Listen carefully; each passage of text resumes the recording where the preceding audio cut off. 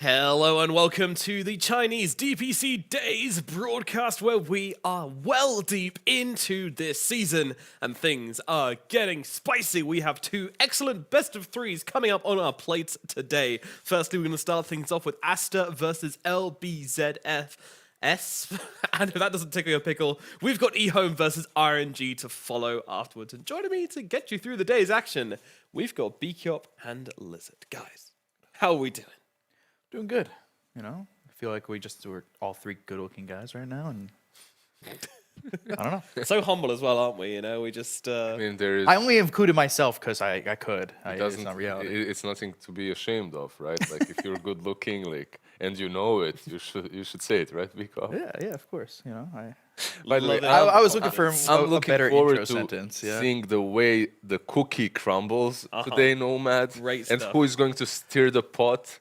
Absolutely, absolutely. And there has been a lot of pot stirring in this region, as just yesterday we saw one of the biggest upsets so far in the Chinese DPC. It's LBZS. They took down RNG, who were a lot of people's favorites to win the whole thing. You know, people were saying, looking at this team and going, on paper, these guys look super strong. Like coming into the Huya tournament just before the event, they proved that they were a strong five-man lineup. But as we know, any new team, sometimes they have these little rocks as they're forming. Yeah. And they hit one of those rocks yesterday, didn't they? Yeah, for sure. They lost to LBZS, and I think, you know, people who think that they're going to win the entire thing, it may be a stretch, but they could still be the best team. I mean, LGD last year, first season, they only got to the first major via tiebreaker. You don't have to be perfect in the DPC to be the best team during the year, and LGD kind of proved that. Perfecter than everyone else. Yeah, you just got to be more perfecter world. To me. Yeah, exactly. Perfect. Yeah, LVZS did pull off that upset yesterday, so both of those teams playing today is going to be very interesting.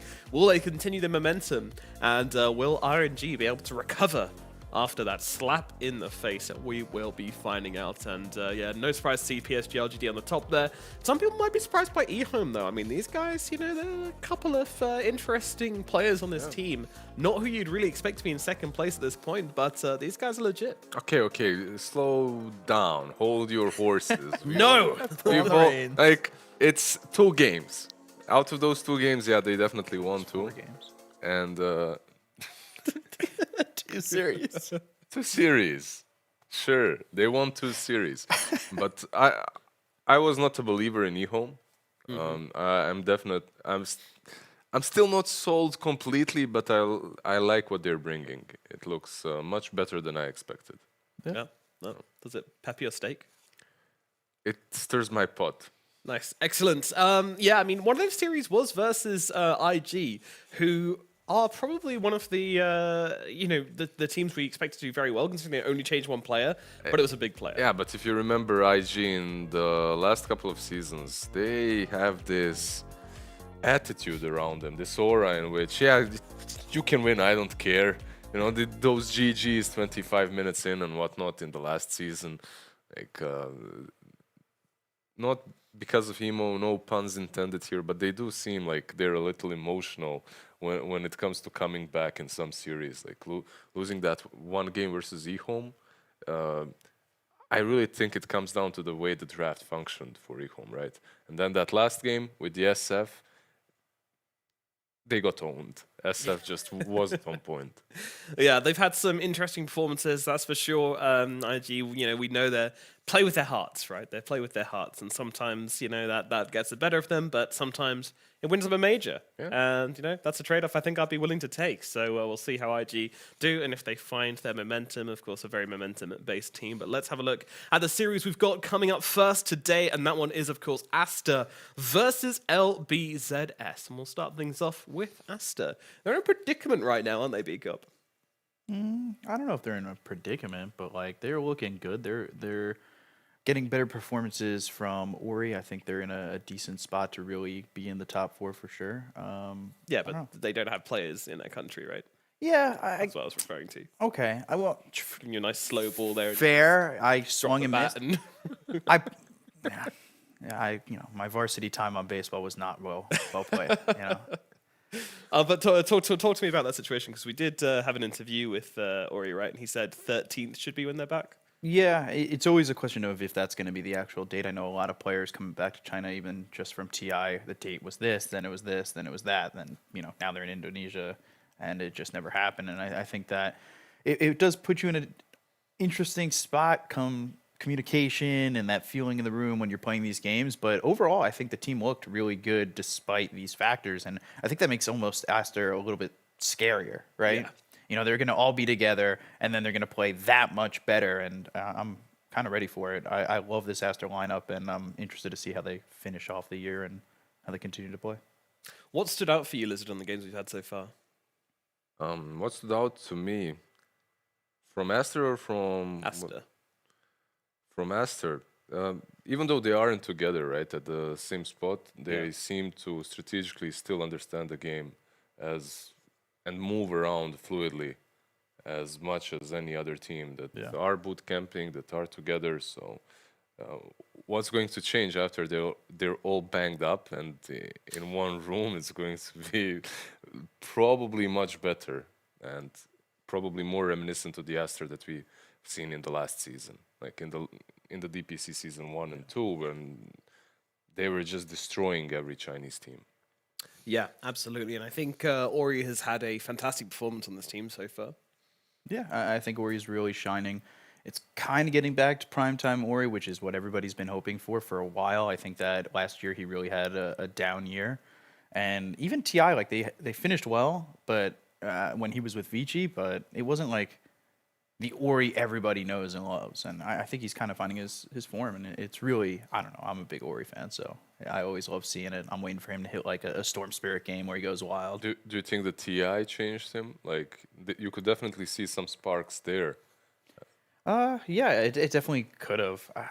I want to say the break in between definitely helped. Yeah. And hoping that there's like that time of reflection, and maybe the reflection of like everything he did for Vici, right? Because you leave that team being the guy who's played the most ever on that organization, and now you're playing with a new team, and maybe you're thinking you reflect over that entire career, and you're like, wow, now I'm going to try and really boost it up coming into a new squad. We've seen that before from different players, right? Yeah. Like, you know that they have high caliber, but something is just not working in a certain team. So is he like walking through the parks, staring at his reflection as the leaves fly by in the wind, and then as he looks at himself, a single leaf drops on his own reflection, causing ripples. The wind through the whistles.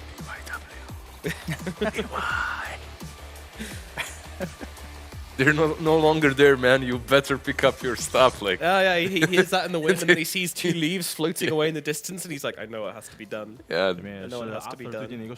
they will not be helping you any longer every single gank, every single game. They go to join the other leaf that's paparazzi, PYW, and DY, and you're just like, guys, please, where are you going? And these other 4 leaves are just open arms as they come in, and it's like, Ori, you're part of Aster now. Join us. We're very metaphorical today, aren't we? We're feeling it. We're feeling Did you the name your art. child Leaf? Leif Erikson? Maybe. All right. I had a pet rock, that's for sure. I love my pet rock, because my parents didn't trust What me about with anything River? else. River? I don't know. I'm not a celebrity, so like I don't get to just name my kids Just whatever like I what's want. some random Like, sign. yeah, oh man, I'm gonna name my kid North. It's like that's a direction. Just saying. Sounds good like a name, though. I like it. What about Molasses? And That's Salad? cool. That's cool. EHOME? IGN.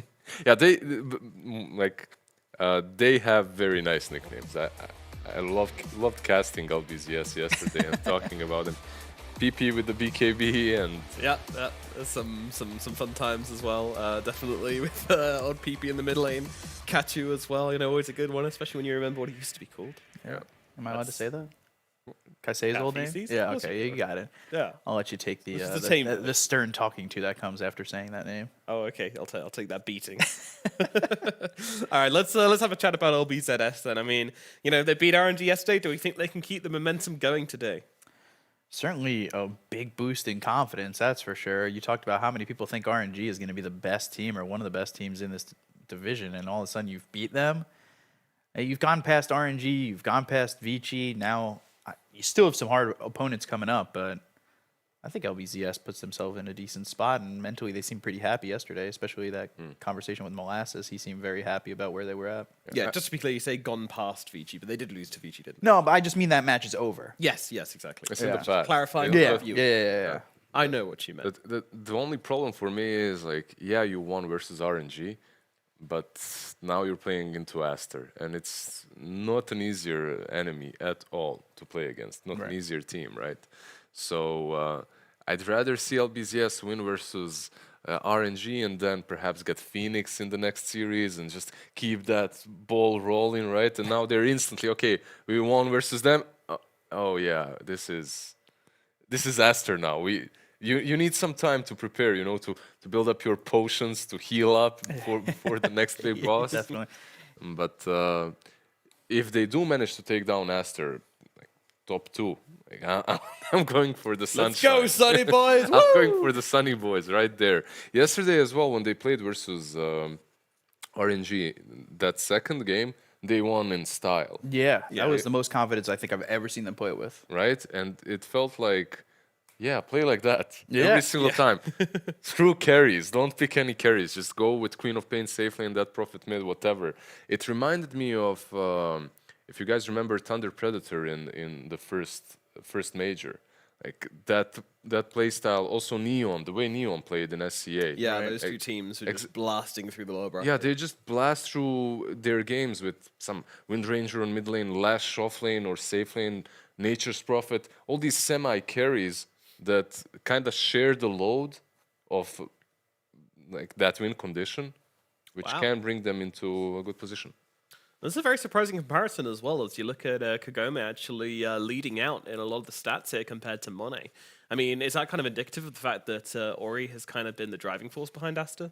It could show like that. I think PP's definitely been very involved with this and maybe takes a little bit more of a back seat to Kagome in terms of what they're doing overall on the team. Okay. Alrighty, well, I think that's introduced the teams very nicely, and now it's time to introduce the Draft Master, who for this game is going to be Senpai Black. Is it Senpai Black or Black Senpai? Which do you prefer? Either way works for me, Okay. as long as you don't forget the honorifics. Okay. Very, very important. Last time Lizard forgot, you know what happened. The punishment was very severe. Can't remember anything happening. Did Did he look at me He's in just a bad acting way? now, you know. He's just acting now because There were some stern looks from his side. Right? we're like on the camera now, you know. But B Cup also knows what happens when you disrespect me. Pick up.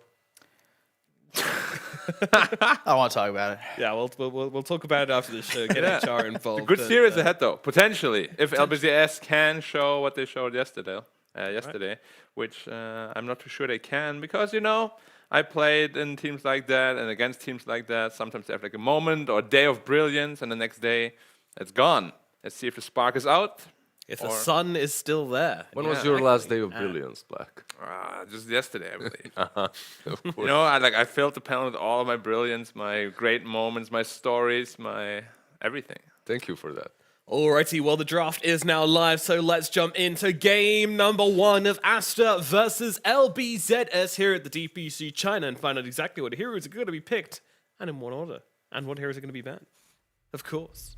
Draft Master, take us through it! First pick IO, very, very crazy. Actually, LBZS loves that. Together with the Night Stalk, we have seen that combination already against VG, I believe, and they lost that game, unfortunately. If I remember correctly. But yeah, Aster going for the, well, it's not really cookie cutter in this region, but if you play matchmaking, it's pretty cookie cutter. Snapfire and Spirit Breaker.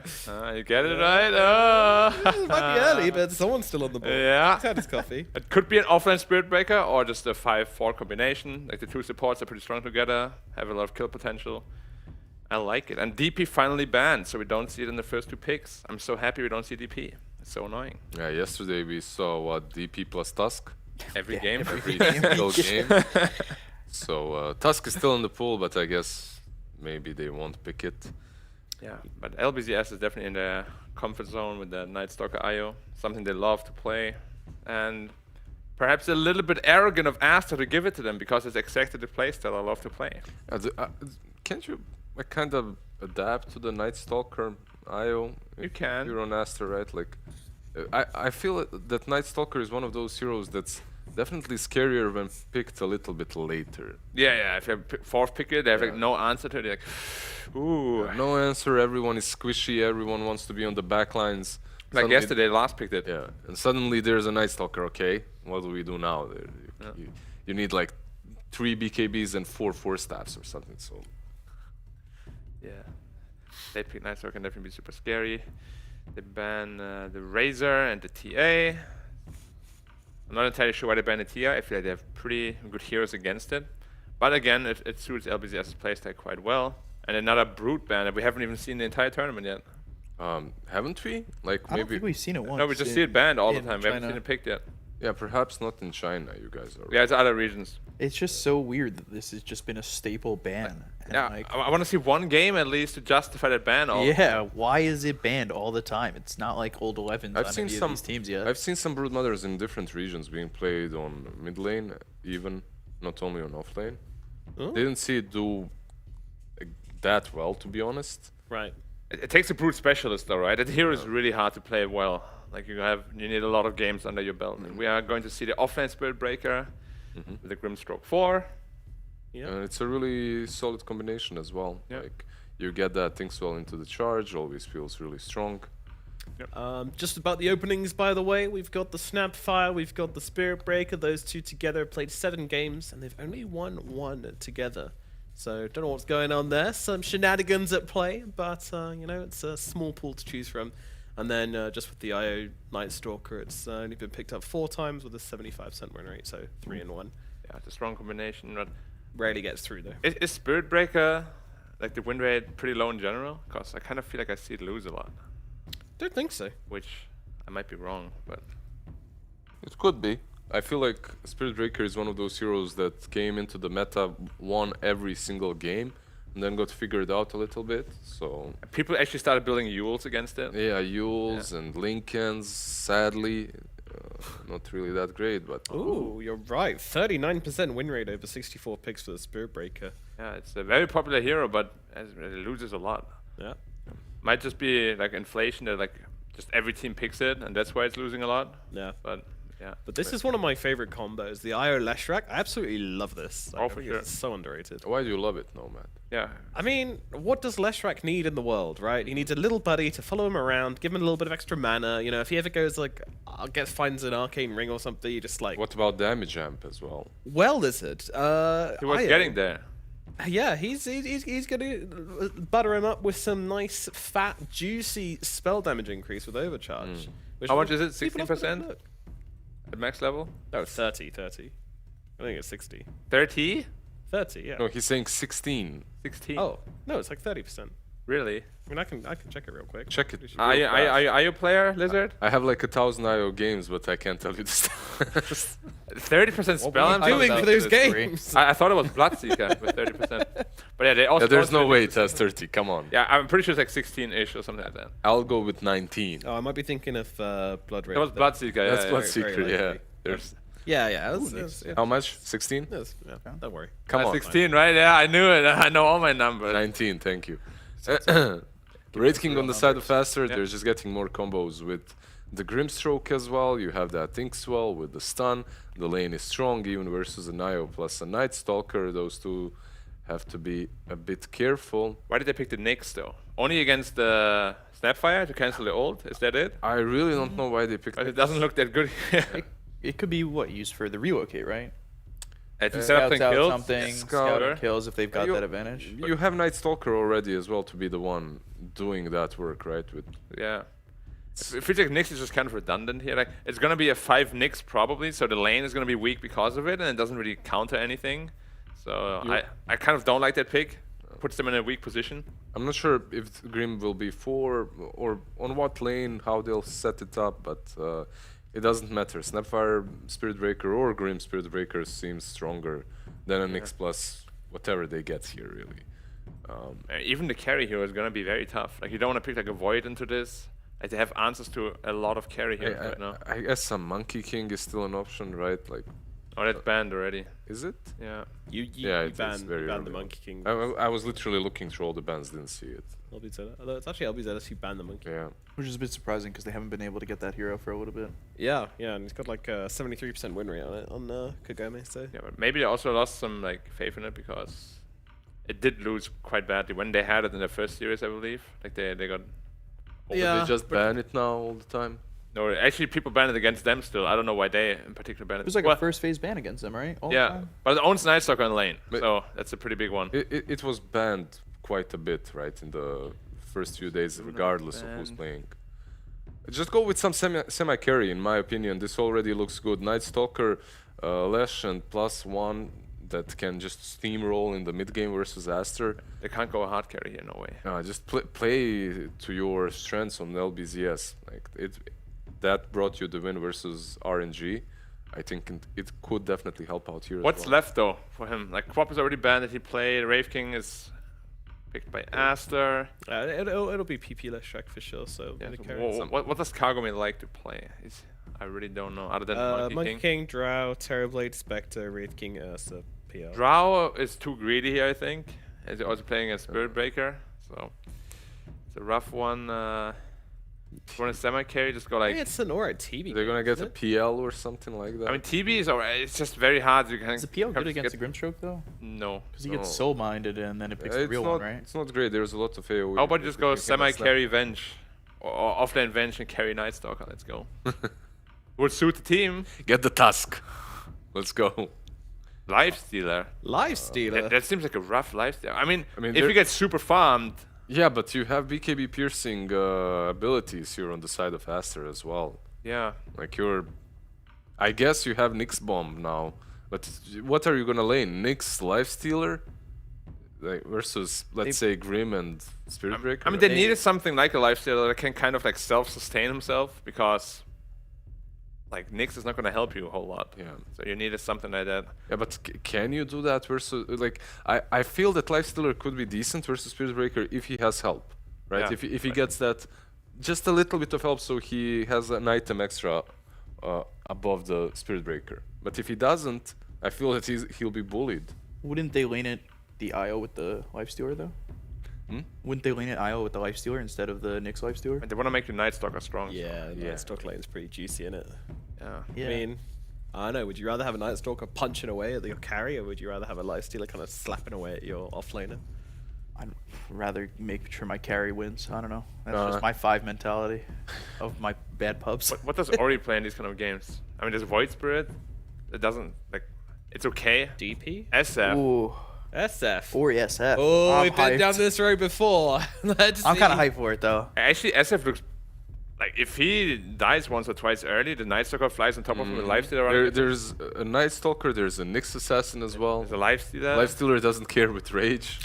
Yeah. I'm super surprised by this pick, really. This is crazy, right? Like, you got 2 heroes, which you can't even... I mean, I guess he's going right-click, because there's no way you go magic damage versus the Nyx Assassin. That's and the what we said Lifestealer. last time with the SF. I know, that's why I'm So- really concerned. It's so all in into like right click damage. I really thought they were gonna pick some more spell damage from the mid lane, like a Void Spirit or something. I honestly quite hate SF. We've been scarred, okay? We're a damage panel, right? We're not balanced when it comes to our Shadow Fiend experience. Should be fine versus Lesh on the lane. The lane is definitely fine. Right. Honestly, like SF loses almost no lanes, right? It's just like after that, if you die once or twice, you just feel so like useless. Yeah. Like you walk into the fight, Lifesteal starts hitting you, you do like and it just rages and you're dead. Pretty much. That's the way I see it happening as well. Yeah. Yeah, like- Yeah, very, very accurate. I actually like LBDS's draft a little bit better. So I'm gonna go for them. Wow, LBZS. Do you believe, B-Cup? I actually do. I kind of like LBZS's lineup. I'm a little worried about this. The SF. sun is gaining power! Yeah, you as well? Yeah, of course I am. Come on. Nice. I believe in praise my the son. sun. Yeah, I'll go with Aster. I knew that it was gonna come. Three fools. I knew that was coming. He baited you all like, come on. Hey, Okay, baby. it's possible, my but they really have to crush Ori. Yeah. And we've been talking about Ori being this comeback kind of a player at the moment. Yeah. But purely based on draft, Lizard, who do you choose? Still Asterling. All right. Surprising, but accepted. All right, let's get into this one. It is, of course, LBZS versus Aster with our casters, Var Cryptic and Nif. Thank you, Nomad and friends. How you doing, Neff? Excited for this one? Absolutely. We get to see more Vast. We get to see LBZS, and we've covered this team in the past with the Perfect World League and with lower division. This is a team that ended up coming up and down, highs and lows, but highs and lows with Shadow Fiend as well. This is an interesting one. A storied history here in the CN region. Paparazzi did an amazing job in the lower division, upper division caliber player, and he's back there now. But unfortunately, the game that we saw it on Emo, not so hot. No, it was, I would say, An emo performance. a pretty rough game for the Shadow Fiend. And this one doesn't look, honestly, that much better at all. So I'm a little bit surprised by the last pick Shadow Fiend here. Obviously, it could just be comfort, but it's hard to justify a pick for comfort when it's just not a good game for it. Yeah. But we'll see. I like these other parts of the draft. We saw the Wraith King come out, after the Nyx Assassin when we saw the Leshrac. Surprised that one made it so far in, considering how contested the Wraith King pick is right now. People have just been using Reincarnation to amazing effect. Minus that one time that we saw the glitch with the Soul Ring, but... Yeah, it happens, though. What can you do? Yeah. I would say for me, the thing that I'm really excited for is to watch the Grimstroke Spirit Breaker plays. Obviously, the Inkswell charge through the enemy team. It's always going to be quite fun to watch. So, Aster looking to play fast, it would seem. Just speed-wise, not actually game tempo-wise. Oh, yeah, speed-wise. Boy yeah, wants to go speed, fast, of course, yeah. And then, with being able to spit people out as well, you move around very quickly in these team fights. But one thing that I was watching in the draft is, this Leshrac paired with the IO. Usually I like it paired with somebody who's got either heal or a save, so being able to help keep him alive or get him out of a team fight when he goes too far in, it feels like an amazing pairing. So I'm very happy to see that IO Leshrac picked back up, and I prefer it to the Death Prophet, though. Leshrac's kind of fallen out of favor compared to the Death Prophet. Yeah, in this absolutely. region, at the very least. We'll see how he ends up doing in the mid lane here on the Shadow Fiend. Ori obviously going raise level 1, so we'll be able to secure himself these early CS. PP should be able to do the same, though, going the Lightning Storm. Not going to really struggle too much at all here, but as far as the lane goes, like Black was saying, Shadow Fiend doesn't really lose lanes. The quote-unquote lanes that he does lose. That's when he gets run at afterwards, right? Yeah, if he does even struggle in a lane, he just goes and farms jungle like super fast. Right? He's a great flash farmer. It's really that time after the lane stage that you have to be wary of. Yeah, and it's when we've seen it fall apart. When we saw Emo fall apart just the other day, it was post-laning phase. They came in, found a couple kills on him, and his game has become incredibly difficult to that point. And they do have heroes to set that up. Like if you get a setup from Nyx Assassin, you get a setup from Night Stalker, that stun or the slow, it's going to allow the Leshrac to get on top of you, hit him with a stun of his own, and just run you down. So SF has to be a little bit careful with positioning. It has to get a very early BKB this game. Yeah, the right-click build is definitely the way to go this game, so I would imagine that's where he's going to be going. Like the magic build, going for like a Yule's this game, I don't know what it would do for you. It's just going to like set up Lesh, Split Earth, and like Night Stalker, as well as Impale from the Nyx Assassin. So my guess, yeah, early BKB, we're going to probably see that like Dragonlance, yeah, maybe even a Desolator build coming out from the Shadow Fiend into like what Eye of Scotty, I think, is what we typically see. Yeah, and that's good this game against a number of these heroes. Just need to try and kite them out.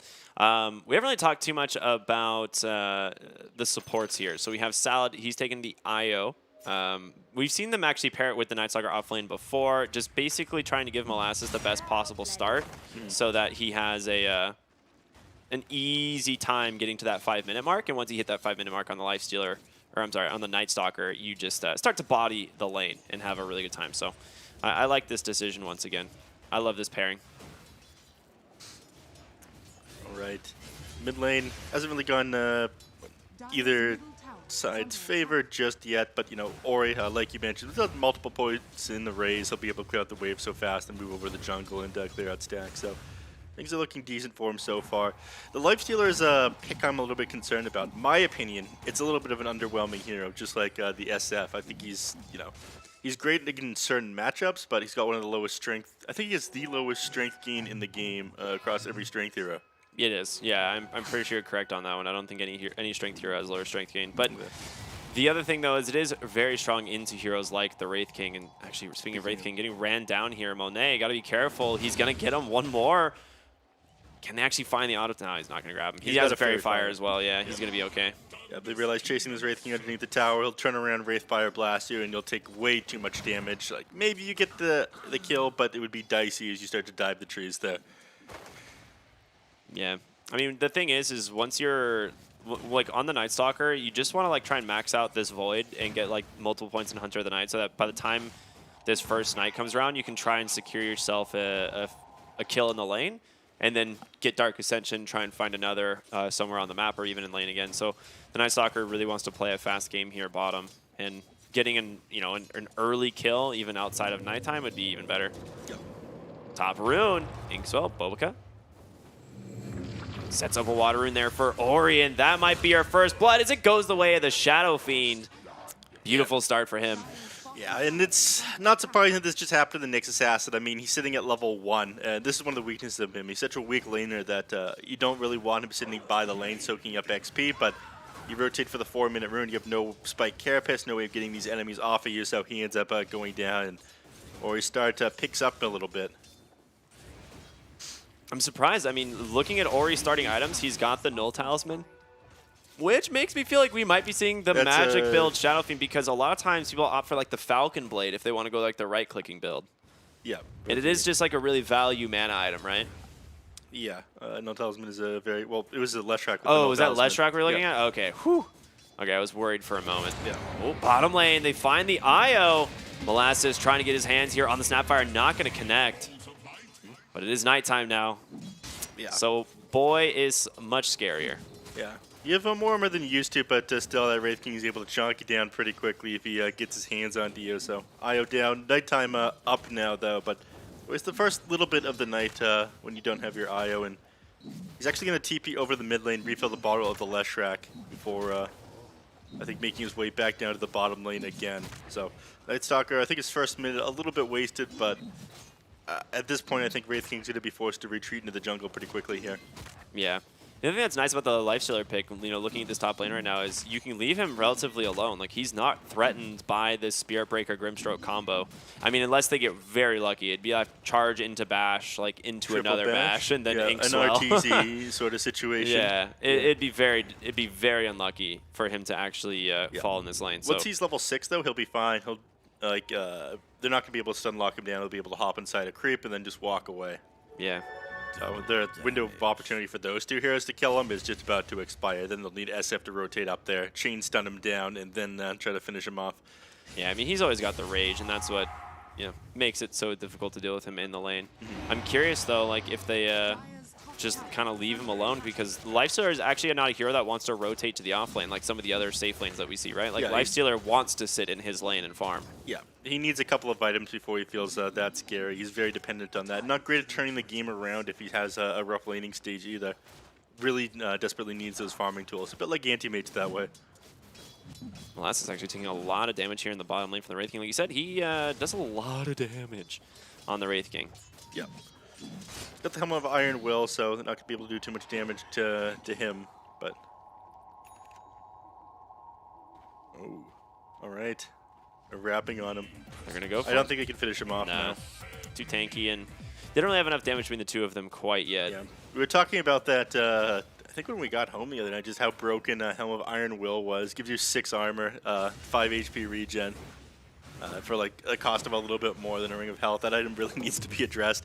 And some people just build the Helm of Iron Will and then don't build it up into an armlet, or build an armlet just because Helm of Iron Will is such a good component. I remember, they like are like, oh, this item seems a little overtuned. How do we address it? And it's like, yeah, 25 more gold. This changes everything. This item's terrible now. No. Bobica caught bottom lane. Nice charge comes through. Managed to take down detachment. Nicely done. A little bit of an assist there from the Shadow Fiend. Both teams finding a Possessed Mask. Wraith King's going to enjoy that one. Extra 7 strength, they'll help farm the jungle a little bit faster. But just holding the mid lane right now on the Snapfire. Wants to get that level 6 a little bit quicker and take advantage of any farm. Oh, never mind. He's just going to pull this farm away from the tower so Ori can safely grab all this. They're feeding him all the money in the world. He'll love to see it. I mean, they we know what it's like if Shadow Fiend falls behind, right? Like the Shadow Fiend is not a hero that. He's 500 net worth up on the enemy man. He's top of the net worth right now. Yeah, I mean that's expected. That's expected, right? That's how this hero does. And then it's like Black was saying, like you were saying earlier, it's like it's that 10 to 15 minute time frame where it's like if he dies once, he dies twice. This hero feels so bad to be playing. Yeah, absolutely right about that one. All right, chipped vest now on the last track. I'm not sure if they'll hold that on him or they'll pass it over the lifesteal. It makes him that much harder to trade with and initiate on in these team fights. But Nightstalker probably wants the extra HP regen and whatnot. And damage return is very nice when people are trying to punish him for his dives. Oh. Trying to move behind the tower here. I mean, they've got a lot of heroes committed up here behind the lifestealer, but even so. He's forced out. Yeah, he has to go bottom. Like, he knows the Shadow Fiend's been up here. Yeah, I'm not sure they would have been able to... It would have been close to killing him, like, before he hops into creep. But I don't think he wants to waste the time that he could be farming. Again, the early game is very important for the lifestealer, whether or not you're going to have an impact and skill in the late. Because you don't have these team fight abilities on your hero in order to turn things around. Oh, baby, I'm seeing a right-click Shadow Fiend. We got the Treads. We're going the Dragonlance into BKB. Thank you, buddy. Sometimes you start your day with, what, 3 bands of Elfskin, 1 of the Power Treads, 2 more for the Dragonlance. Not as powerful as the 5 bands of Elven Skin, if I'm being another honest. one into a Yasha. What's the last one for? Just to fill the inventory. Just to fill the inventory space, of course. I don't know. Slot efficiency, slot efficiency, right? Oh, that's something that everyone should do. If you're not using all your inventory slots, especially on a support, just buy yourself a wind ice. Move faster. Or a fluffy hat. Keeps you warm in the winter. Yeah. Not able to stay warm right now is going to be the Snapfire, though. Windlace not enough to get away from that one. No boots. No. Batman's coming for you. What can you do? No. They realize they're not able to defend that one. And now with the Dire Squad set up around this Radiant Tower, I'm not sure they're going to be able to defend this. Leshrac absolutely melting this tier 1. They don't have Fort either, so not a whole lot of options. Oh, beautiful stomp there from Molasses. Thanks to that Dark Ascension Vision, they get the splitter. Big impale on the backside from the Nyx Assassin. XXS going to go down. Requiem just to, I guess, push LBZS away, but I think they're planning on leaving already. They got what they wanted. Yeah, and added Spirit Breaker. Very quick usage of that... Oh god, got the Void? Void. Yeah, dude, the first usage of the game, I was like, what is that ability called? Very quick usage of that Void with the mini stun on it. It stops the Spirit Breaker from getting in. He had the Ink Spell on him as well, and that didn't end up connecting with anybody either. And that's a huge part of your initiation. You were talking about that one at the start of the game. Yeah, Ink Spell, Spirit Breaker, very scary. I mean, once you have like Shadow Blade, it's a little bit less obvious that the Spirit Breakers are coming. But Nightstalker... He's gotta have quick fingers to deal with him going on later in the game. He's gonna be a bit of a kitten for the next couple of minutes, or the next at least 60 seconds here. Dark Ascension on cooldown. We're sitting at the second day of the game, but underneath that tier 3, no one's really gonna run at him there. Some heroes hanging around, but they've decided. They infest into detachment. He's actually gonna get spotted by this sentry, but doesn't matter. Yeah. Doesn't end up netting them a whole lot, but it will actually net them the Lifestealer. Nice play there from the Spirit Breaker. Setting up that Nether Strike. Cookie to fall, and obviously Mortimer Kisses set up a second kill there, so they do punish it pretty heavily. Yeah, fast reaction. I was surprised they managed to get everybody in there. That was a sick play by the Spirit Breaker. Nether Strike coming off onto the Lifestealer instead of the Nyx Assassin there. Managed to pull it back, still had enough time, and of course with Rage on cooldown, no way he gets out of that. So now, 6,100 net worth on the SF. He is having a wonderful game. Yeah, this is the one thing about the Lifestealer that worries me, right? Is Spirit Breaker is just so good against this hero.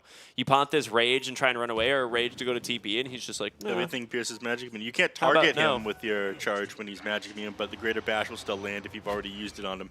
Yeah, and you can also just Nether Strike him at any point, right? Yeah, it's just a lot of his Rage, yeah. Very scary. I mean, the smoke ended up netting them 2 really big kills, so really well played by Aster. But speaking of smokes, LBZS going to do the same Dark here. Ascension just came back up.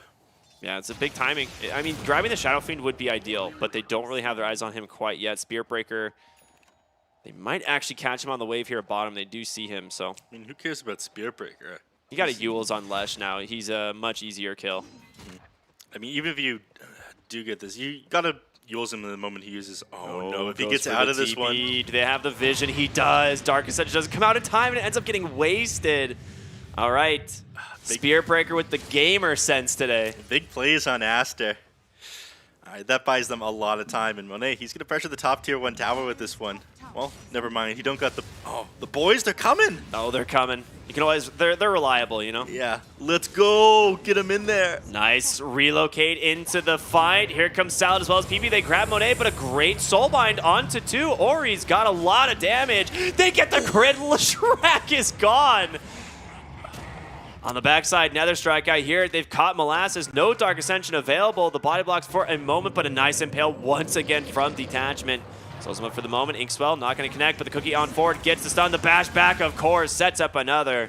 Of course, he cookies on through him, stuns him, and then bashes him back into his team. When you're good, I suppose. Yeah, and another summon of the boys top lane. They're going to be able to work on the tier 2. Take this with ease. Aster looking very good here in game number 1. Yeah, opening those outposts. Oh, they didn't get it before that 14-minute mark, so the XP still went the way of LBZS, but total map control now. They're going to set their eyes on this mid-tier 1. They want that. It's crazy they've taken the top tier 2 before they've gotten that one. That is a rare sight to see.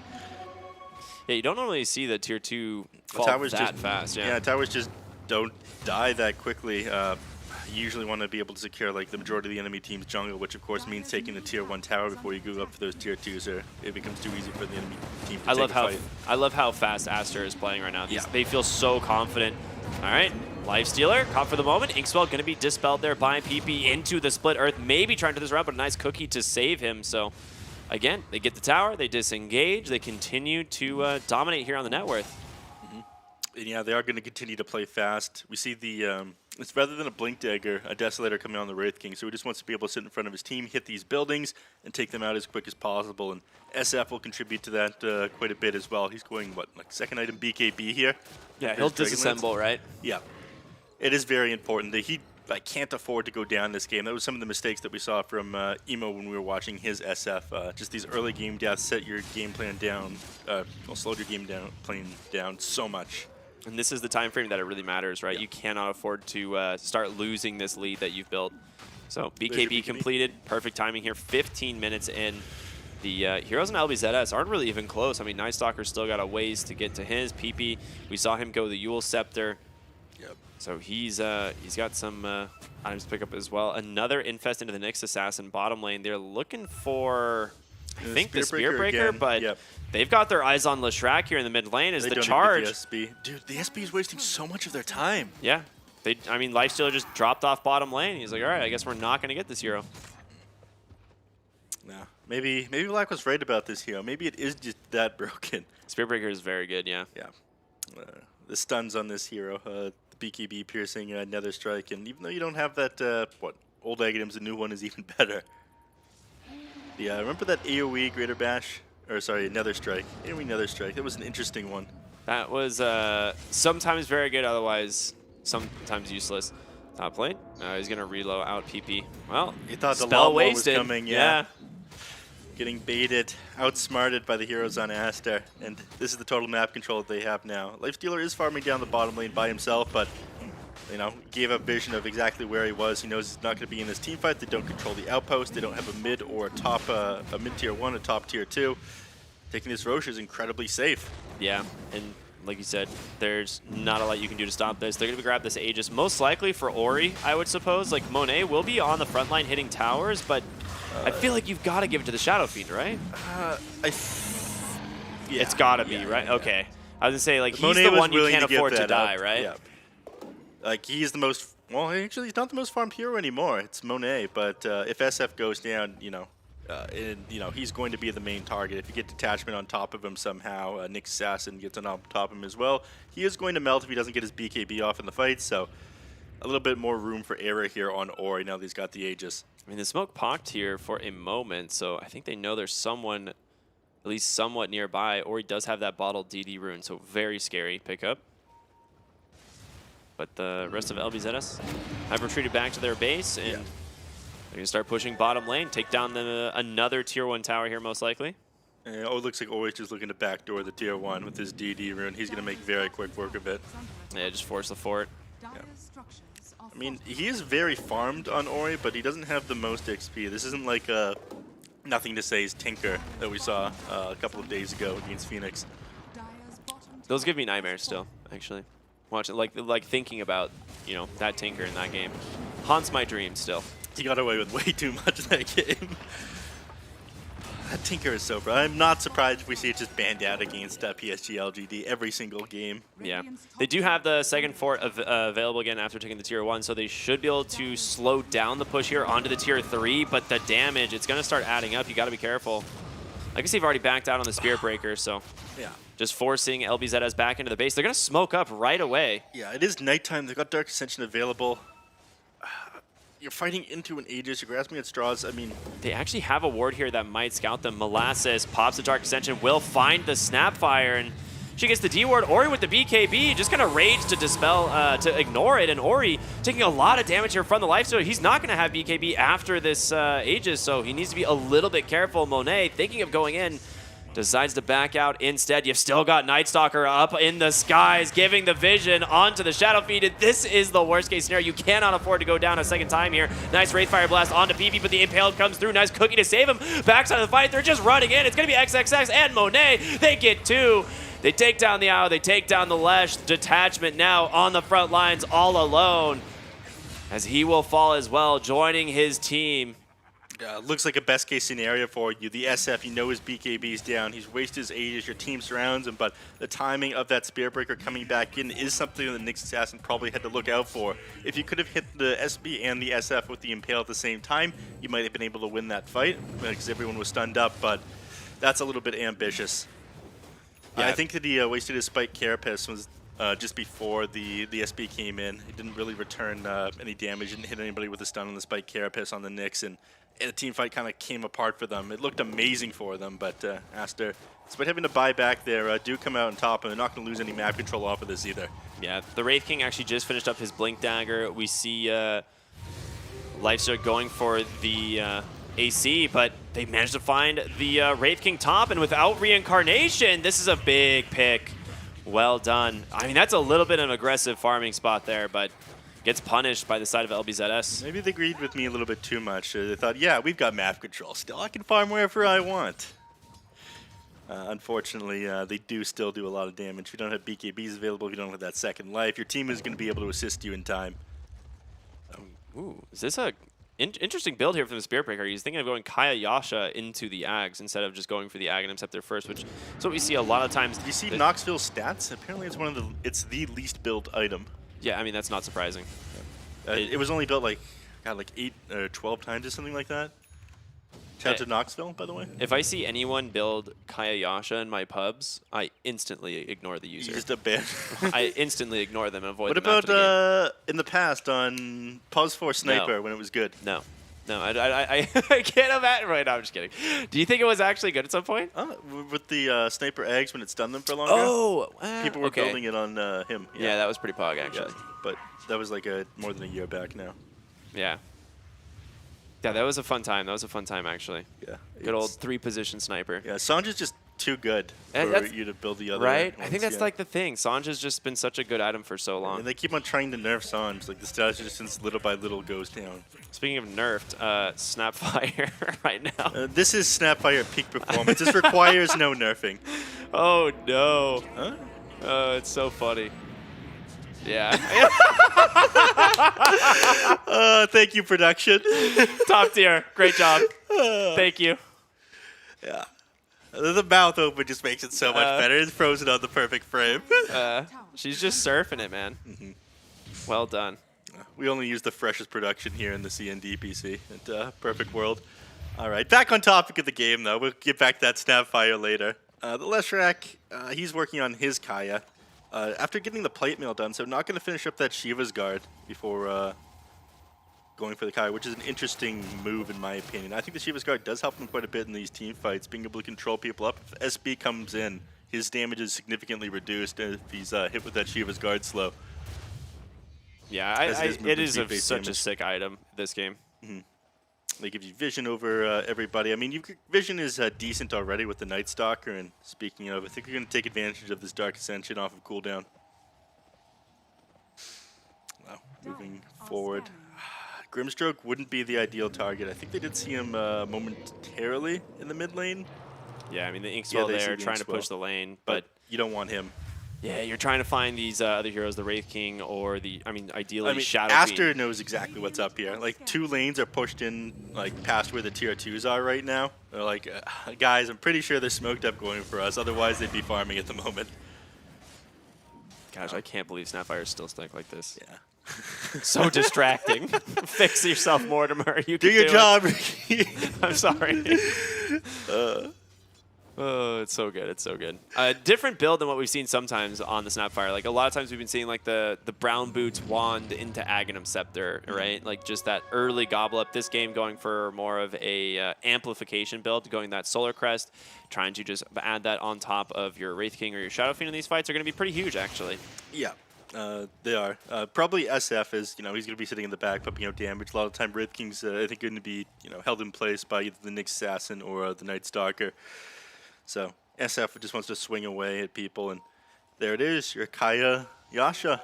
Okay. One of the rare instances it's completed, and, one of the reasons you build this on Spirit Breaker rather than, a strength Assange, as he is a strength hero, is just because your damage is all based on movement speed, and it's magical damage, so. Yeah. And you have Bulldoze. Who needs more static resistance? Yeah, who than needs that? more static resistance when you already have Bulldoze? So that will amplify the damage not only from percentage-based movement speed damage, but also amp your spell. So SB is going to do a lot of damage here. I don't know the exact numbers on where he's able to clear out an entire creep wave. I don't think he's quite able to do it even with the Yashikaya, though. I think it'll be close for sure. It'll be very close. I know with Aghanim Scepter, it's almost guaranteed, right?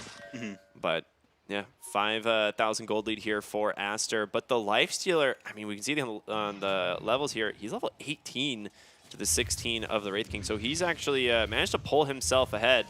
About even in net worth. There's going to be the BKB comes out. He finds the Grimstroke. He'll just settle for the kill here. They need something. I mean, it's been a dry spout here for a little bit. Yeah. 10-7 right now. Not the most exciting the last couple of minutes. Unfortunately, Grimstroke couldn't get the Soul Bind off onto the 2 heroes there before he went down, so all the Aster heroes opted to back off. I'm really curious to see how this Lifestealer is going to match up into the Wraith King late game, because we have seen Wraith Kings absolutely crush every hero in the late game. Like, they just get to a point where they start 3-shotting. I think the Wraith King just gets a Silver Edge and then ruins Lifestealer's day. See, that's what I'm wondering too. Is that just how that's going to work? Yeah, I think that's just how that one's going to work. Lifestealer's pretty underwhelming. It would have been great if they could have picked it up on the side of LBZS, but I think they were a little bit... I guess they just favored the Nyx Assassin. They figured that would be more worthy than getting their position 1. But I am pretty biased. I absolutely hate Lifestealer. That's fair. PP going to TP back to the tier 3 top. Second Roche cooling down in just about 25 seconds. And Aster has really been the ones kind of controlling the map for the last, I don't know, 6-7 minutes-ish. So they're pretty much in a great position. Bottom lane, they actually managed to find the Night Stalkers. So they do get themselves a pick, and at a perfect time as Roche is respawning, and that guy does not have buyback. Yeah, and check out who's just about to stick out the pit.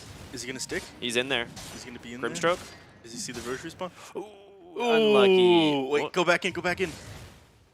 Yeah. Come on. He's not going back in. He's not. They get the D-ward. They do. So, burning a little bit of this time while the Night Stalker's dead. Otherwise, they would have been able to take that, and with no buyback available. All right. They've got 20 seconds. That might be enough. Plus another, 5 to teleport to that outpost. Yeah, with all this minus armor, that Solar Crest is going to make quick work. Oh my gosh, yeah. Deso, Solar Crest, and Little Shredder. You got a lot of minus armor on these team. And one thing to note is Leshrac is not a very... He's just not moving. Can we zoom in on the Snapfire one more time? No. It's so funny. Right. Smoke up instantly after Roshan. They did this last time. Didn't end up netting them anything, but it might end up netting them a whole lot as they run right into PP. He gets the BKB off. EHOME goes in, gets the bash onto the... I mean, Shadowfeet is just getting destroyed. He does get the fear, though. The Exorcism does connect. The Wraithfire Blast comes through as well. You need help on the Lifestealer, and it's not there. He goes down. No buyback available. Now the chase onto the Leshrac continues, but instead Monet jumps over, helps finish off the kill there onto Molasses. A 2-for-1. It looked like it was going to go the way of Team LBZS at the beginning of that one. Ori kind of messed that one up. He used his BKB before he went down because he had a double damage rune. He didn't want to waste that, but you know, that turns out your main carry, of course, is the Wraith King. He's able to pump out a lot of damage in these team fights. He's absolutely melted the Lifestealer there, and things came apart, and we figured this would happen. I mean, with this Armlet, Deso, BKB, and now a Hyperstone on him, he's just able to blow these heroes up so fast with this crit. Yeah, you're gonna have a lot of minus armor. I mean, the presence of the Dark Lord, that ability just is so sick. It's just a Deso basically for your whole team. They've already got a Deso, the AC aura coming out. Like, the synergy between these heroes ends up being pretty huge. Night Stalker's gonna come back in. No Dark Ascension this time though. And BKB holding on a couple seconds, but all right, they opt not to go on Monet. Too difficult with that Ink Spell on him, and no Lifestealer just yet. So 12k net worth advantage now. Astra's looked pretty good in these last couple of team fights. Dude, if these guys get the presence of the Dark Lord affects buildings and then the extra armor reduction and the AC up, these towers, like these buildings, are going to die so fast. Like if Astra ever gets to your high ground, it's going to get shredded. Yeah. Well, they're going for a change of strategy now. Lincoln Sphere is coming out on the Leshrac. Again, still sitting on this plate mail just so we can deal with all that minus armor. But now the Heaven's Halberd being worked on by Molasses. I think they're realizing, all right, we need to bring down, control up Monet, and just kind of like have the Night Stalker deal with this Shadow Fiend on the back line. Oh, Molasses scouts out the Spirit Breaker here, protected for the moment, and in comes the Wraith King, just gets taken down so fast. Ori with the assist there, another strike onto the Lifestealer. We were talking about it, the Rage. Doesn't help you against that ability, and boy, oh boy, what a timing for the Ags there on this Spirit Breaker. Yeah, that timely eggs indeed. He's doing tons of damage. He has so much control now. BKB piercing on both of his abilities. Oh, he's charging bottom. Onto who? Finds Lash. Little high five, and he walks away. I mean, he got the spider legs. Couldn't get any better than that. Yeah, you got the spider legs. You've got Blink Dagger on his Wraith King. You guys are boxing your my god, the 3 heroes done. They're going to be able to jump right into the base. Nice spike. Carapace there from Detachment will buy him some space. Reincarnation going to get popped. Mortimer is doing a little bit of damage with the charge through. Comes again. Nice Impale to try and interrupt it. But you're falling low. There's going to be the Requiem right on top of 2. The break onto the Lifestealer, trying to get us out once again, but XXS comes in. Nether Strike. Can he get away with it? He does! No way! The Spirit Breaker. Oh man, the Lifestealer, he's down without buyback now, and everyone, they get out. They didn't lose any of their core heroes there. The only person they lost is the SB, but my god, is that worth it? Dude, this is the saddest Lifestealer ever right now. He just got dove to the tier 4. Nether Striked and diebacks. Oh no. All right. The fact that his whole team is not tipping Spirit Breaker is a little unfortunate. That guy deserves it. Yeah. Put his life on the line fear for these Spirit guys. Breaker right there. All damage goes for the Yashikaya, goes for the Aghanim Scepter right underneath the tier 4s. You gotta give that guy some respect. Yeah, that was sick. Great play. Maybe don't try this in your games. Really, really enjoyable to watch. Yeah. Oh my goodness. 40 seconds without that one. They continue to put the hurt on here. They know they don't have the Lifestealer. The boys, they're in. Yeah, could do a lot of damage here to the tier 3, and Ori going to start working on the melee barracks as well. Detachment trying to go in with the bull. They actually get a great impale set up onto Grimstroke. the Grimstroke, and he's just dead. Lifestealer still dead for their 20 seconds. So what can you do here on Lesh? He's just dead. Ori just clicks him down. He lost all that bonus armor he had when he had even underneath the tier 4 towers there, and that's it. GG is called. There's nothing they're able to do. Lifestealer just couldn't hack it, and we see a hell of a performance here on the SF 8-0 and 7. I mean, I was worried about this one, but kept him alive the whole game. They had his teammates there for the saves all the time, and near the top of the net worth. Yeah, they never able to slow him down, and despite LBZS having what some people thought was a better draft. I thought it was a better draft. Yeah. They'd fall in game number 1. Yeah. And looked very good there. Clean performance. Unfortunately, the IO didn't end up being enough with that Leshrac, but this is one of the main differences with this SF draft that we saw over Emos on IG, where they paired it with the Spectre. The Wraith King is able to play a little bit more on the front line. He's more active with his team. Spectre, yes, you can get anywhere at any time, but you have to haunt in Yeah. When you have the Wraith King playing super far forward for you, it becomes a little bit easier, as it does with the SB. So super active with their team, constantly putting the pressure on. They took the tier 2 tower up in the top lane before 14 minutes and just controlled the map. So Just super high damage team. yeah, Aster looking good. A bit of a beatdown. I hate to see SF win, but Yeah, it is what it is. And honestly, as much as I enjoyed the game, I'm curious to see what our panel thinks about that one. So we're going to send it back to them. Take it away, guys.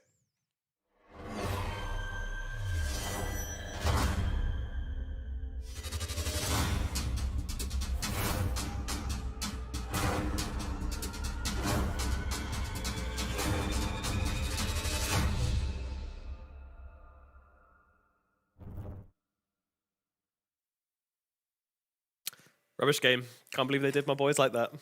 LBZS.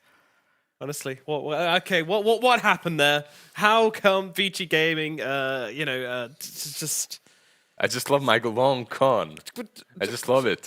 Yeah, guys, don't you think the Sunshine can do it? Black, Nomad, B-Cop, yeah, they got it. 3 semi-carries, they can do it. They can. You know what the thing about the Sun is? It always comes up again. It might be gone for now, might be down for a bit, but it's coming up again, Lizard. But no, tell me about the game. Tell me about how hard they destroyed with his SF Wraith King combo. I mean, it's greedy, but it worked. It synergizes really well. It's hard to execute early on because it's on a greedier side.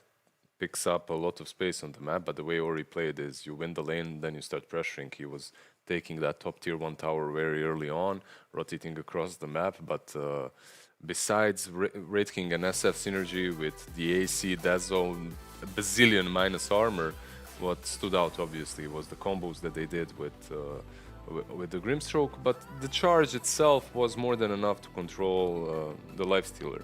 Charge in, then you ulti him. That rage is very cute, sadly doesn't work when you have a hero that has multiple ways of dealing with it. It looked hairy at times, like SF did get caught by the Nyx, by the Night Stalker, but in the end, every time he would die, they would pick that fight with an Aegis, right? And Roshan taking capabilities of this team are through the roof. You have Lil Shredder, you have Presence of the Dark Lord, and then you have the Dez on Wraith King too. The thing is, like, the Leshrac strat kind of worked, right? Like, it felt good until the Wraith King would just come back to life, and then the SF would put BKB, and then the Wraith King would put BKB, and there's no way you can just survive that long on a Leshrac into this matchup, even with the Lifestealer infesting you. I think it was this fight here, yeah. Like, he's being infested, he's being healed up by the IO, everything's coming their way, but just doesn't work out. And SF also really good against the IO there for breaking the tether inside the Requiem, which is really nicely as well, gives you a great window to bring someone down. Overall, just looked really nice and well strategized from Aster, I'd say. Yeah, I think the thing that I really noticed was Monet played with a lot more confidence. I thought this was more, at least in the first couple matches that Aster's played, it's been more of kind of like Ori being the most confident player on the team, but Monet definitely, it was a little bit different from him. It felt like he felt himself a lot more and he can get away with a lot of things, and I think that also comes off the back of Ori just dominating and opening up that space and giving Monet that opportunity to feel like, hey, like, I've got Ori as my backup. I can go in. He was blinking super aggressively all the time, knowing that Ori was ready to back him up. I agree completely. Like if your SF is weak, your whole lineup kind of falls apart. But if he dominates, then it's a different story. Yeah. Yeah, looked great, absolutely, and solid win for Aster. Didn't really hesitate, coming out the laning phase. They're only about a 1k gold advantage out the lanes, but it was more about how they utilized the early mid advantage and just kind of, the tower pressure that came out from this team was just ridiculous. What would you have liked to see LBZS do differently?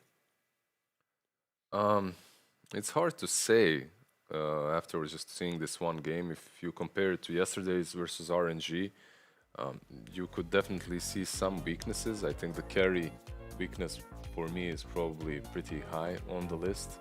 Like having the carry that gets just dominated by the enemy heroes doesn't usually feel that great, but what else could they pick? They were in a pretty rough spot.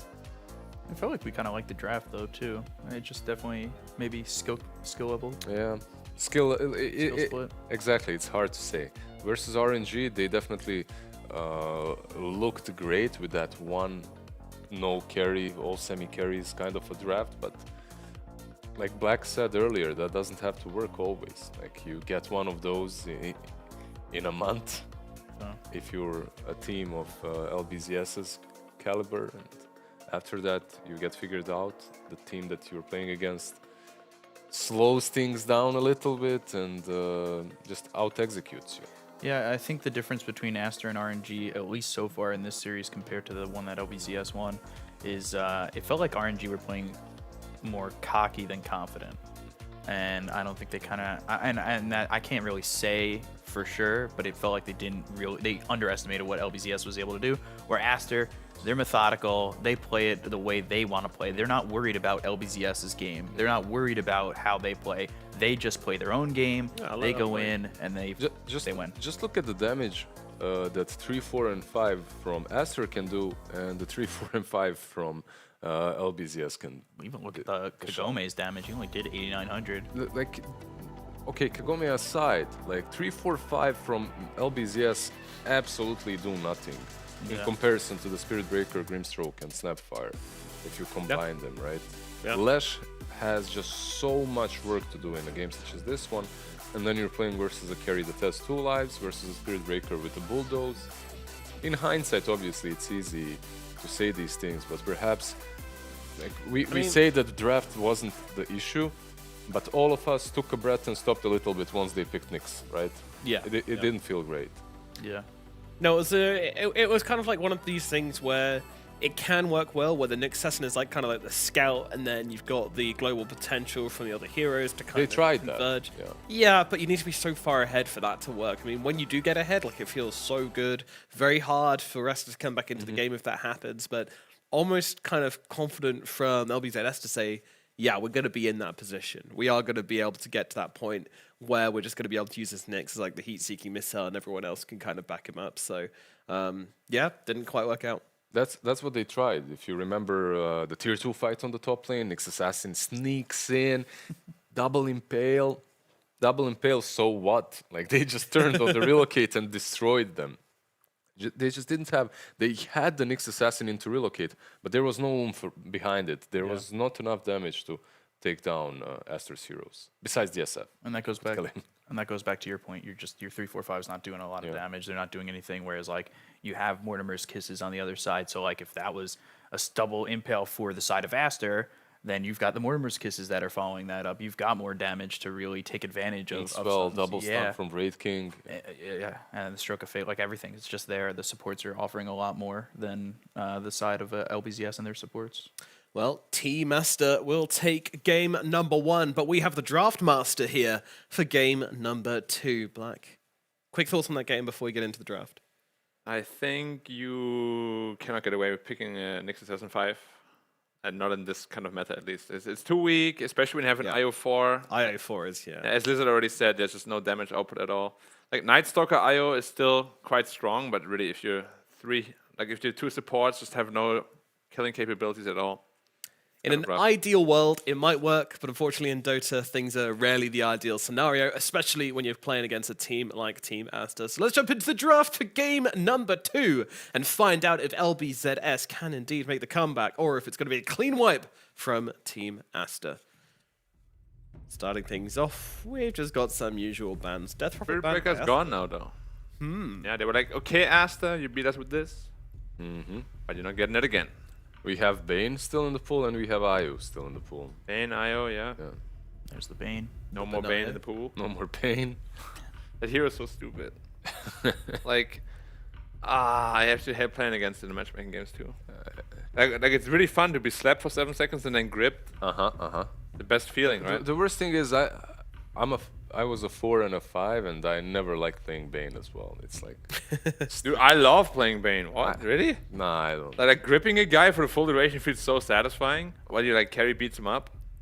You take your hands off the keyboard. You're just one of those guys that would always bring +1 to a fight, right? Like, just one.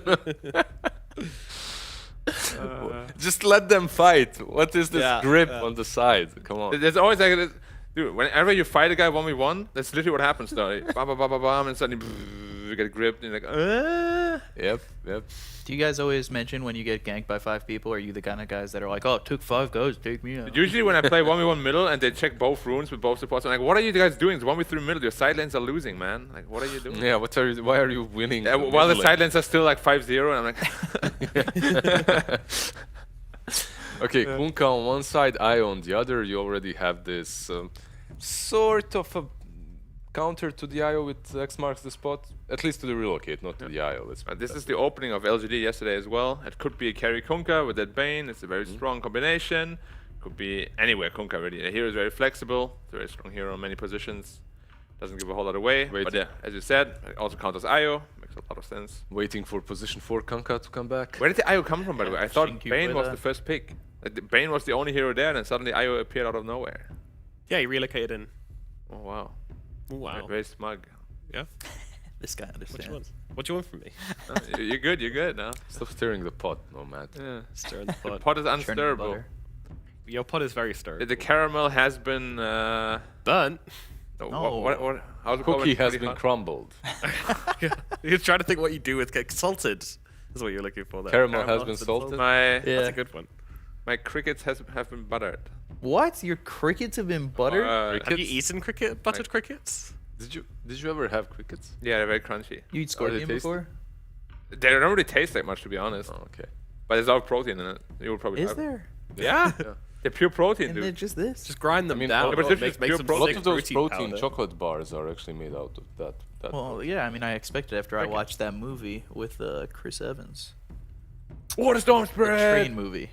Snowpiercer. There we go. Oh, Snowpiercer, right. Oh, Snowpiercer, that one. Snowpiercer. Yeah. I don't know. The bars are all bugs. Yeah, but The Willy Wonka one. the old Snowpiercer is much better than the new one. I'll be a boomer here. Hipster. There's two. That's what I think I about the mean, movie. The I haven't Thing. even watched It's a one of remake. It's the better one. The new one is like a remake. Remakes are always worse. Always worse, yeah. Yeah. A wise man once said that Kunkka is very good against Stormsphere because he can catch them in torrents. No. That's not remotely true, is it, Black? No. Only when we have, was it RNG who this happened? I don't know. Yeah, Made you yesterday upset? it was rough. But yes, you if you're a angry? Storm Spirit and you're X Mark, you can literally just zip away all the way, and X Mark cannot pull you back. Believe it or not, Lizard, it is actually how it works. Damn. But I don't think XM knew that yesterday. Facts. But XM got pulled back like 4 times into a torrent, and I was like, Facts. facts are real. No, but yeah, Storm is a very good answer to Kunkka. Bane can go both ways. If you ever catch the Storm, he's in trouble, of course. But once you have that Orchid, you can find him in a team fight. Just eliminate that pesky boy. You guys were talking about Io Lash in the last game, but Io Storm for me is maybe even better, just as strong. You just get so much out of the Io, the mana, the spell amp, the damage amp, obviously, but everything. That is It's true. great. And also, if you ever Right, fall 30%. behind against the Storm IO lineup, you're in trouble. Because you can't go anywhere. And he also does the same thing that Nyx and Night Stalker were supposed to be doing. Wow. You get that from your mid laner. Is That's that a hero even package deal. balanced? You should be a salesman. Look, That hero's not only balanced. $4.99, Slap through 50% off just today. That's $4.99 what? What's the code? What Ooh, dollar? get some line. Use my Code of code. Yeah. Yen. Hmm? Yen. Yen? 4.99 yen. UN? No. Oh, each Yes, payment has to be made in different currency. Hryvnia. We're in Ukraine. Korean so won? hryvnia. Not supposed to mention that. Anyway, we have a lion. I don't know if you're supposed to say you're not supposed to mention it. Okay. A lion on the side faster. supposed to mention that you're not supposed to mention. All right, we got a lion coming out. Talk me through it, Draft Master. Well, Lion is just... we love cookies, so we cookie cutter answer again to the Storm Spirit, right? Oh, and I go back to the Monkey King. I love the Monkey King. 72% win rate. Whoa! I'm all in LBZS. You don't even Hell have to yeah. ask After me this two game, clicks. we only like a 65% win rate, unfortunately. They can set up the arena versus The arena? everyone, but then you have the boat into the arena. Wuhu's command. That's potato. Yeah, It's just a true. different pronunciation. Semantics. I do like to see if they're gonna put Ori on this Kunkka. It is sort of an arena, right? Like Yeah, I got you. Yeah, true. He got you. He got you. I already saved you, dude. You don't need walls for it to be an arena. A sumo Exactly. circle is an arena, and you don't. Yeah. You're the one sinking the ship, and I'm just bailing out the water, dude. It's fine. We Don't need worry about it. we need a thick monkey king, and he sets up a sumo arena. Big boy. You know why I like him so much? Hmm? Because obviously LBZS, you know, the Sunny Boys, and Monkey's name is Sun Wukong. So Damn. So Yeah, because it's literally scripted. They it's can't- literally from a Chinese novel. just you know, staying right? on brand. Yeah. Ooh, ogre. And apparently in that Chinese novel, Monkey King is like a superhero. He's like invincible. Really? Yeah, I watched the movie with Jackie Chan. Yeah, and he has a Jingu Bang, the thing that extends, the Monkey Yeah, King yeah, bar, the Monkey King bar. which is why the item is called Monkey King bar. Interesting. Interesting. Yeah, Can he also ride a cloud or something? yeah, like he that? can. Yeah, That's He's Goku. got a lot going on for him, doesn't Very very similar to Goku. he's pretty OP. Yeah, it's like Goku a, turns into like that. Yeah. oh, that's the real arena, guys. See? he? Now it matters. That's so smart, dude. I was- Instead of Now it calling it like I three was just picks trying to ahead. give you guys hints. Wow. It took you like Took us a Slow while. Mad- Took us a while. Slow mad. Slow mad and slow black. I don't know. Whatever. Arena. Slow bro. What do you think about the arena on Aster? I love it. And the lane is also pretty strong. Lion, Mars. You got the. You just gotta be careful you don't impale while you spear, because Yeah, that to could cause fly some over. problems. Yeah. I've seen it a couple of times. But together with Kunkka, it also makes a lot of sense, because the boat AOE is pretty much arena AOE. How would torrent plus spear work? Same thing. Same thing, right? Yeah. As soon as you get lifted up, you get speared. Yeah, you're because there. some spells put you into that y-axis, some don't. Like put you higher on it. That's torrent is probably. But one Torrent place. definitely does, because you can Yeah. stack with it and impale the Yeah, same thing. yeah. You're Yeah. right, for sure. Yeah, I mean, this Monkey King Ogre, like it looks pretty standard, you know, but I feel like Asta is just individually better than LBZS, so I don't know if standard is gonna quite cut it, right? Yeah, they need some combo now that's not standard with the IO to really.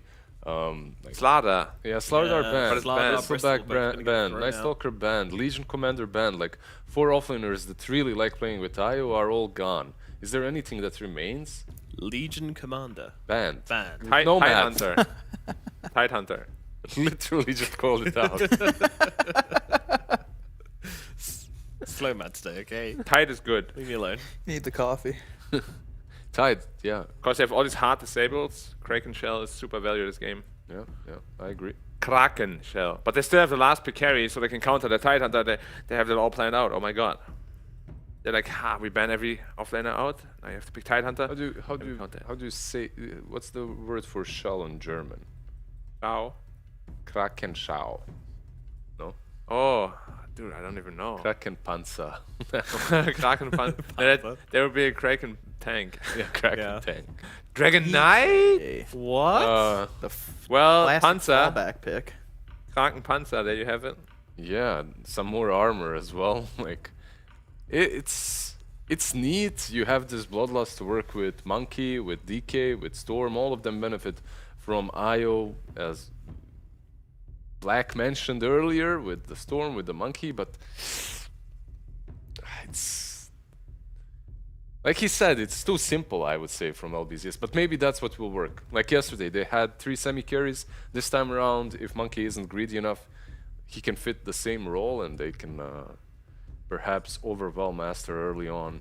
Or Keep carry it them. simple. Terror Wins Blade. games. Terror Blade against Storm is Iffy. quite.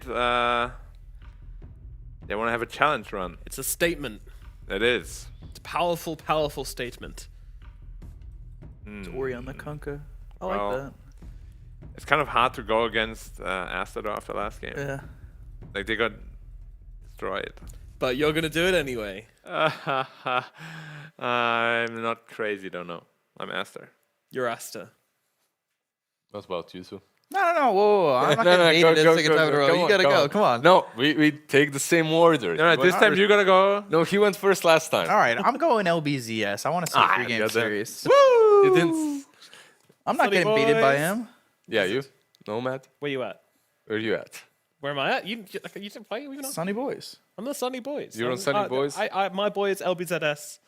I'm biased for them every time. Okay, I'm Yeah. sorry, but emoting Praise it. the sun. I'll go with Praise the sun. Praise the sun. Come on. Praise the sun. Praise the sun. Praise the sun.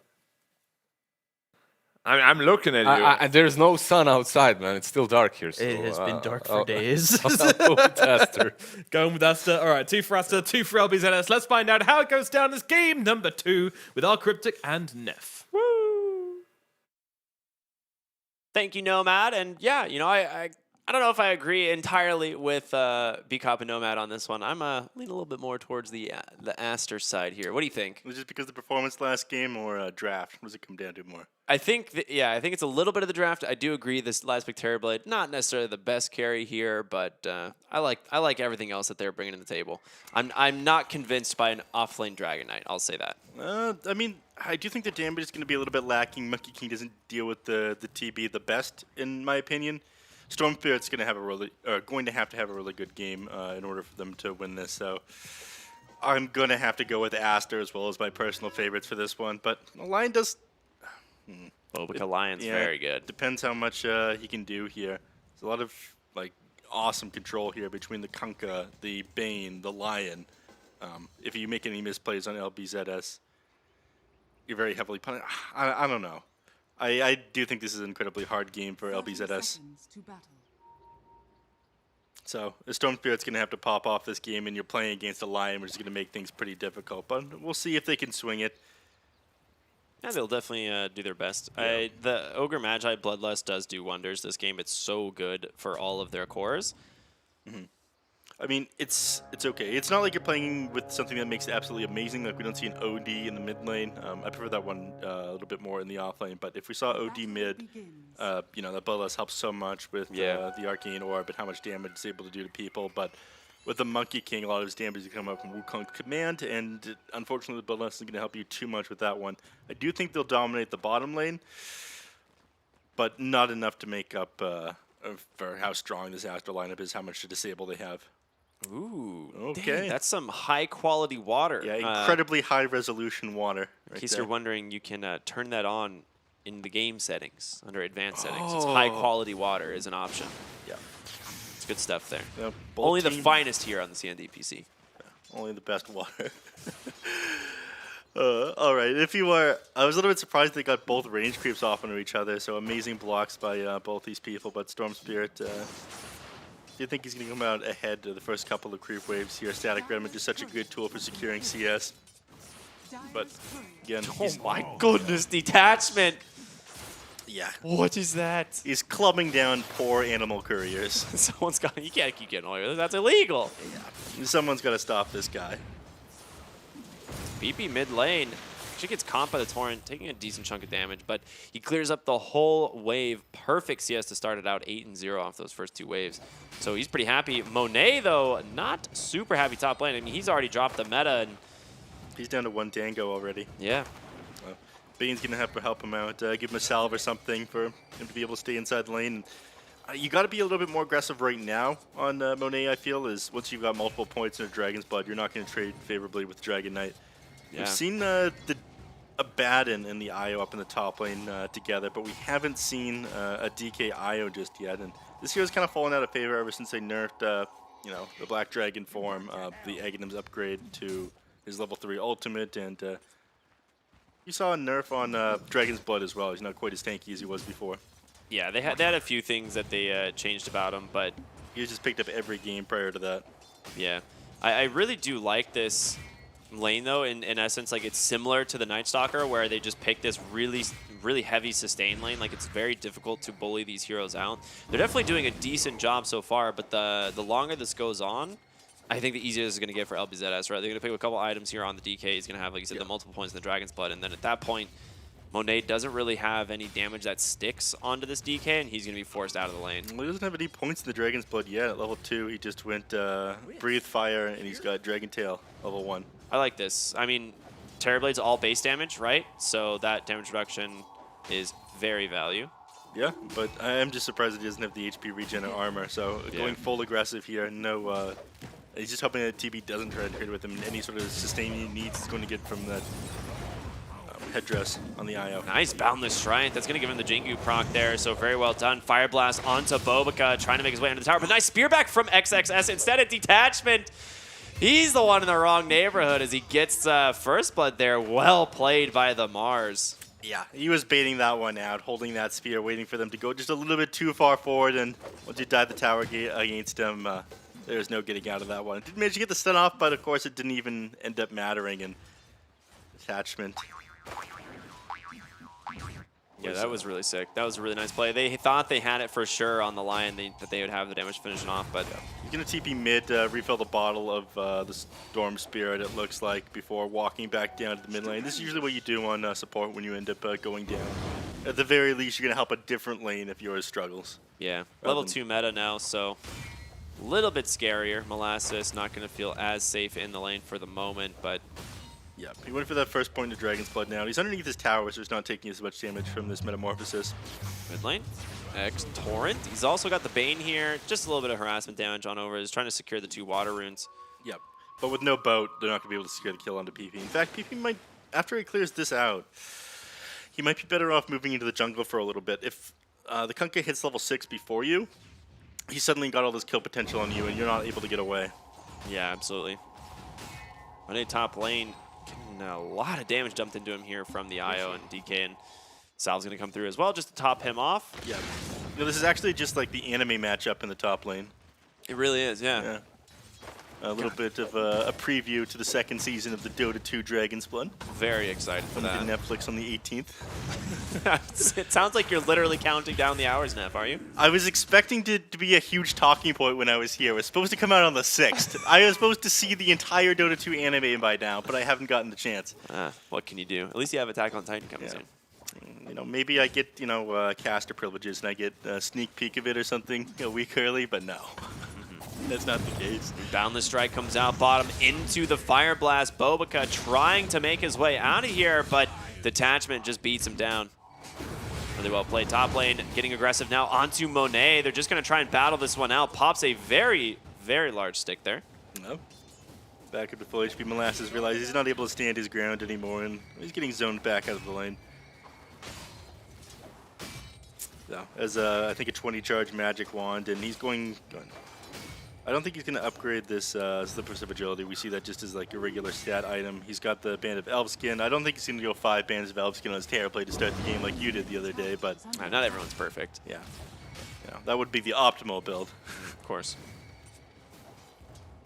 Still. Yeah, they're doing a good job of shutting down his TB's farm. He's only at 2k now with DK definitely winning this lane here. I mean, he's doing good. Yeah, the question is if they're going to shut him down enough as this game continues to go on, because, again, they don't have anybody who's going to match the carrying potential of this TB. Another pick off here in the bottom lane. You were right when you said they should dominate this bottom lane. The first kill there onto Detachment, maybe just a little bit of a mistake, but since then, everything's been going the way of LBZS. Yeah. Monkey King now at 2,700 net worth, and Mars, he's got more than he should, but he'll get shut down now. In fact, if Ogre Magi sticks around here, he's not going to want to come back.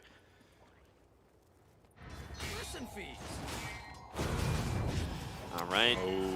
Meta once again pops in top lane, but the Breathe Fire going to reduce a lot of the damage here once again, so not really under too much threat here as this Dragon Knight.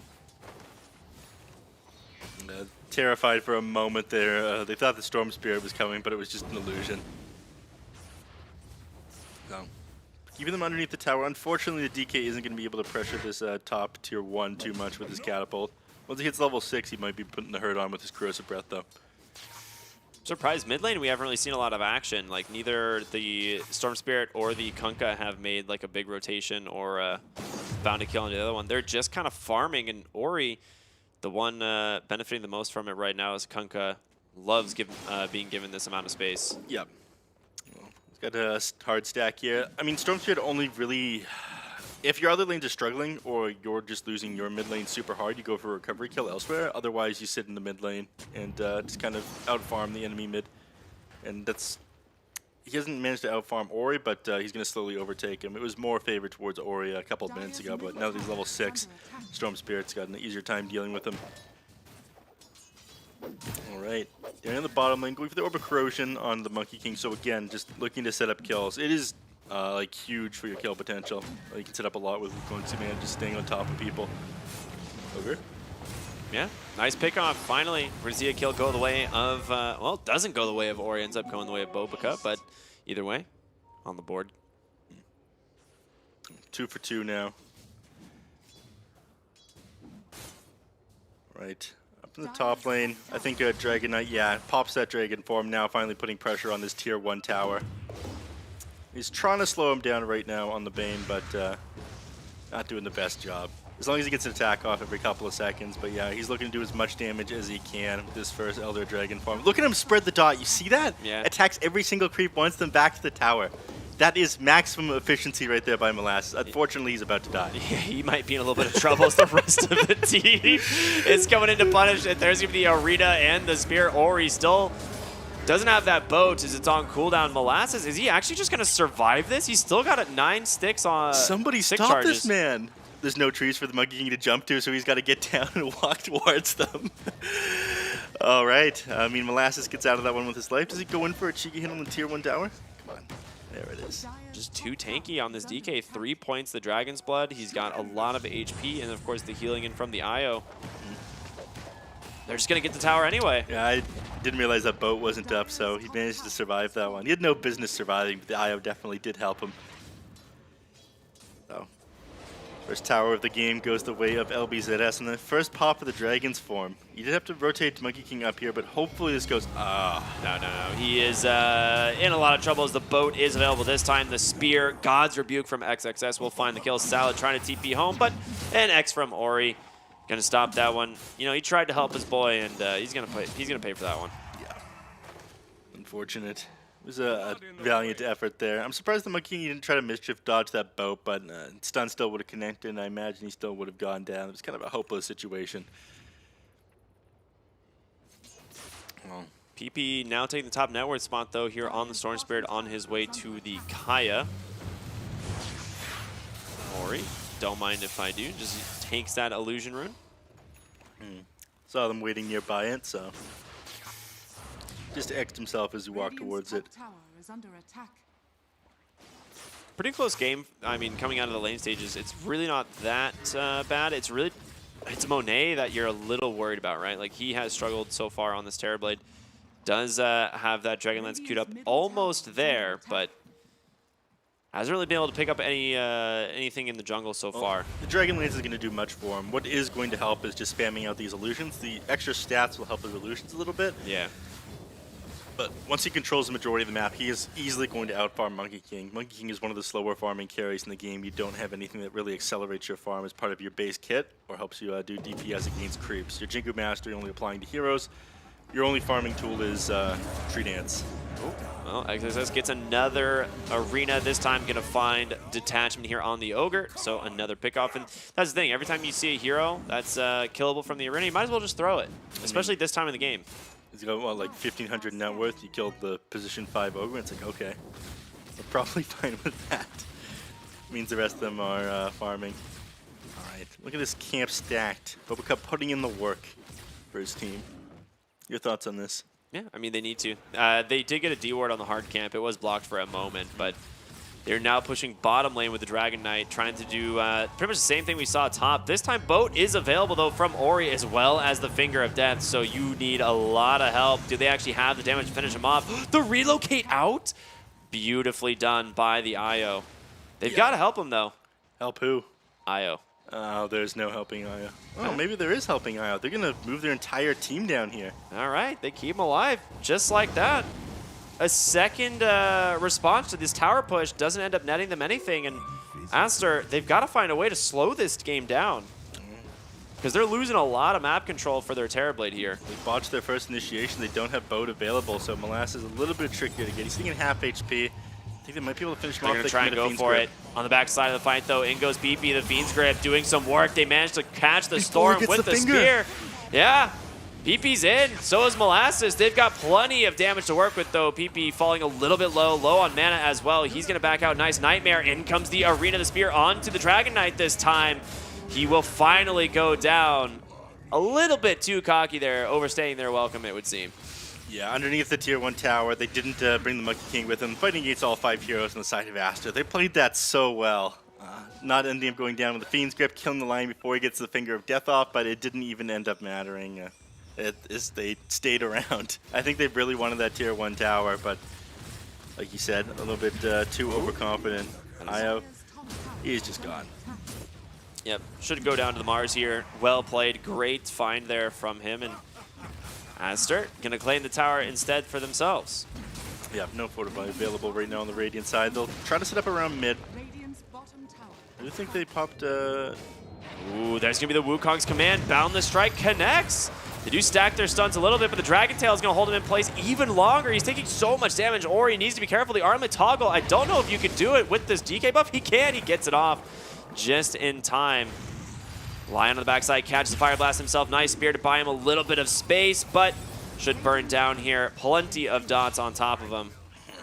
They TP in, but at the very least they get Kunkka out. That boat buff and Boaka coming in. The only saving grace for that Kunkka, but they're going to lose this tower, no doubt. Dude, shout out to LBZS right now. They are playing so fast with this Dragon Knight. Every single time it comes off cooldown, they are at a tower pushing and trying to force Aster's hand, and it's working so far. Yeah, well, you know, he is the protagonist. Protagonist has got to get things done. Speaking of protagonist, Terrorblade, now at the top of the net worth. He's a protagonist, right? I saw the show, I'm pretty sure. I don't think you picked up on, you know, the themes of the show. He seemed just like he's misunderstood, I'm pretty sure. So like the, you know, season 2 hero. Yeah, he's When I got look the at it from redemption Terrorblade's arc. perspective. Yeah. We find out, you know, he's not such a bad guy after all. Exactly. Now, the Terrorblade's game fully recovered here. He's got to be super happy. Just a lot of space being made. And part of that is LBZS just like forcing these like rotations at the towers, so they know that the Terrorblade is safe inside the jungle. Fiend's Grip top lane, plus the arena, plus the boat. They drop everything on the Monkey King here. Worth it as they get the kill. Wow. Shut him down. He's been kind of just minding his own business up here in the top lane for a while. But back on the topic of the Terrorblade, yeah, he's mostly been left alone. He gets to push out the waves reasonably safely. He ended up maxing out his mirror image first rather than his Metamorphosis, which, you know, a lot of people are doing at the moment. His Metamorphosis it just got hit by nerf after nerf. But it means he's going to be so many areas of the map at once. There's no way they're going to be able to keep up with this guy from far between. Storm goes in, finds Bane. Behind the tower, they also get a Dragon Tail stun onto Baboka. That is a blink reveal, I believe, from the Dragon Knight. I don't think he had that in the last fight. No, that's new. They ping out to the bottom tower. I think Terrorblade realizes that is exactly where Molasses is going. Like clockwork, every time he pops his ultimate, a strange force draws him towards these towers. At least I thought he did. He's going to go back in the jungle for now. He's looking for the Terrorblade. He knows he's farming down here. But I can't imagine Monet gets caught. He's going to clear up this wave and probably just TP out. Yeah, looks like that's exactly what he's doing. It looked like he was walking towards the trees to TP out with the direction that he was going at first, and then he changed the direction to go up back through the lane. So that actually discouraged the Dragon Knight from trying to chase him. Yeah. Io caught out here on this top lane. Easy pick off there for Ori. Now at... I mean, Ori's having a fantastic game. 6-9, Neff? Nice. Nice, yes. Nice. A good good pickup there, Ricky. Yeah, of course. I don't miss these kind of opportunities, Yeah. really. Uh-huh. I'm still a child. You're the people's child, Ricky. Double damage for the Storm Spirit. I mean, he'd love to find a kill with this, but don't know if he will. Oh, Fiend's Grip, they grab the Monkey King once again. They might be getting the Terrorblade on the other side of the map, though. He gets the Sunder off. Can he actually get out, though? Monet trading 1-for-1 on the core is not that bad if you get him. They will finally be able... Well, Monet? Nope, he made it to the side of the arena. No chance. He Okay. gets taken down, but you lose the Storm Spirit as well. They just didn't have the damage fast enough here on LBZS, and it's going to cost them 2 more deaths at the end of the day. Triple kill for the Mars. It just took too long. The fact that he got that Sunder off bought them so much time and all that armor. If he had gotten away from that one, which he almost did, I think he ended up ticking down there to the Ignite. Yeah. Yeah, from that Ogre Magi. But you lose the Storm, you lose the Ogre Magi like you're talking about, and TB is more than happy about that. XXS is having an excellent game as well. 8.4k net worth. Position 3 now at the top of the net worth on the side of Aster. Not a good sign. So your Monkey King does have this like Battle Fury completed, so he does a pretty decent chunk of damage. Mid lane, they're going to try and chain stun Ori down inside the Wukong's command, but he's able to just kind of walk away. Boba Cut, optimistic TP, I would say. Yeah, nice try. Well, nice-ish try. Into Roshan they go. You miss 100% of TPs you don't attempt. That is true. That is true. Yeah, into the Roshan. The Kunkka is stupidly tanky. He's got Broom Handle, Phase Boots, Armlet active. They just can't finish him off. Yeah, takes a minute for sure, but they do so nonetheless. Beautiful shot here by the production. Thank you. Roshan upset, I'm sure. 4 people invading his home. Not very nice. Rarely see these angles on Dragon Knight. Actually, it doesn't look too bad. It's a good looking set. They put some work into that persona. Yeah, as they should. You know, As they should. respect the anime. Please respect me. All right. Back on topic. I mean, the later this goes, the better off Team Master are going to be. The TB, 9.4k net worth. They don't have anybody who scales with them. I talked about this Monkey King TB matchup at the start. Like, because you have so much armor and such a huge agility growth rate, the physical damage that comes out from Monkey King just isn't enough to deal with the TB. Unless you get like the Ultra Late game where you drop like that Arcane Blink Refresher and Divine Rapier on the Monkey King and you've got like no solution for him, the TB wins as this game goes on. Yeah. Haystron here onto the Storm. They're trying to find something. They just end up Not wasting a gonna little bit of connect time. Yeah.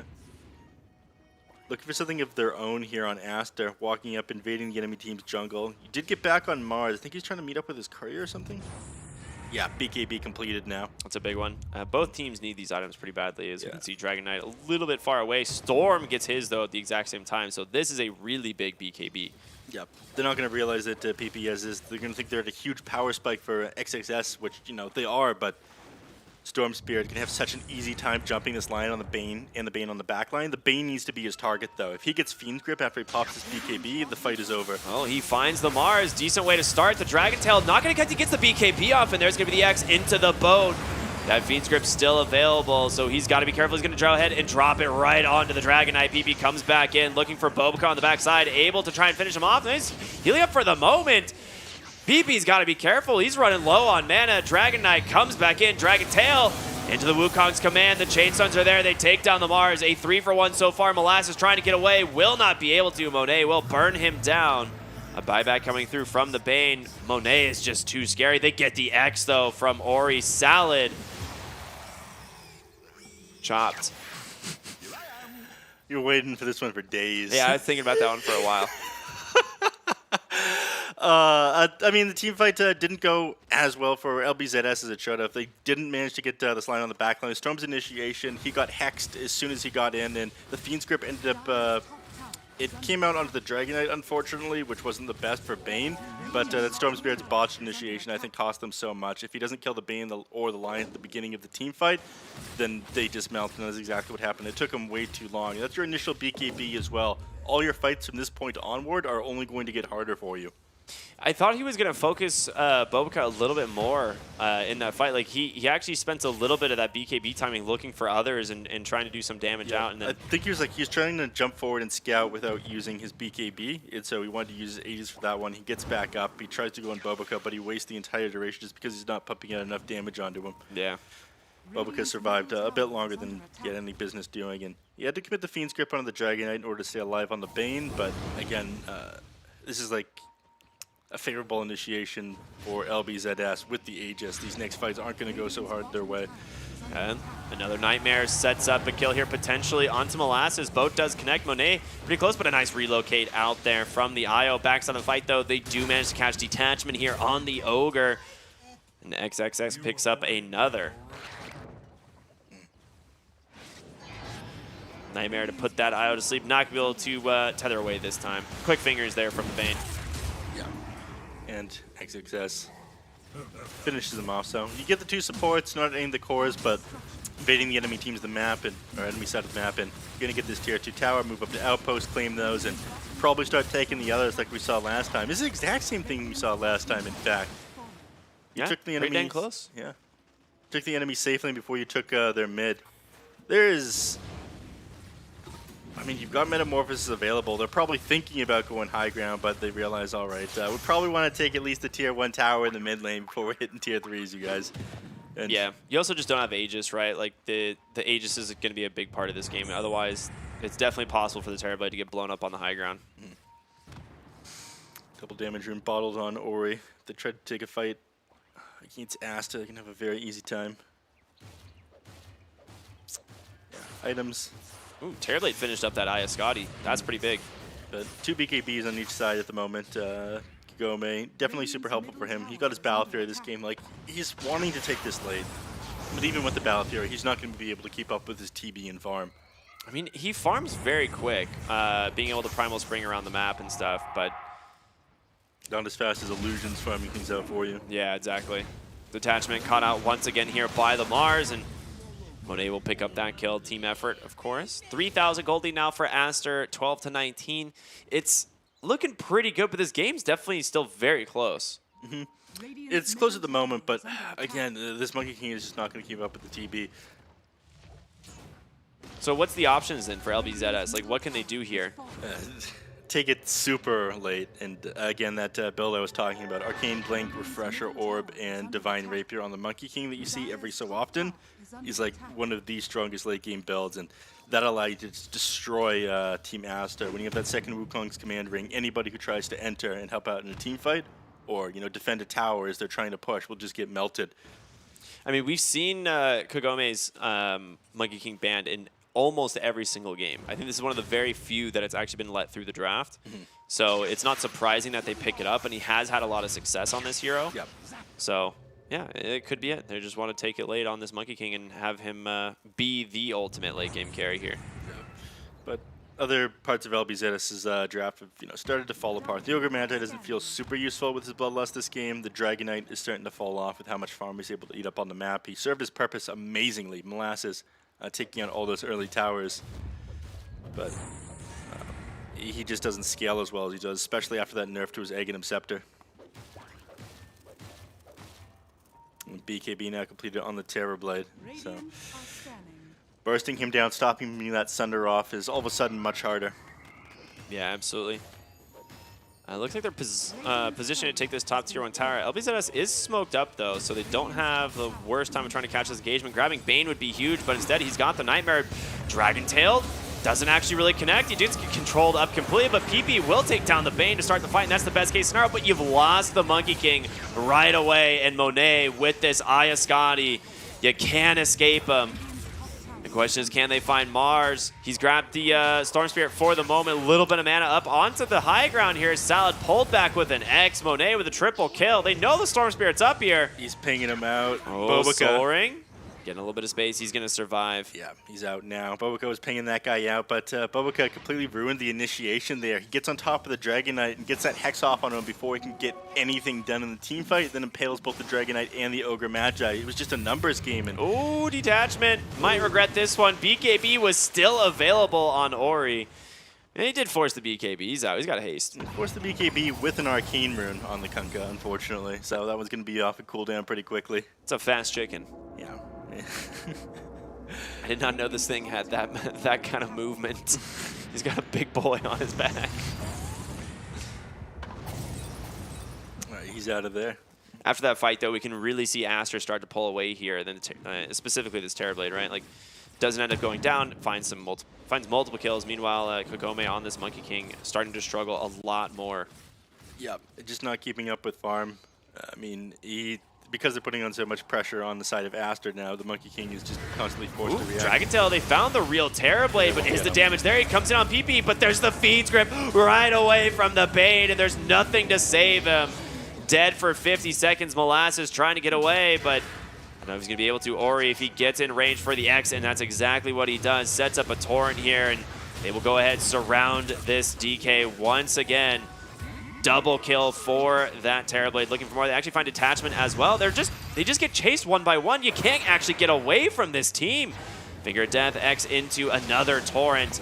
Make it a triple. Godlike spree for Monet.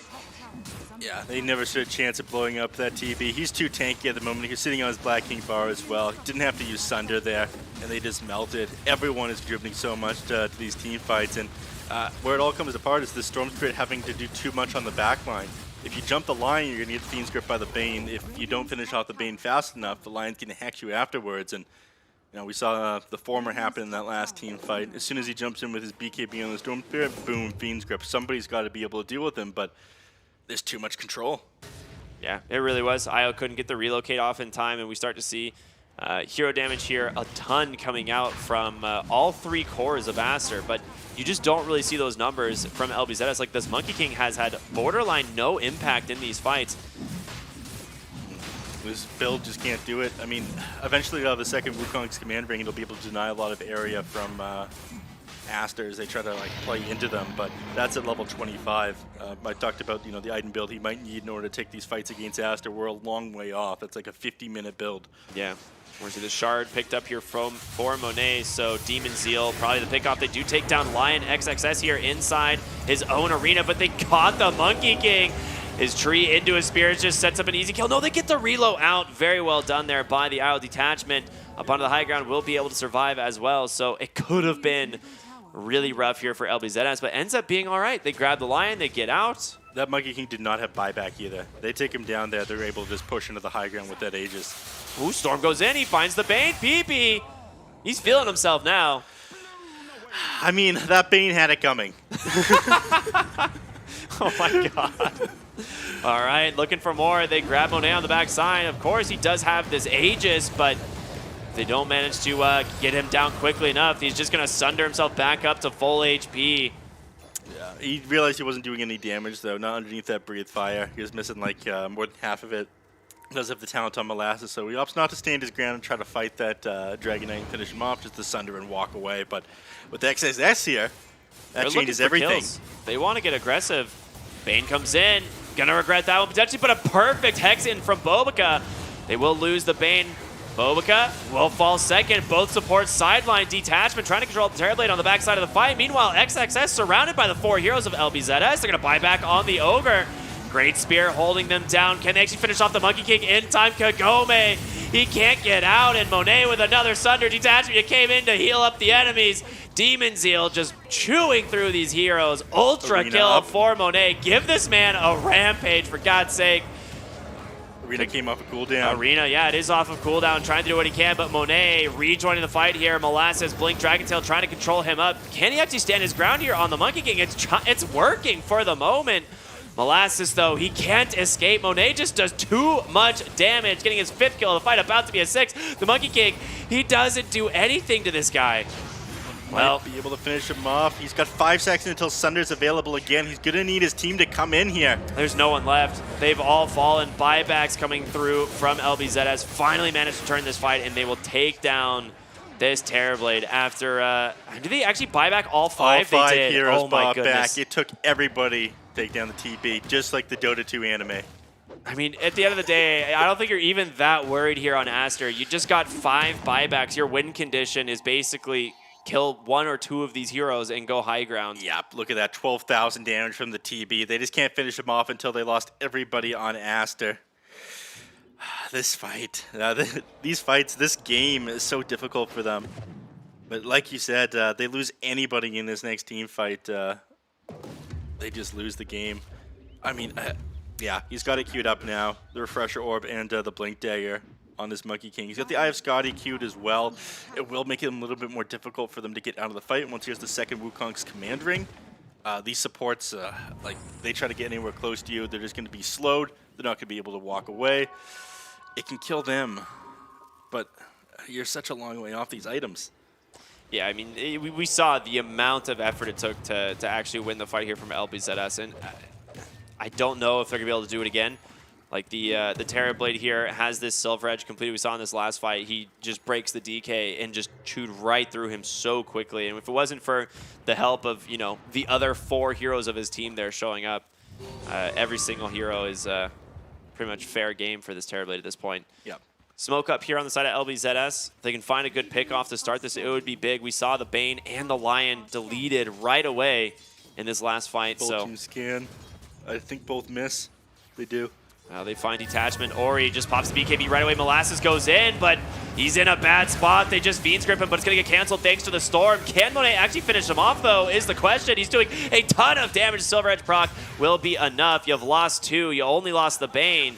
Storm will have to get out. Salad, though, getting chased down here by XXS. And He's got to relocate, but he's sitting right now on his spear. Spear Now off he the can mark. relocate out or TP. yeah, well done. Good patience there from Salad. tried to spear him back into his team, and that would have been able to finish him off fast enough, but definitely should wait a little bit longer before throwing out that spear. I mean, this is what we're talking about, though. 1 to 2 kills, and then suddenly you can go high ground. And I mean, 30 seconds left on the Dragon. The fortunate thing is the DK died in the previous fight, so that added respawn timer isn't there for this high ground push. But I do think they'll lose the very least a tier 3 tower, potentially 1 Rax. looks like Monet doesn't want anything to do with this. He backs off. That meta is not available. Yeah. It's afraid. They're going to respect it. Up 17,000 gold here. Aster do not want to give LBZS a way back into this game. And yeah, throwing on the high ground, that's definitely a way to do it. Yep.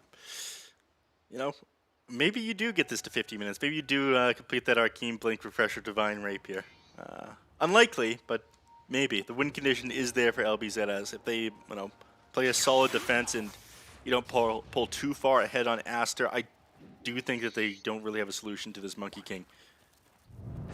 Yeah, Terrorblade, very farmed. 26,000. The next closest is his Kunkka at about 19,000. So yeah, I mean, it's not that easy to get to the point that I'm talking about. It's there. so difficult, right? Mars even picks up a Heart of Taras, going for the refresher. We typically see the refresher much sooner than this, right? It ends up being like Blink BKB refresher almost on this hero. And the Heart of Taras just wants to tank up and survive as long as possible here.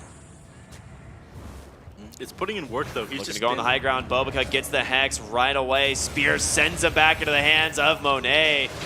Finger of Death plus the stuns. Dragon Knight, he's dead. 65 seconds. He just respawned, too.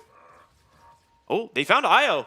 Ori tried to go for a relocate play, and Salad, that's a big kill. I'm not sure if you caught that, but the Mars Gods rebuked nothing.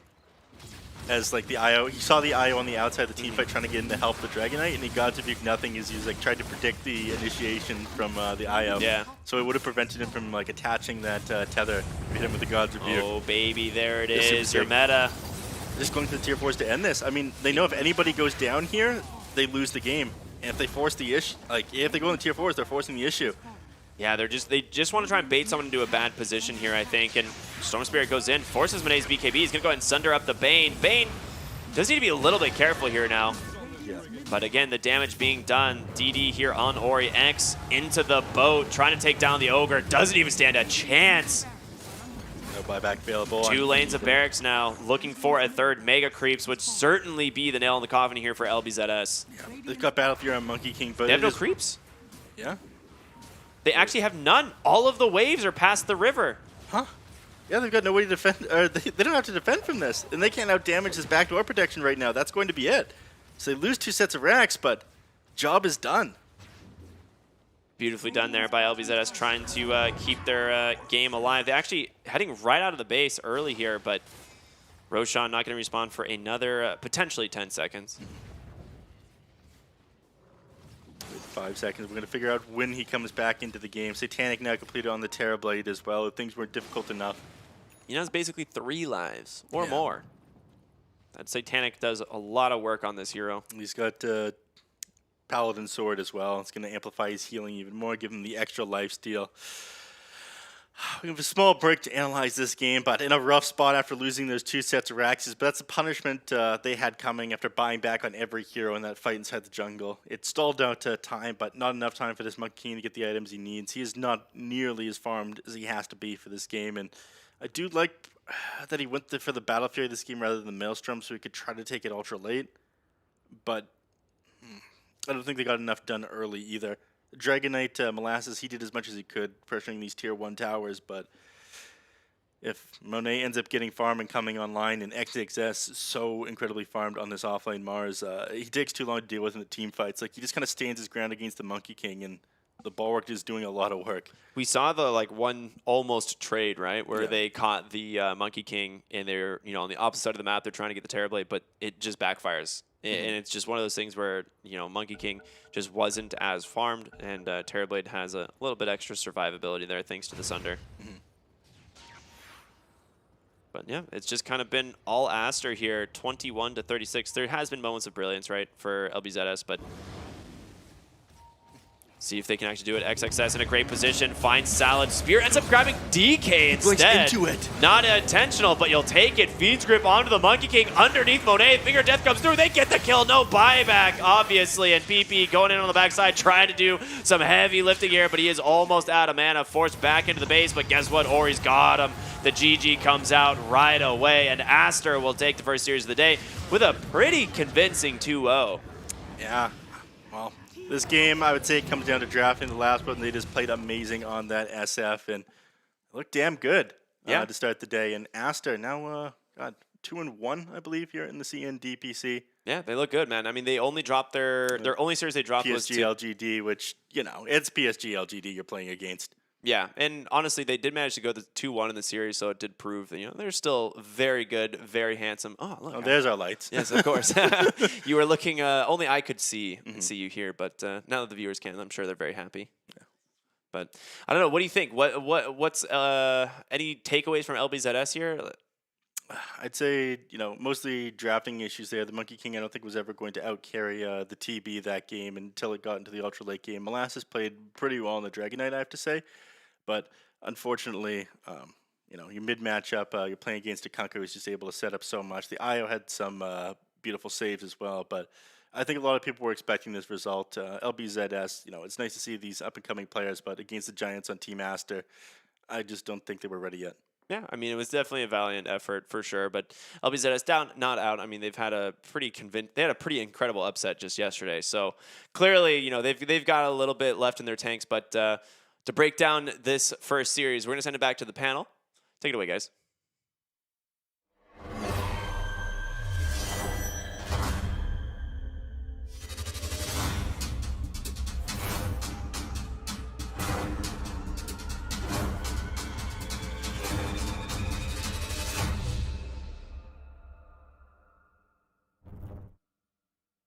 It's always darkest before the dawn, and unfortunately the dawn did not arrive for LBZS today as they get taken down 2-0 by Team Aster in a dominating game. It really was from start to finish just looking Aster all over. One of the most convincing series I'd say we've had so far.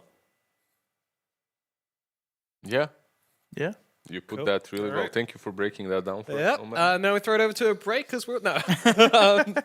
I mean, so this is obviously a comfort hero for them, right? LBZS respected very heavily by a lot of teams. That Monkey King, you know, they always put a lot of stock in it. It's often banned out against them. Talk to me about how it was answered this game. They had a lot of good things in store for them on the side of Aster. And I won't take anything away from LBZS. I think they're constantly improving and constantly impressing with their playstyle. The first game was obviously very difficult for them, but in the second one, they did show a lot of strategical composure in the game. They never truly felt completely out. Yeah. Really good saves by the Relocate as well, getting that Storm out of danger. The draft itself looked solid, and I feel like this LBZS lineup has potential. But then again, you're playing in a Division 1 of the Chinese DPC. You're playing versus teams like Aster, like LGD. It's not easy. And I'm just wondering, after watching this game, how would LBZS fare versus teams of a similar stature in different regions? I'm not trying to just blow their horn, but overall, I'm impressed by them. I think this is much, much better than I expected. Even though they lost 0-2 to Aster, that's nothing to be ashamed of. It's Aster after all. Yeah, and I think I did misspeak as well. You know, I said most convincing game, but actually, you know, I think it's most convincing game out of the games which actually looked like someone was going to win, right? We've had some other series which have just been like complete smackdowns as well. But this one was close, but yeah, it was the 2-0 in the end. And there was that one fight as well, you know, where they managed to get the full team wipe and kill the Terrorblade twice, and I was like, maybe. Yeah, maybe, just you know? before he almost got rampage. Killed like 7 people in that fight. Yeah. It's fine, it's fine.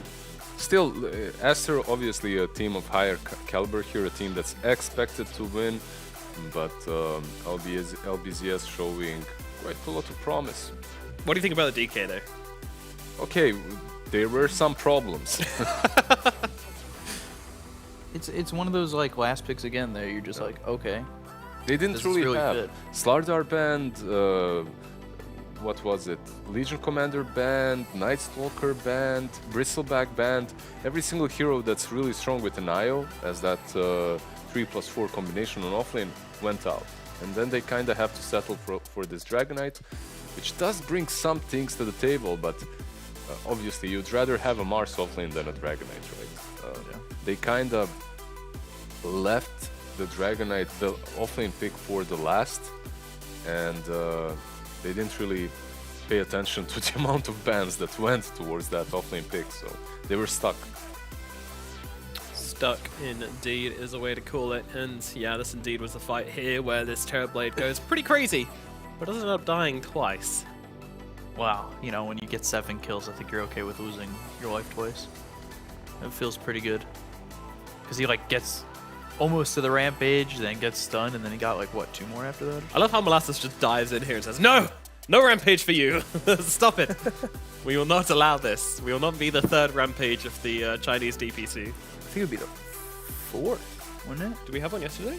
Not yesterday, but I thought there was one day 1. Still, one day there's 2, a and then there's a Thomas 3-number had it. difference between 1 and 4. It's fine. It's fine. We've seen so many ultra kills, though. It's if we get 1 rampage, more or less, it doesn't really matter. Is it the first rampage? I think we've seen at least 1 rampage. Oh, I said Well, yeah, this we've was- seen at least 2. I No, I thought said it was third. 3. Oh, third. I said this would be the 3rd, and he said it'd be the 4th. Oh, Yeah. Okay. I don't know. We'll have to. Hey, it's kill And I happy heard when you it said is. first. Like, Yeah. Oh, you know. Good it's, communication skills on this communication panel, yeah. Yeah, that's we would why make you're a watching. great team, honestly. Just get in there, communicate real well. yeah. Absolutely. Not like you can really see that we've been working together for like a year and a half. now. I think this IO might be a bit of a bait for LBZS though. Like, Really? I Yeah. think they played well with it. no, I think they did, but the draft was the issue, right? Like both games, they have, you know. I think the thing is, like, there are some teams that are like not top tier that can play IO, and with IO they're just on a different level. And I feel that overall LBZS have some position force that gets them there, puts them on that spot. Tusk, IO, I would love to continue seeing them play them. Play these Absolutely. heroes, yeah. Okay, fair enough, fair enough. I just want to see like it kind of counteracted with some playmaking potential. yep. Maybe even if they could play it on the 5, I'd be more interested in it. But yeah, I don't know. I catch you as well. You know, such a crazy player when you give him the opportunity. I don't know. Do you agree, Peacock? Yeah, he's a lot more aggressive than I think the IO lets him be. Yeah. You know, when he was playing 3, he used to play Night Stalker all the time and just go in, dive in, doesn't really care. And What's up with Salad? Why go back? Guys, we have an interview. Oh. Yeah, I know. We're jumping straight into it this time around. And joining us for the interview, we have Monet from Team Asta. Monet, hello. How are you doing after this win? 莫雷你好，你现在拿下这场比赛的胜利之后，感觉怎么样？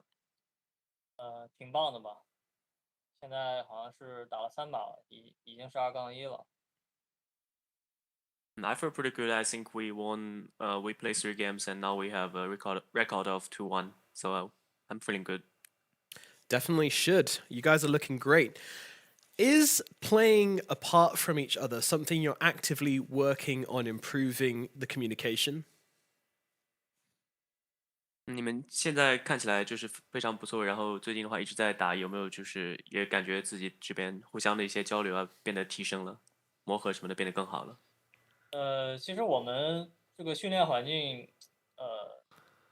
比较了解我们国内队伍的，一般都知道我们现在是分开2批人，就是我们有3个人，我波波卡还有叉哥在国外，然后骄阳还有皮球在国内。我们现在还是一个分开那种线上的形式在进行比赛的，沟通什么的训练还是在逐渐的习惯吧。感觉好像这个整个 DPC 我们都是要在线上来完成的，只能慢慢的习惯。现在慢慢的磨合的还算不错吧。For those fans that know us, they should know that we are not screaming together right now. And 2 of the player, mid laner and position 5 is in the basement base, and me, Boboka, and XXS, we are still in the hotel.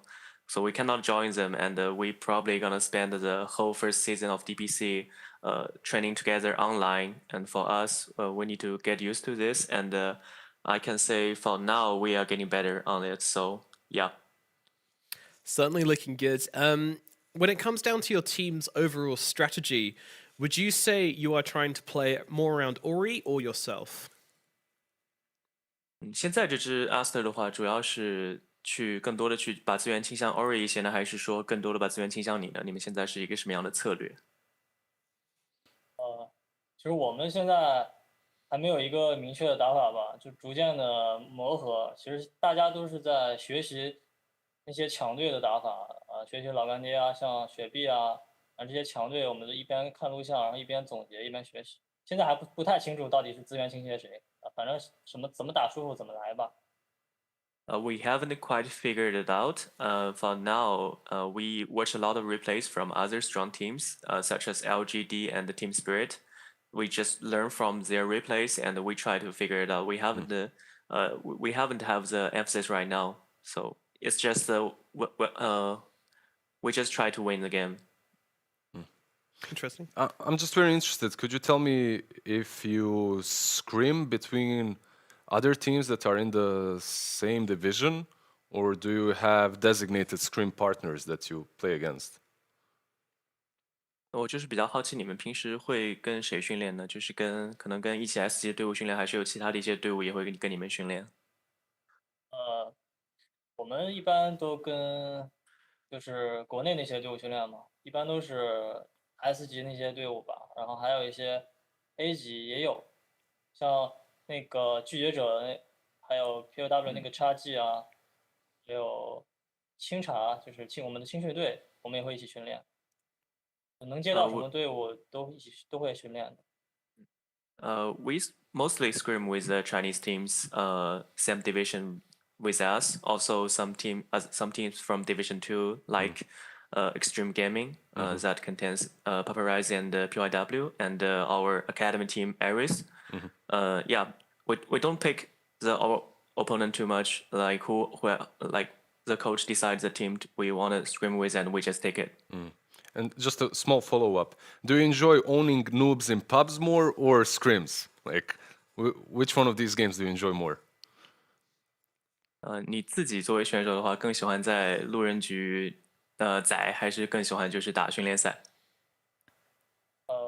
更喜欢打路人吧，路人挺快乐的，可以一直跟队友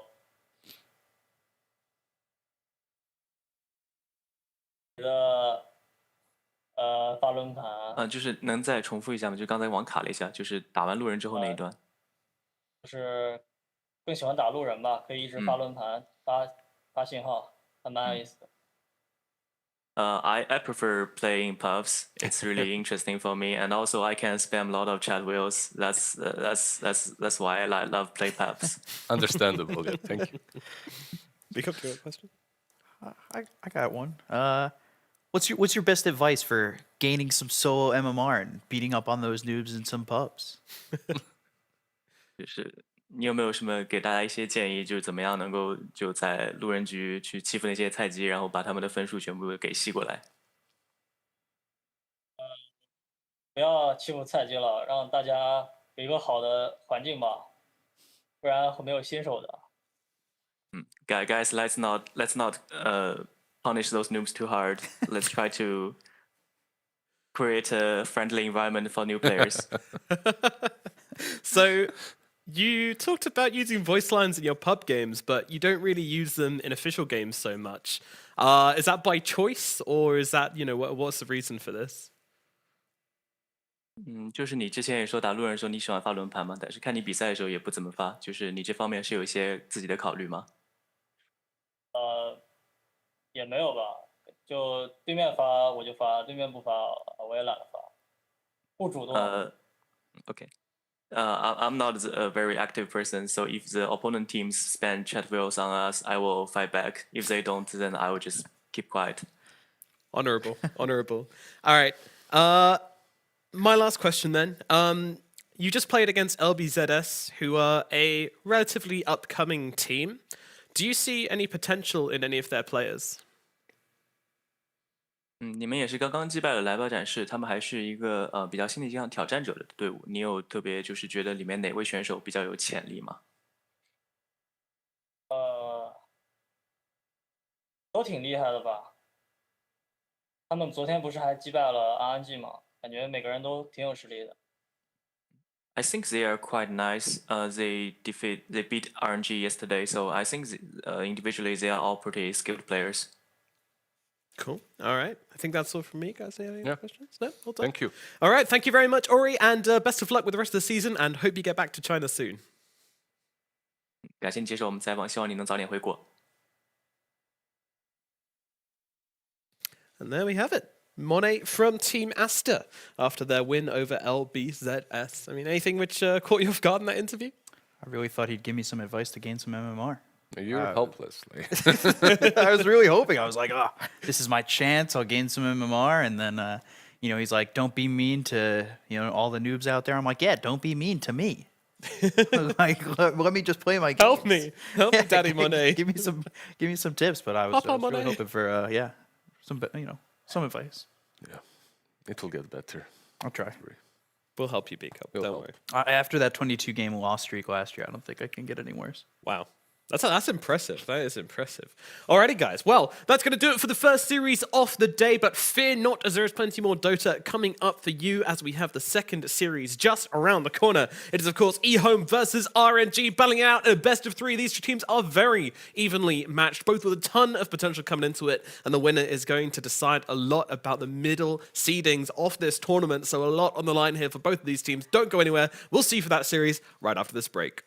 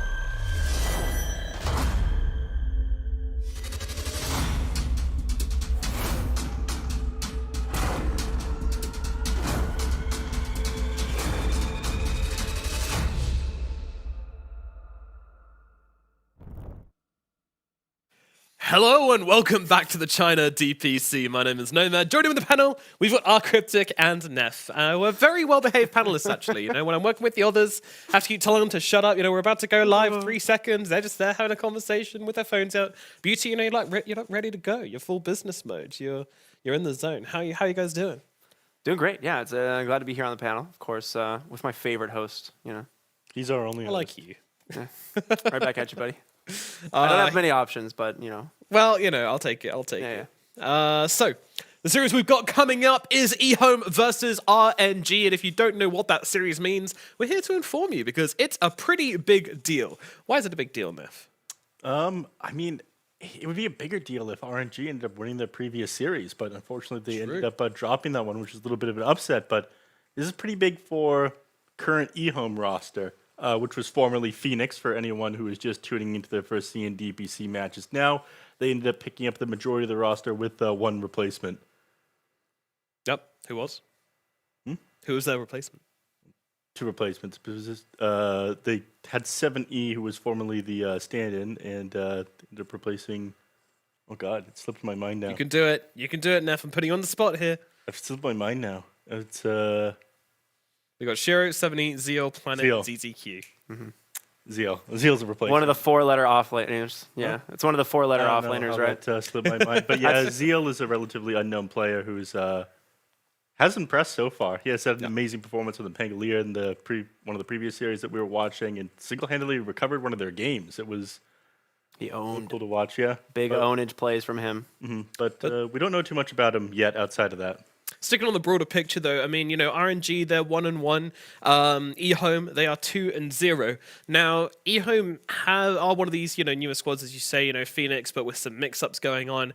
Still definitely new blood and coming in with a new coach as well. So a lot of eyes on them as they have already pulled off a pretty big win. And I think they're kind of being viewed as one of the fresh new teams. And I think the same thing was being said about RNG towards the start of the season, and still is, but they did drop a pretty massive series against LBZS yesterday. Yeah, absolutely. I mean, you're a big fan of the Sunny Boys, right? So I love my Sunny Boys. yeah. For me, it's I look at EHOME and I'm like, yeah, these are my guys. You know, I like watching these guys move from Division 2 to Division 1 and then have already had a great So start. Phoenix, though, come on, who are now EHOME?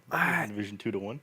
What I'm saying is, like, I just love watching these players. Like, they've had such a great run so far, and I hope they continue it. You know, Okay. I'll be team EHOME, and you can be team EHOME.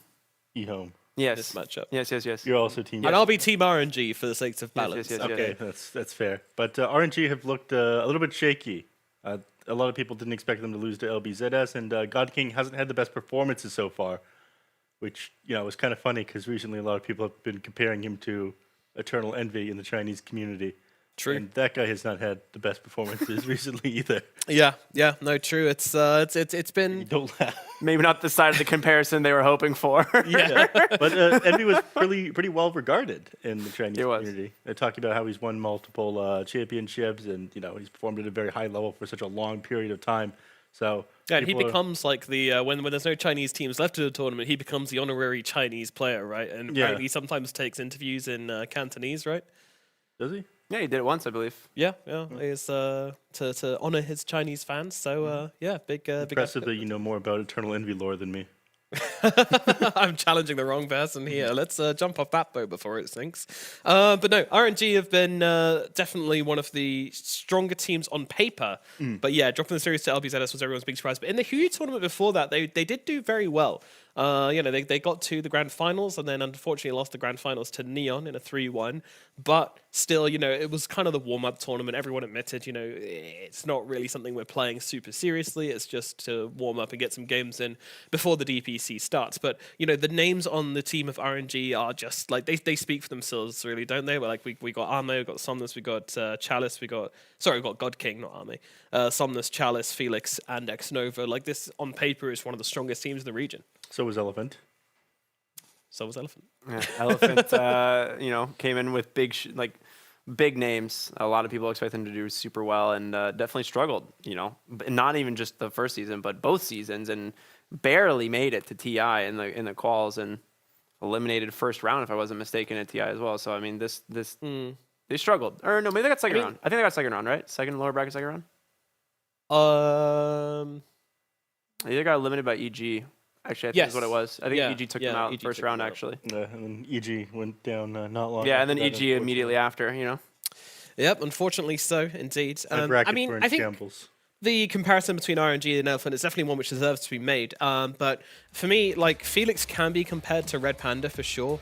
You know, pre-Super Days for Elephant, but I don't think God King really compares to the carry from Elephant because he hasn't had much international success. God King, you know, he's relatively unproven as talent. We all know his name. We've all been watching him. We've all been following his journey and the crazy stuff he's been pulling out. So we all know him, but you know, not quite had the same international exposure as a lot of the other carries in this region. So I think for me, he's still very untested. You know what I think the issue is? They're not letting him go his crazy builds. I agree. Yeah, they're saying inside the interview, oh, why didn't you go your patented Battle Fury Bloodseeker build? Oh, Somnus asked me, or Daddy Somnus said not to go Somnus for said that. Yeah. How is this guy going to shine if he isn't going to do what he wants? It's like stopping Eternal Envy from doing Eternal Envy things. Yeah, you got to He's not- embrace it. Yeah, he's not going to succeed if he doesn't do that. Yeah, you gotta embrace that chaos for sure. Mhm. I would really like to see him perform like how we would have expected him to. Like right now, like we said, he hasn't had like maybe the opportunity to, but in all of his games, like they fall short, and it was highlighted specifically during the LBZS series for sure. Never really got off the ground in any of those games. Yeah, Somnus has had an amazing performance so far as well. So it kind of hurts when things like that happen. If like somebody who's having the best performance on your team tells you not to do something or that you have to do something, if you're not having the best performance, you're kind of obliged to listen to them. I mean, it does make sense in the context of the game, I'd say, but yeah, there does come a point where I think they need to take some games where they go, okay, God King, let's go. How do we set you up for success? Yeah, You tell yeah. us exactly how you want to play, and But at the same time, you know, I think they should play around Somnus as well. And, you know, Somnus, if Somnus says something, you got to do it because this guy, he is an absolute beast. Meanwhile, on the other side of the coin, we have, of course, EHOME, as you see here, looking lovely on our screens, looking so damn fresh. And this team is, as you mentioned, the old Phoenix, but they've been pulling out some wins. I mean, both of these teams have beaten IG, and I think that's kind of a testament to how IG have looked a little bit weaker than we would expect. But why should we be excited about this team? I think they just have some great playmakers, right? yeah, they've had some great playmakers. But has been absolutely insane. But they've climbed so fast in skill level in such a small period of time, which has been insane to see. If they win this series, I very much want to interview them and figure out what kind of things that they've gone through to improve so fast, so quickly, how long they spend going over replays, what like the catalyst for this improvement is, because this doesn't come easily. People spend years and years getting to this level that they're currently at, and I don't know, it is such a glow up to see. Glow up. What a term. Alrighty, we do have the draft just around the corner, which means we're going to have to introduce our Bosnian drafting master, Lizard. I mean, what is master in Bosnian? What's the word for it? Draft master. Draft master. What's the word in Bosnian? Yeah, We actually just adopt a random foreign words. It's Majstor. Meister. Yeah, so it's Excellent. kind of You should have just Drafting made might- something up. He would have No. taken your word for it. Patka. Patka. Yes. Oh no. I don't know what I just said, but it's been a fun career, everyone. No, for real. It's Majstor or Patka. Patka. Okay, drafting Patka. It sounds good. Sounds good. All right, let's get the draft on I'm our the screens. drafting Patka. You're not going to pull a cuckoo on him and no, bait him into saying something? No, Yeah, of course fair not. enough. I'm not like that. Nomad is my friend. We're all friends here. We're all waiting for the draft. And what do you guys think? Tidehunter Bane, good opening. Tidehunter kind of new in the first two. New in the first two, not new. I mean, new in the first two right now, but this is something that was incredibly popular still in the 7.30 in NA and whatnot. Getting some BTS tournaments a little while ago, and Tidehunter was essentially first pick, first ban almost every Yeah, but single game. it was Tide Weaver, right? Like it was also Yeah. because of the Weaver. The combo was so strong. Yeah, all Now that they minus armor. they open up with Tide Bane. It's fine. RNG first pick Grim. I want to And- see Disruptor again. It's like you have the Grimstroke already, but like every single time I see Bane Tidehunter, my response every single time is just Disruptor is way too good. It's so good at both these heroes. The only issue is you don't have like a strong stun between the Disruptor and the Grimstroke. It's not an instant disable with Inkswell, and so your support duo is a little bit lacking in you're kind of limited to what mid heroes you can play all of a sudden. Yeah, I can understand both camps. On one side, oh my, look at that hair, look at that Oh my gosh, I didn't know what we were anime looking at. intro. That's like, And look yeah, up. Yes. true power. I can hear like that anime rock music going in my ears Yeah, already. you know. he's definitely channeling some sick energy right Now we there. just need 2 members of EHOME like standing cross-armed back to back whilst the Yeah, camera yeah. pans around them like 1,000 times. Okay, RNG moving away from anime. Yeah, you brought it up. Can we go back? RNG. I've got a lot of good points. about the anime. I take all of that back. Back to the drafting Patka. The DP pick with the Grimstroke, obviously a hero that can deal with the Tidehunter. The silence is really nice, but most importantly, you always have that exorcism to actually eat him alive, eat the watermelon up. Suddenly, all these tanky heroes do not stand a chance against DP, which is pretty nice for RNG. We've seen the DP actually crush them yesterday in the series versus LBZS, so they take it away from them. Well, like the ghosts go through damage block through Kraken Shell, and Tidehunter usually doesn't buy too much They're armor. ghosts, they don't care. Yeah, they're ghosts. They don't care about Phantoms, armor. actually. There's like the only thing that's gonna help Really? them is Is it Phantoms? Oh, you're talking about the Ghost from Death Prophet? Yeah. Yeah, they're phantoms. are they? Is that the You technical just term? made that up, like. Well, stop stirring the pot all the time, Nomad. Just trying to provoke you guys. Trying to reach the gooey Yeah. controversy But underneath. back to the Disruptor and Grimstroke, or I like that. I wouldn't mind seeing something different, like your Spirit Breakers and whatnot up front. Tusk, like Tusk, Death Prophet. We've seen that in every single game yesterday. So Yeah. Tusk Grimstroke is also really neat. Doesn't give you that combination of heroes though, and doesn't give you that long reach that Disruptor would to break Bane's grip. And think it's a Disruptor Weaver is really try? nice versus Weaver as well. Yeah. I do think that was part of the logic behind the Tidehunter and Bane pick together, though. The fact that Ravage is such a great tool for canceling the Fiend's Grip. You can't Fiend's Grip the Tidehunter unless you have a break. And of course, if you do grab one of his allies, you're committing onto whatever target your Fiend's gripping. He's going to get a multi-man Ravage off, and he's going to cancel the Fiend's Grip on the Bane at the same time with that Ravage. So it's a decent solution to that. So by picking both of them at the same time, they stop them from grabbing one counter to the Bane. It's a very safe pick here. Actually, this Luna's really protected. If you look at the bans, like Morphling, Medusa, Terrorblade, all removed already. This is actually a really sick Luna pick. Yeah, and they've already got a Tidehunter and a support duo, so they can't pick up a Darkseer in order to counter out the Luna. And they banned out TB themselves here on EHOME. So Luna is one of the better heroes in the lane versus Tidehunter and Weaver, right? Like the best probable carry. Not the best.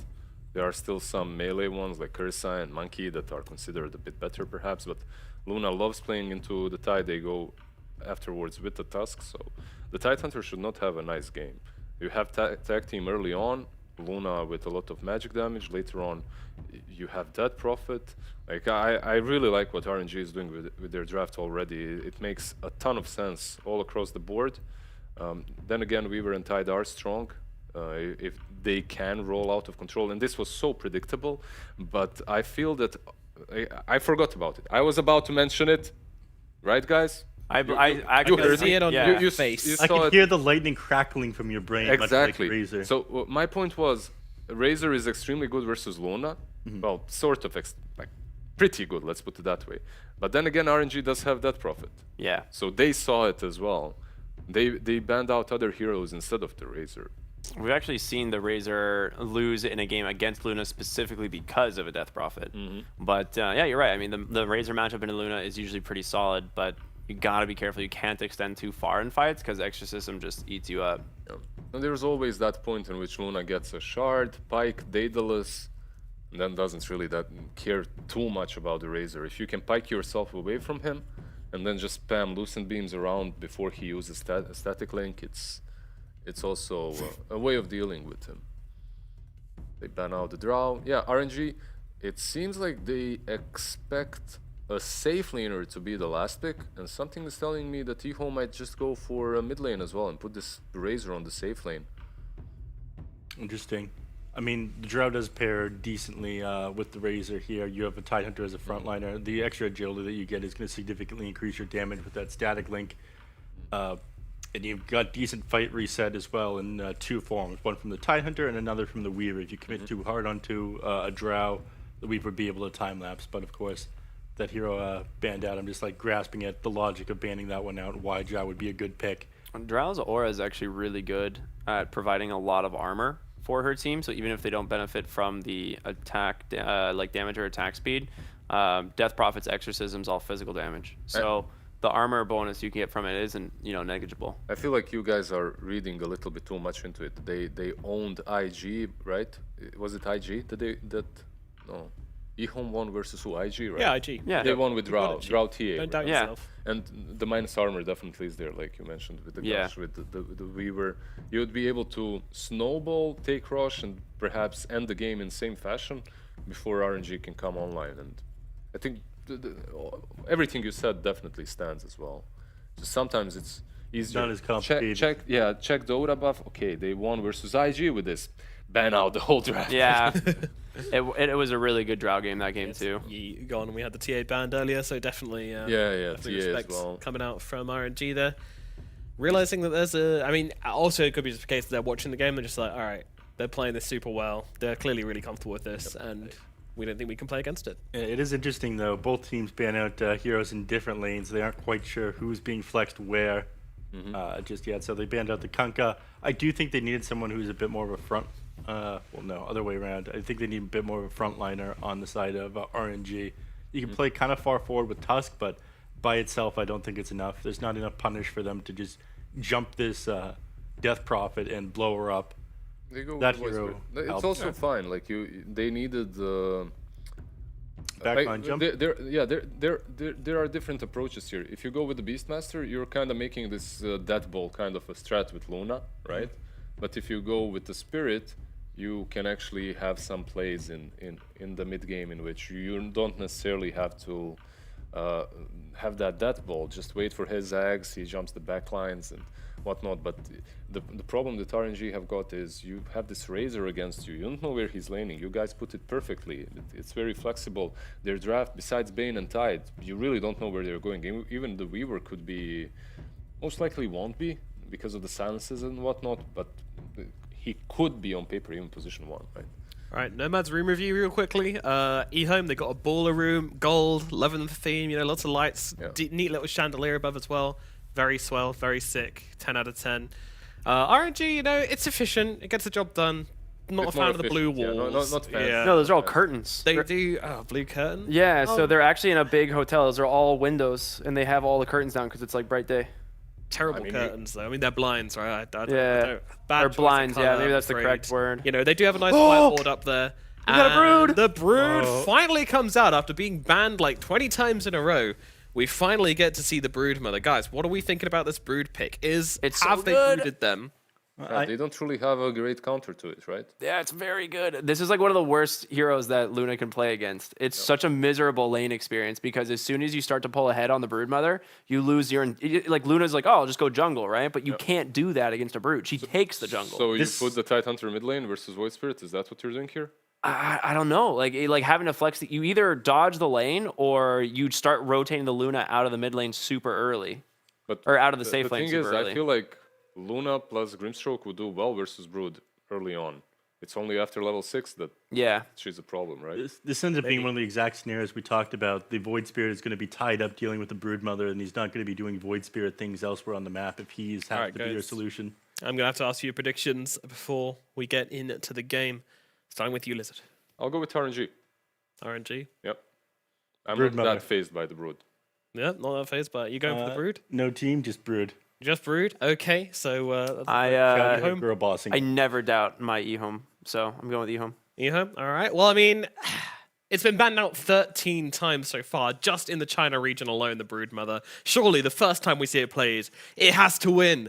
Let's find out with our casting duo of Beacop and Black.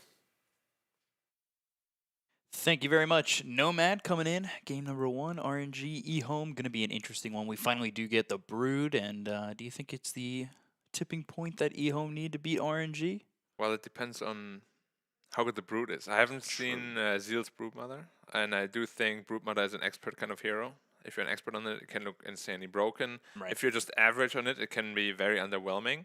So a lot of pressure on him for sure, because if you mess up once against a Grimstroke, he gets a good nuke with like 20 spiders there, your main hero can just die instantly. So you gotta be very careful how you micro that. And I'm sure they're somewhat confident in it, at least, if they last pick it like that. So let's see if he can impress us or not. Is he going to make us think that Zeal is the new old 11 in this Brood play, or not? Or not. I guess is the or not. I don't really want to call anybody out on a bad Brood play. Yeah, we're nice guys here. We don't call anyone out. We don't make Shiro anybody guy, though, feel bad. oof. Yeah. Well, What is the crap? 70 guy, I can't believe it. Not It's bad. actually interesting to see 70 come out into this Tide. Very different hero to see mid, but always exciting to see Tide get farm. I love a big Mid-tide is very, very strong and very underrated as well. I do think, especially in a game like this, makes a lot of sense. Because against Void Spirit is a very easy lane. You get your fast levels. Right. It really depends on what build you want to go. Like some people just rush Axe. Some people like to go Satanic first item. That's my kind of build. Because you get like a lot of damage from it. You can't die pretty much. You dispel all the silences, no problem. You think the Satanic is something you want, though? Because, like, Ags, we've seen it to really increase the farm, right? Do you think Ags Satanic would be good, or is Satanic after the Ags not as much of a boost? Actually, Satanic also increases your farm by quite a bit because it gives you like 65 damage or something like that. So that adds up on the Ankle Smash bonus, of course. So you clear camps a little bit faster as well. But usually, you want to have both in there at some point. Like, even if you go Satanic first, you will still go Agons at some point. So we'll have to see. They actually have sent now Chalice mid, so it's not going to be up against that Void Spirit. They've sent the Death Prophet to have this matchup up against the Tide. They are changing the lanes, playing a little bit of musical lanes. We've seen musical lanes work, but also most recently we saw musical lanes not work. And is this a former or latter? Well, they're actually going aggro tri-lane. And they're putting the Void Spirit safe lane against the Broodmother. So it's completely different from what we thought they would do. And it can make sense, because Void Spirit shouldn't struggle against the Brood too much. DP is going to be Tidehunter. I like it quite a bit. And the aggro tri-lane Luna, very strong as well. It's going to definitely pressure Razor. Yeah, I do think they got the better lane setup on RNG. Like quite a bit, actually. Now the question, though, is how comfortable are you on that mid lane as Chalice? Yeah, that's definitely the case where, you know, we'll see if Chalice ends up playing that lane right. The one thing that does concern me, though, is like, now you're doing this tri-lane with God King.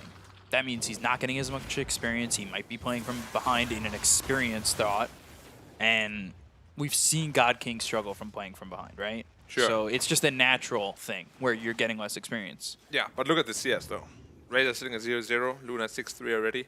And he just can't touch the creeps against this lane. It's very, very difficult. Do you leave Brood 1v1 against Somnus and then just move Planet up towards top?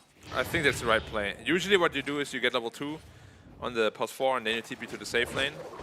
They're doing a lot of damage there onto Somnus. ZZQ, he's running back, though. Uses that Brain Sap to get a little bit more health, and there's not really much Shiro can do. He only takes 19 damage there. Meanwhile, 7E on the run. Chalice has another Crypt Swarm available. Fairy Fire and a right click. Not going to be enough there to kill off 70. No first blood just yet, but 70 is in a difficult position. Trying to regen up and trying to stay, I would almost say, relevant in this lane. He dies early, and that might be enough to really push Chalice over the edge. Yep, has a healing self coming out, though, so it's going to be A-okay. We can already see the pressure that Spirit Siphon can put out onto a Tidehunter. And they kind of going to salvage top lane. Like, you don't want to have your Razor be super far behind. And Planet is here. Yeah, they're going to go for this. Oh, ZZQ getting low, and they'll get the first blood on ZZQ, but they've got the link on X-Nova. They'll take out Felix and X-Nova, ending up as a double kill for Planet. So, yeah, they give up the first blood. It does go the way of God King, so he's happy about that, but giving up both your supports does open up a little bit of space here for Shiro. Just not a lot, because the wave's pushing in, and by the time it's back maybe a little bit more equal, both supports are probably there anyway. Yeah, that's what we spoke about. You get like level 2, level 3 on your support, you TP to the safe lane, and suddenly you just destroy them, especially with that swarm. And Planet is going to do a little self-delivery here. Thank you, friend. Yep. 70 not going for a bottle. You know, we used to see offlaners pick up bottle a lot. It was one of my favorite things, offlane bottle. But here in the mid lane, reserving that gold for something else. not going to be that bottle, at least for right now, for the Tidehunter. And do you like that he's going past that, not picking it up at all? Usually it's either a Ring of Health or Morbid Mask, or bottle one of the three, depending on what item build he wants to go for. Yeah, so far he's just got the Bracer, right? Yeah, And the stick. He actually has pretty good CS though, so I'm wondering what item he's going to bring out. But yeah, this is the problem with Brood Mother. You can try to counter it in lane, but really, it doesn't really feel like there is a counter to it in lane. Like the Insatiable Hunger is just way too good of a tool to sustain yourself in lane. Gives you a ton of damage. And Somnus is going to be in trouble here. Ooh, God King. Well, CZQ is in trouble now. Nightmared up, but ZZQ should be dead, and another kill there for God King. And the Nightmare on X Nova, but it's not going to really work out. Planet, he's not in the lane. He came over and got a double kill, and he's kind of just been roaming around for now. He's jungling right now, yeah. Jungling the Radiant Triangle. But yeah, at least what I like is they're setting up God King for success. It's very good. Which is something that's been very important. They're to not them. helping the Razor at all. I don't like what they're doing. Razor's not a hero that can come back from a bad lane, really. They're going to go again on ZZQ. They've got the Ink Swell on Felix. The Static Link stays in from Shiro. He's just outside the range of that Ink The Swell. Beatles are doing so much. Beatles doing a lot. Now turning it around, trying to go into Luna's X gonna Nova. die. Shikuchi, and there's the kill on X Nova. They look over at God King. The Beatles still on him, and Shiro will get the kill. So 2 dead, maybe a third. Felix pops a salve and runs away. But that's the turnaround that EHOME had been hoping for. And again, it's God King going down, and he's been the hyper focus, at least for us, and I would assume the other teams, because of what his performances have been, despite the fact that Somnus has kind of salvaged some of these games. Felix going in with Chalice. They've got the Spirit Siphon as well as the tag team. They won't have the damage to get the kill, and Planet's already got an urn. So he'll go after Felix. Took Kushi momentarily. Onto the high ground. Ooh, neutral. Oh, he got it with the urn, actually. Got it to the urn before he was able to kill himself to the neutrals. But yeah, the double kill for the Razor, very important for him to get back into the game. They had a 1k lead on RNG, now it's a lead in the other way. Yeah. Or at least nullified that lead. And you can see the power of the Weaver, which is why it's such a popular support hero. The Beatles are so insanely strong. It's We like, saw a Jinkyu play, right? Yeah. Obviously, that didn't work out when he went hyper core. yeah, with it's it. something you don't want to do most of the time, but like you have to choose basically. Do you want to hit the Beetle 4 times, which means you can't hit the hero, or are you gonna take all that minus armor? Right. God King chose to take all that minus armor, and he got like 4 hit by the Razor. The Razor that had a decently long static link as well. Yeah. So at least in the kill score, EHOME lead. And they do have a little bit of a net worth lead once again. This tri-lane is, I would say, pretty successful. I know they've died a lot here, but God King still leads the net worth, right? Yeah. And that's the most important thing. Could have been a lot better though if they had like just a sentry down and were more aware of the Weaver positioning, because both times they died, they got a 3-man swarm on them. And now at the same time also Somnus is getting bullied quite a bit on the bot lane. Yep. Tower is already being pressured quite a bit. And they want to Exorcism. They want to go for the ZZQ still level 2. They have Ravage, they need to be I careful didn't if even Titan is in recognize here. that, and they're going to go for, with Planet moving forward, this Exorcism. Do they really want to fight into this Exorcism? They are standing their ground for now. I think knowing that they have that Ravage and TP in could make this very difficult for RNG. They don't have Eclipse or anything like that. They'll get the Beatles out. Chalice is They're going to going go in, after you have to be Chalice. careful. He's in pretty far. ZZQ What? nightmares himself, trying to survive, gets into the trees and will. Meanwhile, Chalice goes down to Shiro. What was that dive for? That was never gonna work. Ty didn't even have the TP in. He just gave him a freebie. It was the omnipresence of Ravage, at least in my mind, that kept them back, and then Chalice just went in. And now look at Somnus. He had to give up the bot lane. He can't lane there anymore. And now even God King gets bullied out of the God lane King too. gets bullied all the way back to base. They'll find X Nova. The Ink Swell is not going to land, and one more right click in from Shiro to get the kill. EHOME playing around this RNG lineup really well. And again, this is why RNG, we've talked about the fact that they've struggled. I think a lot of the carry of it, of their wins, have come from Somnus, and their lanes have not exactly looked too secure, and right now that's very much the case. I mean, the problem is really how comfortable are your players on the different lanes, right? Because Yeah. Somnus had to go to the safe lane, Chalice had to go to the mid lane, and like that all seemed a little bit forced there by Chalice, you know? Like he put way too much pressure on himself to get something done, and he dies because of it. Oh, they're gonna Ravage, they're gonna be careful. Yeah, Nightmare out. Here come the Spiders. Zeal coming from the Off lane, all the way over to look for God King. Inkswell on him. Felix maybe going to try and save him, but they just can't. They get the kill on a God King. They now look over at 70, who's in pretty far. He's blocked in via the shards. They've got the glyph. They'll look for the stroke of fate. 70 on the run, and an astral step from Somnus to get the kill. 70 finds himself a bit out of position, but they did kill God King once again. Zeal making his presence finally felt somewhere else other than the off lane, and EHOME still sitting here with a 1K lead. They're thinking about jumping in on a planet. I'm not sure they know how close the rest of EHOME are. And there's the dust. Planet locked in via the shards. They've got the Nightmare. Well done by ZZQ, but it's not going to matter, it looks like, as Planet will still die and gives up the spree to X-Nova. Almost well done there by ZZQ to give his Weaver an opportunity to survive. Yeah, a little bit deep by 7E. Didn't need to dive that deep. They got really excited to kill that Luna there, which makes sense. He's the highest net worth, but yeah, we've seen a lot of those dives, especially in China region, really backfire so far. Just not thinking of the consequences. Yeah, but now the Brood Mother is going to rotate middle again and probably start just taking the tower.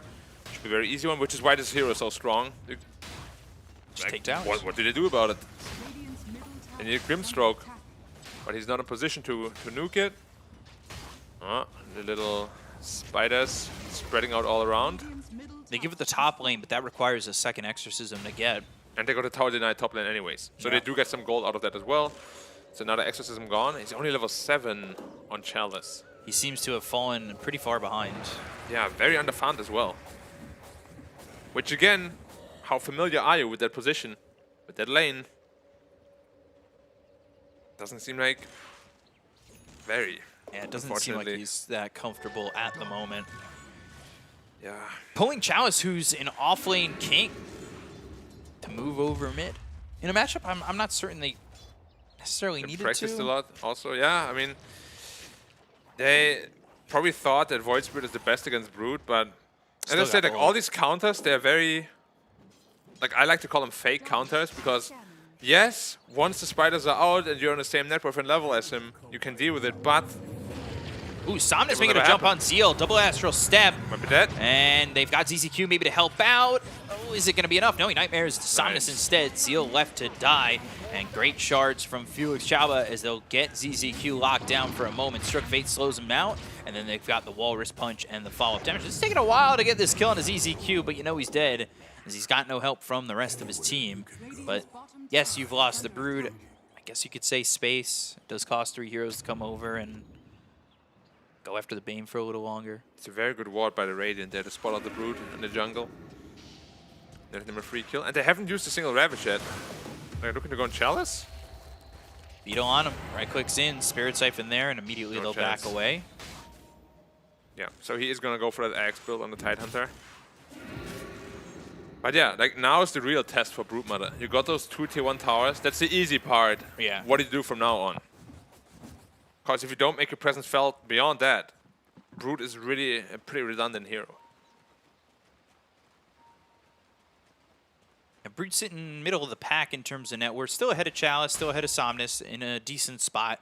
But this is a hero you want to get that Orchid on and start to bully some supports if you can. Ooh, close one. I really like it that RNG is trying to take back control of their own jungle, which is very important against Brood. You don't just want to let them free farm all around there. Yeah, having that extra space of the opponent's jungle does allow, say, you know, Shiro and 70 to farm your own jungle and continue to keep up in net worth, right? They don't really fall behind. It's not just Brood who's getting that excel on farm. Yeah, now God King actually not as farmed as he would hope to be at this point because he had a very successful tri-lane. He was pretty far ahead of the pack. Now Razor and him are sitting pretty much neck and neck. Yeah, had a couple of deaths, and that led to him maybe not snowballing as much as he would like to. Yeah, another smoke up. They're probably looking for the Brood again. Boing. It's a lot of spiders. It looks really impactful, but it's really just like 2 CS. Yeah.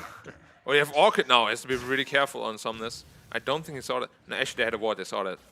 They're going to come over and look for Shiro. Is he fast enough to outrun the snowball?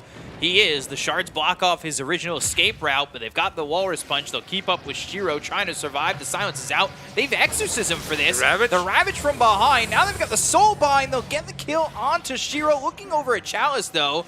before the Ghosts come back and they get the kill. They'll take out Xnova. They look over as the Death Prophet is kept there with them, and they will finally take his life. So 2 for 1. They do lose Shiro for it. That's the first Ravage of the game, and it ends up getting them, or netting them, 2. Yeah, that's good space for God King, though. He'll be able to find the top lane, retreat back to the triangle, and widen that net worth gap. Unfortunate, like, Shiro was almost out of there. I don't even know how Tusk reached him, to be honest. He suddenly like sped up like a madman. Rays come out on. Deja vu. No, it's not Spirit Breaker territory, but yeah, it is a little bit of that anime music, and then he takes the turn, right? Yeah. Double damage for 7E. Going Yules here for the Void Spirit of Somnus. He needs it against that. And then X. Brute, but he already has the Yules finished now, so the Orchid won't be as impactful. It's still pretty good against the DP.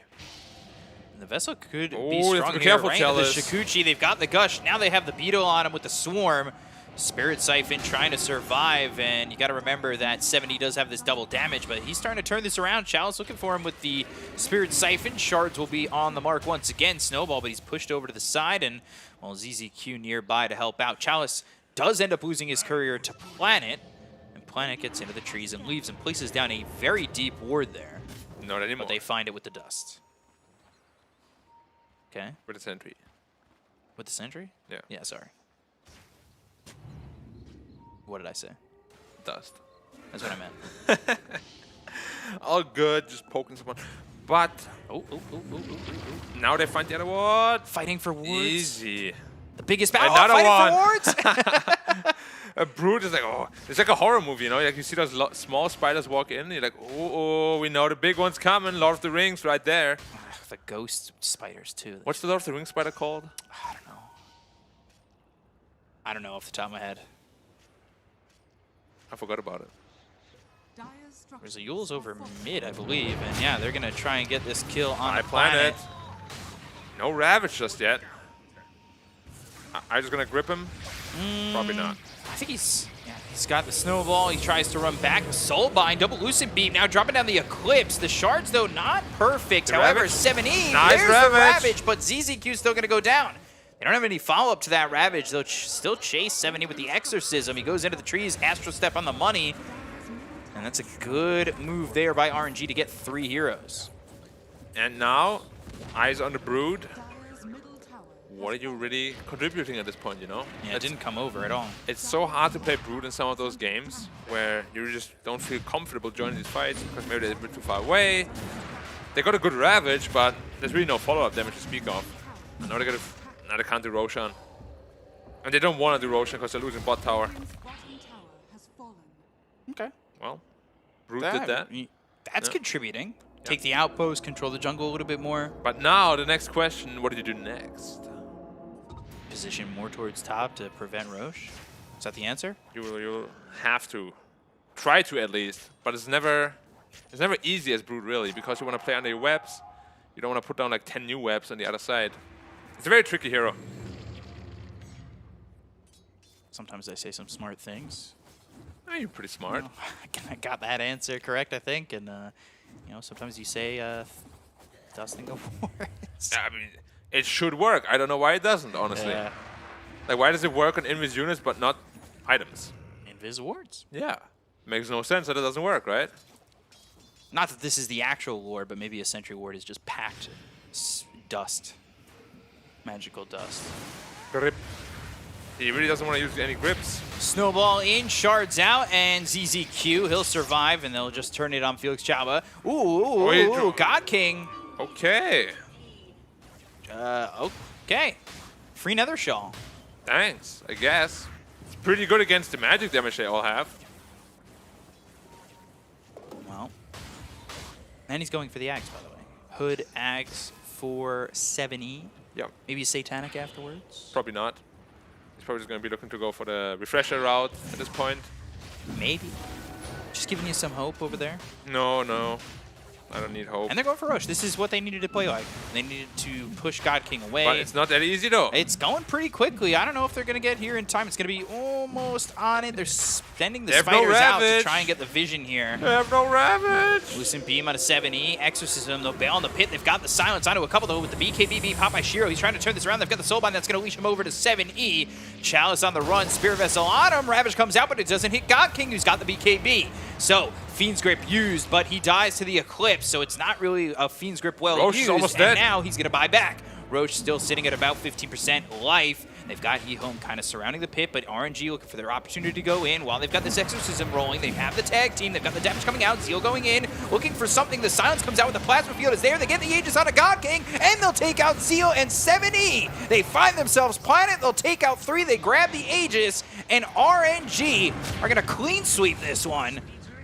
Get exactly what they wanted and more as they grab the Aegis, they grab Roche, and now a 3K net worth lead, forcing the buyback of ZZQ and killing him a second time. There was a 5-0 fight plus Roshan. I know a little bit misplayed by EHOME. We got a bunch of EHOME fans, I know, but in a game like this, where you're pretty much picking yourself into a scenario where you want to be really far ahead at this point, really pressure them, probably have all the outer towers gone at this point, it's not looking good for EHOME. This might just have been a GG fight for them. They're probably definitely not going to leave, but coming back from this point is going to require a lot of very, very difficult plays. Yeah, the Aegis gives RNG time to extend their lead and get God King the farm that he wants. Yeah, You don't really feel much from a Razor that's kind of fallen behind, and then 7E in a position where you're playing this mid-tide doesn't exactly feel that great going too late either. Yeah, it really will require some misplays from RNG for them to get back into this game. Because, yeah, they picked like this full pressure lineup, and they're actually really far behind at this point. Right. And it's only 4,000 net worth lead, so on screen, and it doesn't look like that much, but kind of feels like it's more. And the problem is, it's really more than 5K because it was supposed to be 5K the other way. So realistically, it's more like 10K. It's a 10K shift. Yeah, even though they're not like ahead 10K, you know, they should be behind 5K.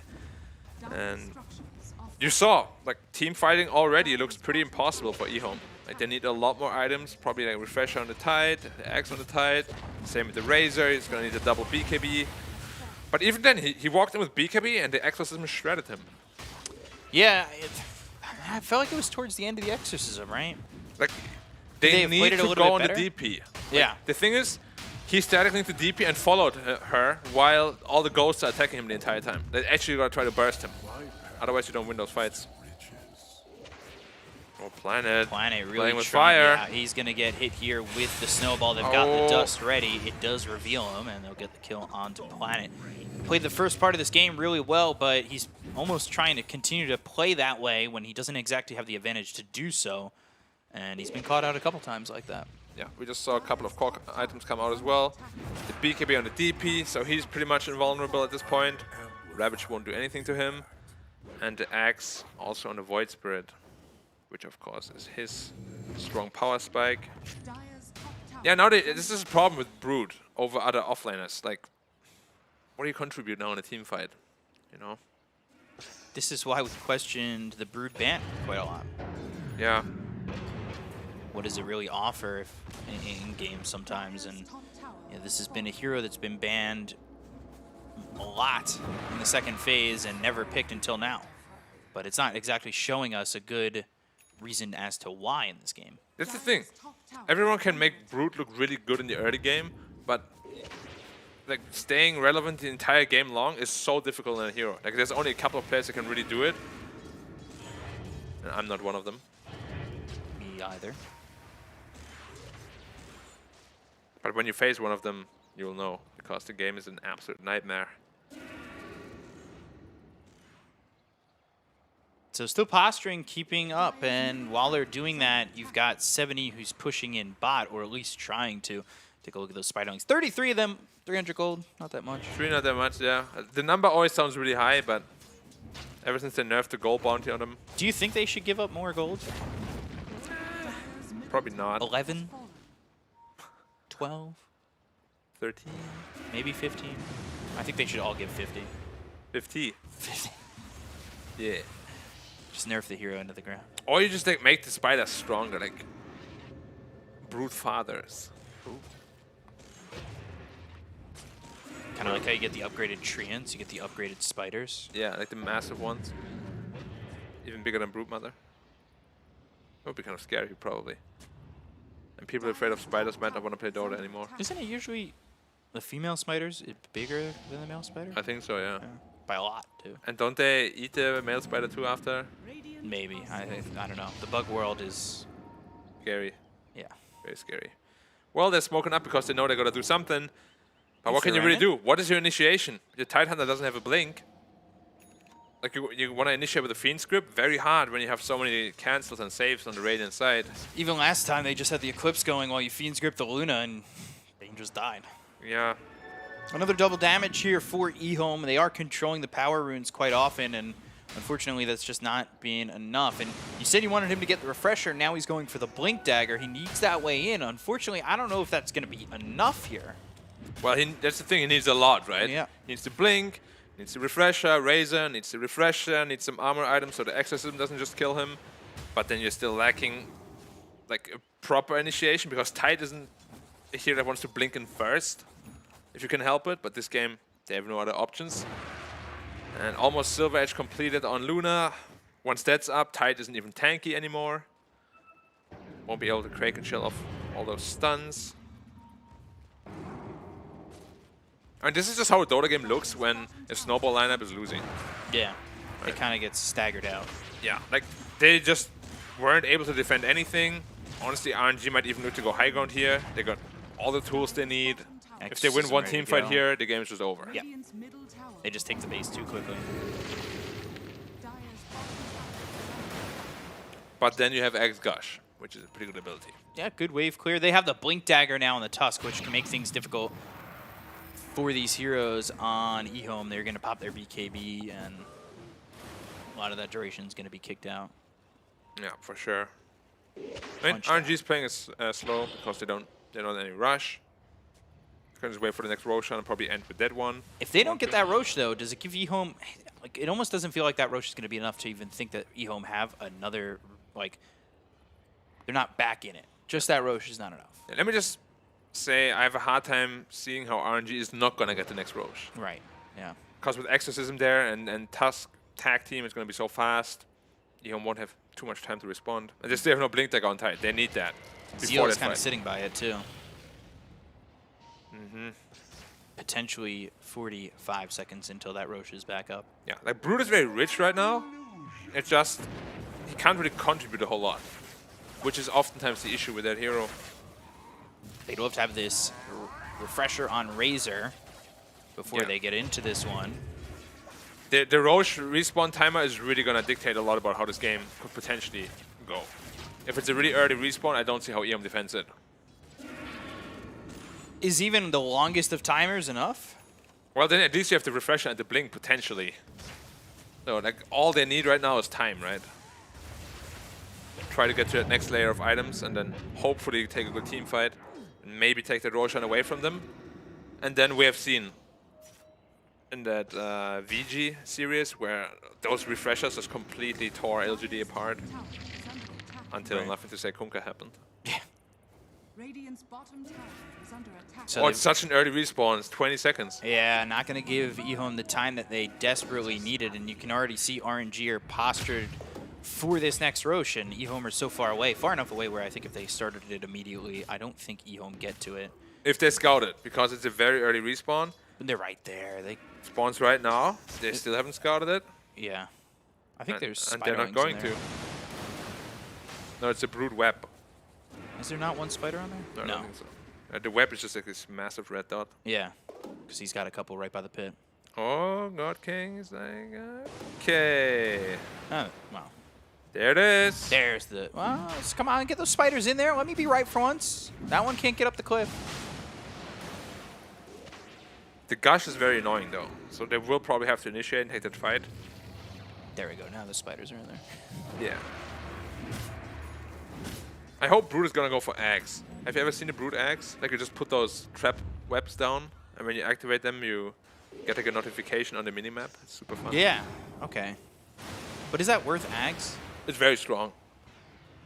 You just get rooted for like 3 or 4 seconds. It's pretty insane. Roshan's like, out of here! Disgusting. He has to call an exterminator. Well, he is the exterminator.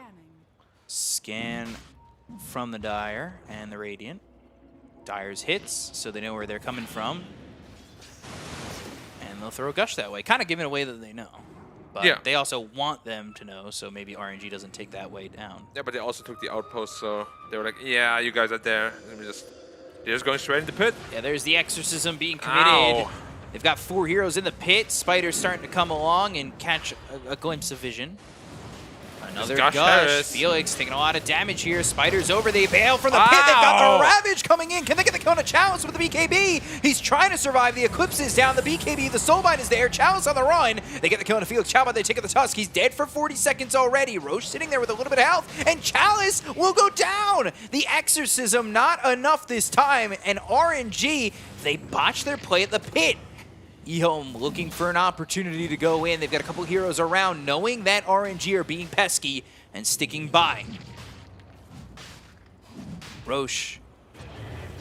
Roche going Sam is in. Dissimulate now going up towards Zeal, and now he'll TP away from the fight. He'll TP back to base. X-Nova goes down, and this Roche is EHOME's. RNG almost felt like they were destined for this second Roche, and now the destiny falls apart. They've been kicked out of the forest. That is a pretty recurring theme with RNG. Like some of the fights they take, it just when you look at it, you're kind of scratching your head like, why did you force it like that? They kept getting gushed from super far range. They're allowing that to happen multiple times. They did see the Blink Dagger on Tide also because he was clearing a creep wave with it, and like you gotta be able to BKB that because you know that he's gonna do it. Like you gotta be ready for that. Because if both of you cause BKB, you actually have a good shot at winning that fight. Yeah. Now the game, as we said, is pretty much back to even. That is what EHOME needed. They needed the Blink Dagger on the Tide. Gets a 4-man Ravage, perfect play by him. Now the Aegis kind of feels like potentially enough. You know, they're still down Potentially. 3K, and they can work with this Aegis, maybe get their next items, the Refresher on the Tide if he goes that direction. The problem now is that the DP is actually quite poor compared to the rest of the cores, and we have seen what a farmed Razor can do to a Luna. In yesterday's series, you get a double static link, Luna can do nothing but run away. I was a little surprised how much commitment was there from Chalice. He just kind of ran in. Yeah, like all the way in. Yeah, he was by the outpost. But to begin with, like doing Roshan against Tidehunter Axe like that is very risky. It deals so much damage, the minus armor, the extra damage you take from Roshan because of it. They even had Beatles on them too, I believe. There was like everything on them. That was the worst case scenario for RNG. They're still strong, but if they botch one more fight like that, EHOME can definitely just choke them out of the base. Felix using that Walrus Punch to kill a gold. Okay.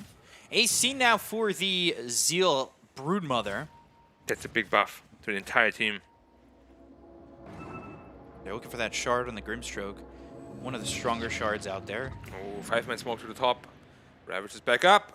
Are they ready this time with the BKBs? You gotta be fast on the fingers. We'll see. Chalice gets hit by the Gush immediately. He hasn't popped that BKB yet. And Chalice it's almost to like run. they want to bait it and maybe back off, but they go in a little bit far. They look over Planet. He'll use the time lapse. Ooh, Planet's still going to die here. He didn't actually get the time lapse off, and he's going to time lapse back into the fight. ZZQ goes down. They've lost the Bane. They'll buy back there. They've got the Gush. Zeal looking to back off these heroes. They look over at X-Nova. He gets low. Chalice is also dead. They've lost 2 on the side of RNG. They're ending up losing Felix with the BKB being popped by Zeal. They've got the silence. They'll pop the Lincolns. The Gush comes through. There's the Yules up into the air. Can they keep up with Somnus? Oh, they get him on the Ravage on the way down from the Yules, and they will kill off the barely. Void Spirit. Just barely. He drops a gem.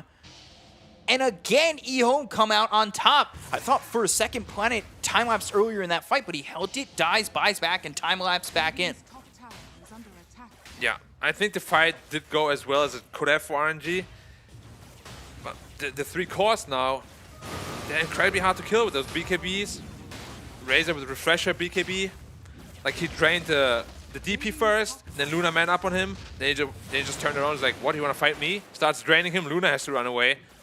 And that's the power of that Razor. Like who can really stand toe to toe with him right now? DP in theory can, but it's not farmed enough. Yeah, very far behind, now falling even further and further behind 7E, who had struggled for a while in this game.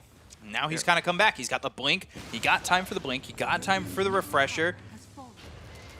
That 2 Ravages is going to be hard to deal with. They were Couldn't even one already. Yeah, they were really struggling against 1, and I think EHOME have kind of done a good job of waiting out those BKBs as well. Now it's Shiva is completed on Razor as well. They're just getting stronger and stronger. It's, yeah, we all have seen the power of refreshers. It is so scary to go up against. One wrong move, or one time you're not quick enough on the BKB, suddenly you're double ravaged. They will need to like snowball save from the Tusk at that point, which isn't even easy because the blink range is literally the ravage range. And once they get 25, you get like this ravage duration talent. You just stun for like 7 seconds, which is absolutely insane. Just always stunned. EHOME now have a net worth lead. Yeah. I just can't wrap my mind around it because last season it wasn't like that. Like there's so many just shot calling problems it feels like in all those games, you know, with those Roshans and stuff. Very uncharacteristic of the Chinese region. Do you think the added pressure of the shortened season is doing that with the lack of shot calling, thinking that every moment is the most important? Potentially, but RNG also got together pretty last minute, right? Like X-Nova joined like what, 1 week before it all started or something like that? It was very close. So they just didn't have like a whole lot of preparation time. Like we don't know when the players actually flew back to China. Some of them aren't even there yet. It all plays a big part in it, of course. Aegis expires.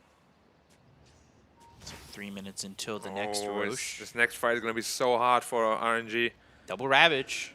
Yeah, they had such a solid lead, you know. They were never supposed to be this big on EHOME at this point. And it all turns around in that Roche fight where RNG felt split and they kind of gave it away there. Mm-hmm. This is something that EHOME has kind of done consistently, though. Yeah, I mean, EHOME is a resilient team. They're a very, very strong team. They don't just give up. If you give them an opening, they'll take it. They're actually going to try to go high ground. You have to be so careful here when you do this. They do have night vision from the Lunar Blessing. Gush coming in. If you get ravaged, Aether Remnant trying to keep out Shiro, and they will just back away. They're TPing in nearby. They're trying to maybe catch up. ZZQ coming over from the side. Gush hitting on this Grimstroke. They're out.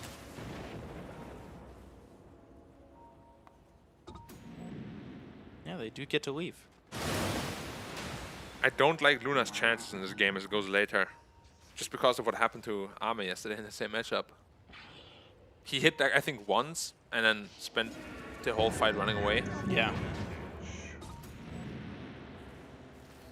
And they invested a lot of gold into Lincolns again on Sumnus. Not the biggest Lincolns fan, as you know. It's a lot of gold. Oh, they got him! There's the Ravage! He has no buyback! Oh, He has no buyback! Tusk, and they'll go get the kill onto both! God King Felix right by the base.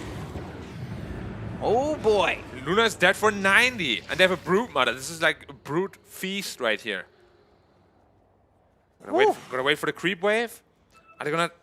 They don't know that he doesn't have buyback, of course, so they probably don't want to hard commit, because they did use both Ravages. But this is what we spoke about. You're a Tusk, you're trying to save. It's not that easy. The second Ravage is gonna come out. Got close. And now it's even harder. You've got that Ags on Weaver. Killing someone ain't that easy anymore. But except for ZZQ. That's pretty easy. Easy clap. I'm surprised EHOME didn't like just pressure the high ground at 5, to be honest. Like force out the buyback at least and then back off together. Because they let him get away with 90 seconds, no buyback. Yeah, that's a lot of time to just not get an objective if you're EHOME. I do wonder what's like the point of no return where you think like, if we just put this much damage on the base, he surely would buy back if he had it, right? Yeah, I mean, especially with the Brute though, like if he doesn't buy back, you're just gonna take the Rex in no time. Yeah, maybe they should have gone for it, and that could be one of those things that ends up biting EHOME if RNG then swing their way back. Because this game has swung a couple times. Yeah, but it's getting increasingly difficult for RNG. Luna's effectiveness is really tapering off. I thought for a little while that we'd feel Shiro's effectiveness kind of taper off, and for a bit it did. Yeah, but And then the they had that refresher came out. Yeah. And then he felt like he kind of got a bit more oomph in his punch. Yeah, the thing is, if you double drain, Oh, Zeal. it's fine. If you get like a full double drain off, it's like more than a rapier's worth of damage, which is why this refresher is so strong on him. Gives him like this huge power spike. Roshan, very long respawn timer this time around. Had 2 minutes more. Yeah, it was about 250 at the beginning. Spell Prism on the Tide with that refresher. Lovely. Love me some free CDR. 20 seconds till he's got double Ravage available again, and Same with and the they've Razor. got the Scotty on Brood.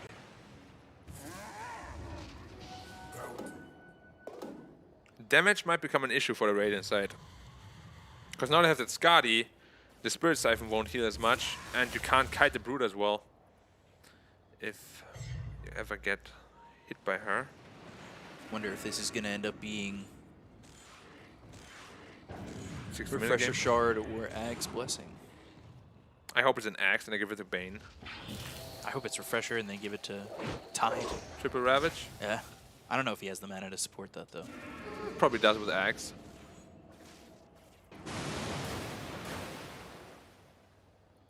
Something close. 70.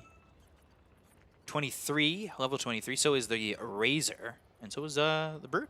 Yeah, they have very strong 25 talents on the Dire side.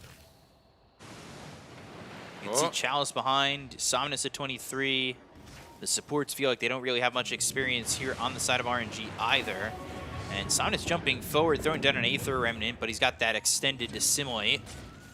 Acceptor now also on Razor picked up. It means if they ever win a fight, those buildings are going to melt. And then the team fight two Eye of the Storm targets. Picked up a Spell Prism for God King. I'm not sure who that's going to go to at the moment.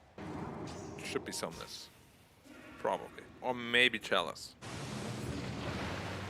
Everyone's just posturing around Roche. Up in 5. That's going to be potentially the game-deciding fight right there. He just walrus punches a spider. That could be the difference. The fight starts before you get it back. Or 5 gold. That could be the difference between buyback and not having it. Yeah. Nah, he's got it back now. Not a big deal.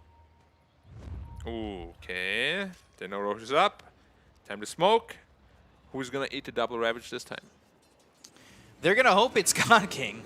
Or Chalice, Chalice. though, shows himself. There's the Blink as well as the Ravage. Do they go to the double Ravage? Yes, they do. And they just take out Chalice. He's got buyback. That's a bit of a commitment. Was it perhaps I a little don't- bit too much? Yeah.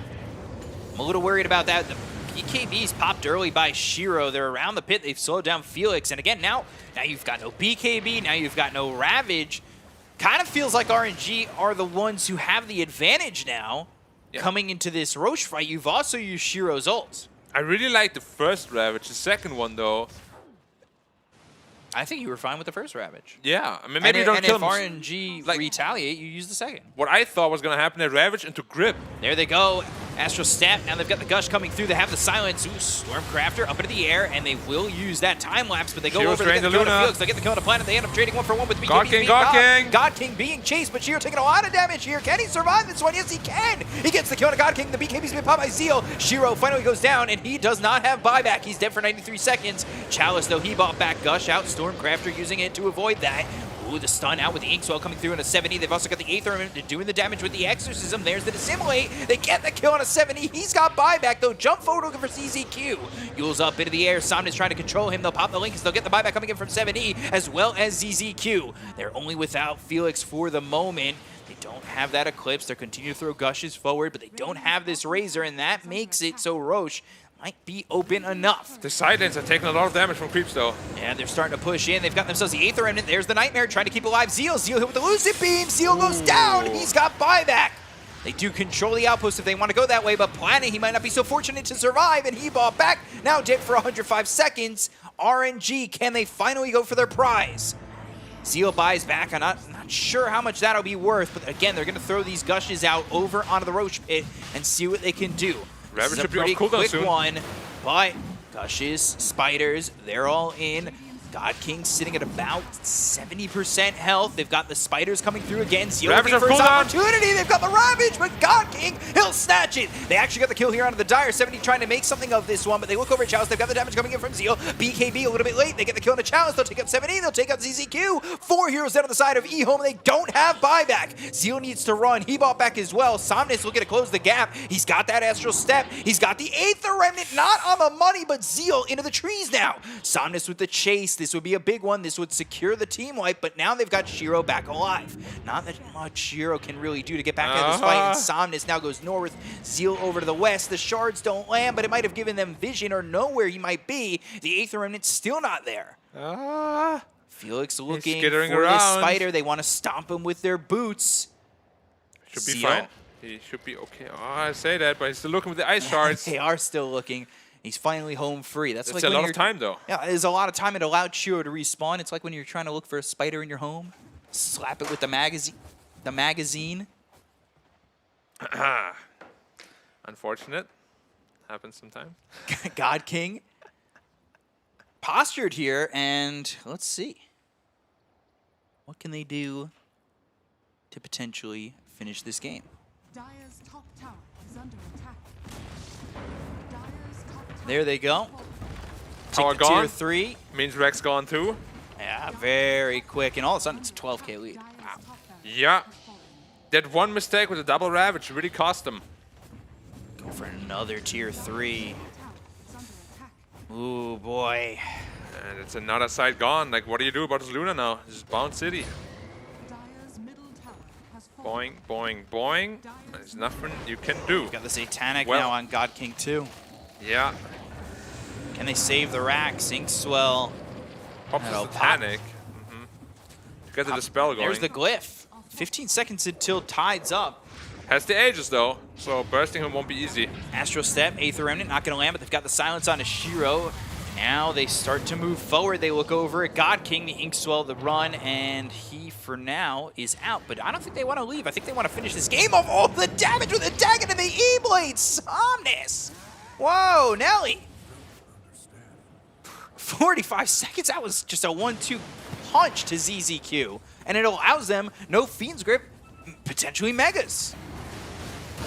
Ravage out onto God King. God King has the Aegis, though. They're going to have to fight through 2 of these lives. They already got the first one out of the way. This Soulbind was used, and now they've got the Exorcism. There's the Blink as well as the Hit it, Ravage. Coming through BKB. the 3. The BKB, it's not going to be there. God King, he's down for 2 minutes. They look over. Summon's trying to jump in with the Astral Step. Now he gets out with one. Chalice with the BKB going after Shiro, but he does not have enough to survive here. He needs to run. He gets out of the way. Zeal over to the side of this lane, but now they've got the distance on RNG. Summon's again going forward. There's the Aether Remnant. Ooh, Shiro living on the edge. Wow. I God, did not believe they could hold They that popped him easily. twice. Nice timing on the Ravage there. Not allowing Gawking to Perfect. BKB. I mean, you gotta be a little bit more cautious though if you're Gawking in that position. You know it's a threat of it happening, and you died to it before. They're still in the lead, but they gave EHOME an out, Yeah. potentially. They're still in the game. And this time, Bane is around. They're probably gonna try to fight while Luna is dead for over a minute. Potentially try to even threaten some barracks for themselves because they just wanna equalize that creep equilibrium. Don't forget he has the axe on Razor as well, so the buildings will fall quickly. Question is, how much can they take? 50 seconds. Again, it's a lack of commitment coming in from EHOME. Are they just gonna wait until they gotta force something? At least the glyph, maybe, potentially, Hopefully. possibly. Probably not. Oh, and now they There go. they go. Do they get the glyph? Do they get anything from this? Shiro needs to be careful on his positioning. They've got the silence. There's the E-Blade time-lapse used by Planet. They can't get the glyph out. And he's back in 10. Yeah, okay. Nice defense by RNG. EHOME running away. Well, not really running away. Might be a fake back. They might be wanting to catch God King out again. Oh, he has Arcane Blink now on tight, so... They've got the Ravage, and Yeah, Yeah, the Arcane Blink won't give him a chance to respond, right? Yeah, that means BKB is not really an option anymore, as long as you blink right next to them. Which, if they just pick off God King straight off again, they might be able to end this game, honestly. He doesn't have buyback still. They're waiting. You can see 70. He wants it. 70 also hit the 25. Top's pushing in, so this is kind of obvious that they're staying near. Yeah. That additional +1 second Ravage duration. He didn't have that in the previous fight. And I think RNG are super aware. I mean, obviously they're aware, right? And they're not taking any chances. And as I say that, I eat my words. There's the Blink as well as the Ravage coming through. They've got the double Ravage, and that's out. But is it going to be enough? The snowball in as well as the right click coming through from God King. He's in a decent position. They get the kill there in a field. Chaba as well as X Nova. They don't have the buyback available on the Tusk. They get the kill to 70. Now they look over God King. He's going to get low and he ends up dead for 100 seconds. They'll finish off Chalice. EZQ ends up dead. It's going to be 3 dead on the side of RNG as well as 2 on the side of EHOME. They look over at Somnus. They've got Zeal over here with Planet and Shiro. There's the Dissimulate trying to get some distance. Oh, isn't far enough away. Almost not. Astral step back onto the base. And now Gems dropped. And there is no God King. It's a 2v3. They have no buybacks on any heroes, and they do have to raise the Aghanims. Shiro has the ult. There's so much damage to those buildings. Root Mother as well, but they should be able to hold. Those two heroes are very good at spamming. We'll see. Somnus jumps in, gets the silence, the damage! The Simulate not going to be enough, but he anticipated it. He's level 28, so he had that stun. There's no way out. Go in, but Zeal's going after X Nova instead, looking for the Grimstroke. They get the kill onto the Grimstroke, taking out X Nova. Now 4 heroes dead on the side of RNG. Somnus over into the trees, trying to hide, trying to survive. They'll go for the tier 4 as EHOME trying to take down RNG in game number 1. Still, 35 seconds without the Tusk, 45 seconds without this Luna, as well as the Death Prophet. They've got the axe damage coming out from Shiro, as well as Zeal. They'll move in. They've got the silence, but Planet, he can keep anybody alive. They've got the time lapse. They're ignoring Somnus. They look for the end of the game. They look over at Zeal. They look over at Somnus and the base. They're trying to take the game, and they should. EHOME will take out RNG in game number 1. No way. And RNG, it almost feels like they outplayed themselves. They knew that fight was right around the corner. They unsmoked them. They were just too confident with those Aeon discs. They just picked them up. They get a 3-man Ravage. 2 of your heroes have Aeon disc, but 1 of them don't. Grimstroke is out of the fight immediately, and then the other 2 heroes get picked off. Too much physical damage coming out of the Razor. Your Luna had no chance. Like, we saw this matchup yesterday, a couple of times even before that. Right. It is unplayable. Once that Razor is on top of you, you have no chance. You have to run. But if you run, you deal no damage. Either way, you lose the fight. Very well played by EHOME. But I really gotta say that one Roche fight by RNG gave EHOME that chance to do that. Yeah. It should not have happened, but EHOME capitalized on it. Big time. That has been the story with EHOME, right? Capitalizing on mistakes and being resilient in positions that don't really look like they have the opportunity to come back at moments. Like, it felt like RNG had full control of that game, and it gets let go right to EHOME. Multiple times. Even on the high ground too. God King is like super confident. I got my Aegis, gets bursted the first time. He's like, yeah, I still got my BKB, perfect Ravage timing. Can't get the BKB off. No snowball save because he also got Ravage. It's just way too hard to do as a task to save someone from a Ravage. It's not going to happen. You can't rely on that. And that's how they got back into the game for the second time. And then after that, they finally didn't let it slip out of their grasp. And I took it. Yeah, so EHOME take game number 1 over RNG. Can they sweep the series 2-0, or are they going to split it 1-1? But to break down game number 1, we've got the panel. Throw it back over to you guys. Take it away.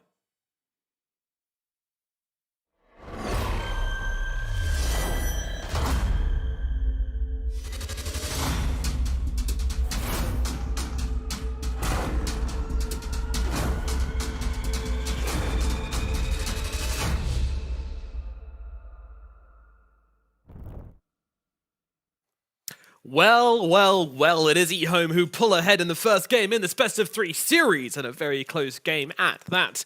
Maybe not as close as it should have been. I'm here with our Cryptic and Neff, and yeah, different aspects, different perspectives coming out from you two about this game. We'll start with you, our Cryptics, start on the positive. I mean, yeah, take it away. Talk about your boys. Yeah, EHOME's just great. Great team. I mean, good team fight execution, of course. Like, shout out to Zeal. His Ravage is very good this game. There was the double Ravage in the Roche pit that... Zeal? 7E. Zeal on Broodmother. Oh, I'm sorry. Yeah, 7E this game. Yeah, I forgot they swapped the roles. Yeah, 7E on the Tidehunter hit some really sick ravages. But there was like the double ravage at Roche where it was a little bit, maybe they jumped the gun on the second ravage and put them a little bit in rough situations. But yeah, the second ravage on Luna at the tier 3 tower ended up making up for it. So, So well-deserved win, you would say? yeah, clearly just fantastic team. Hard fought. Mm-hmm. All right. Time to bring in another perspective, I think. Absolutely not. Mistakes in abundance on RNG. I'm going to be the absolute hater here. Chalice going too far forward several times from the beginning of the game.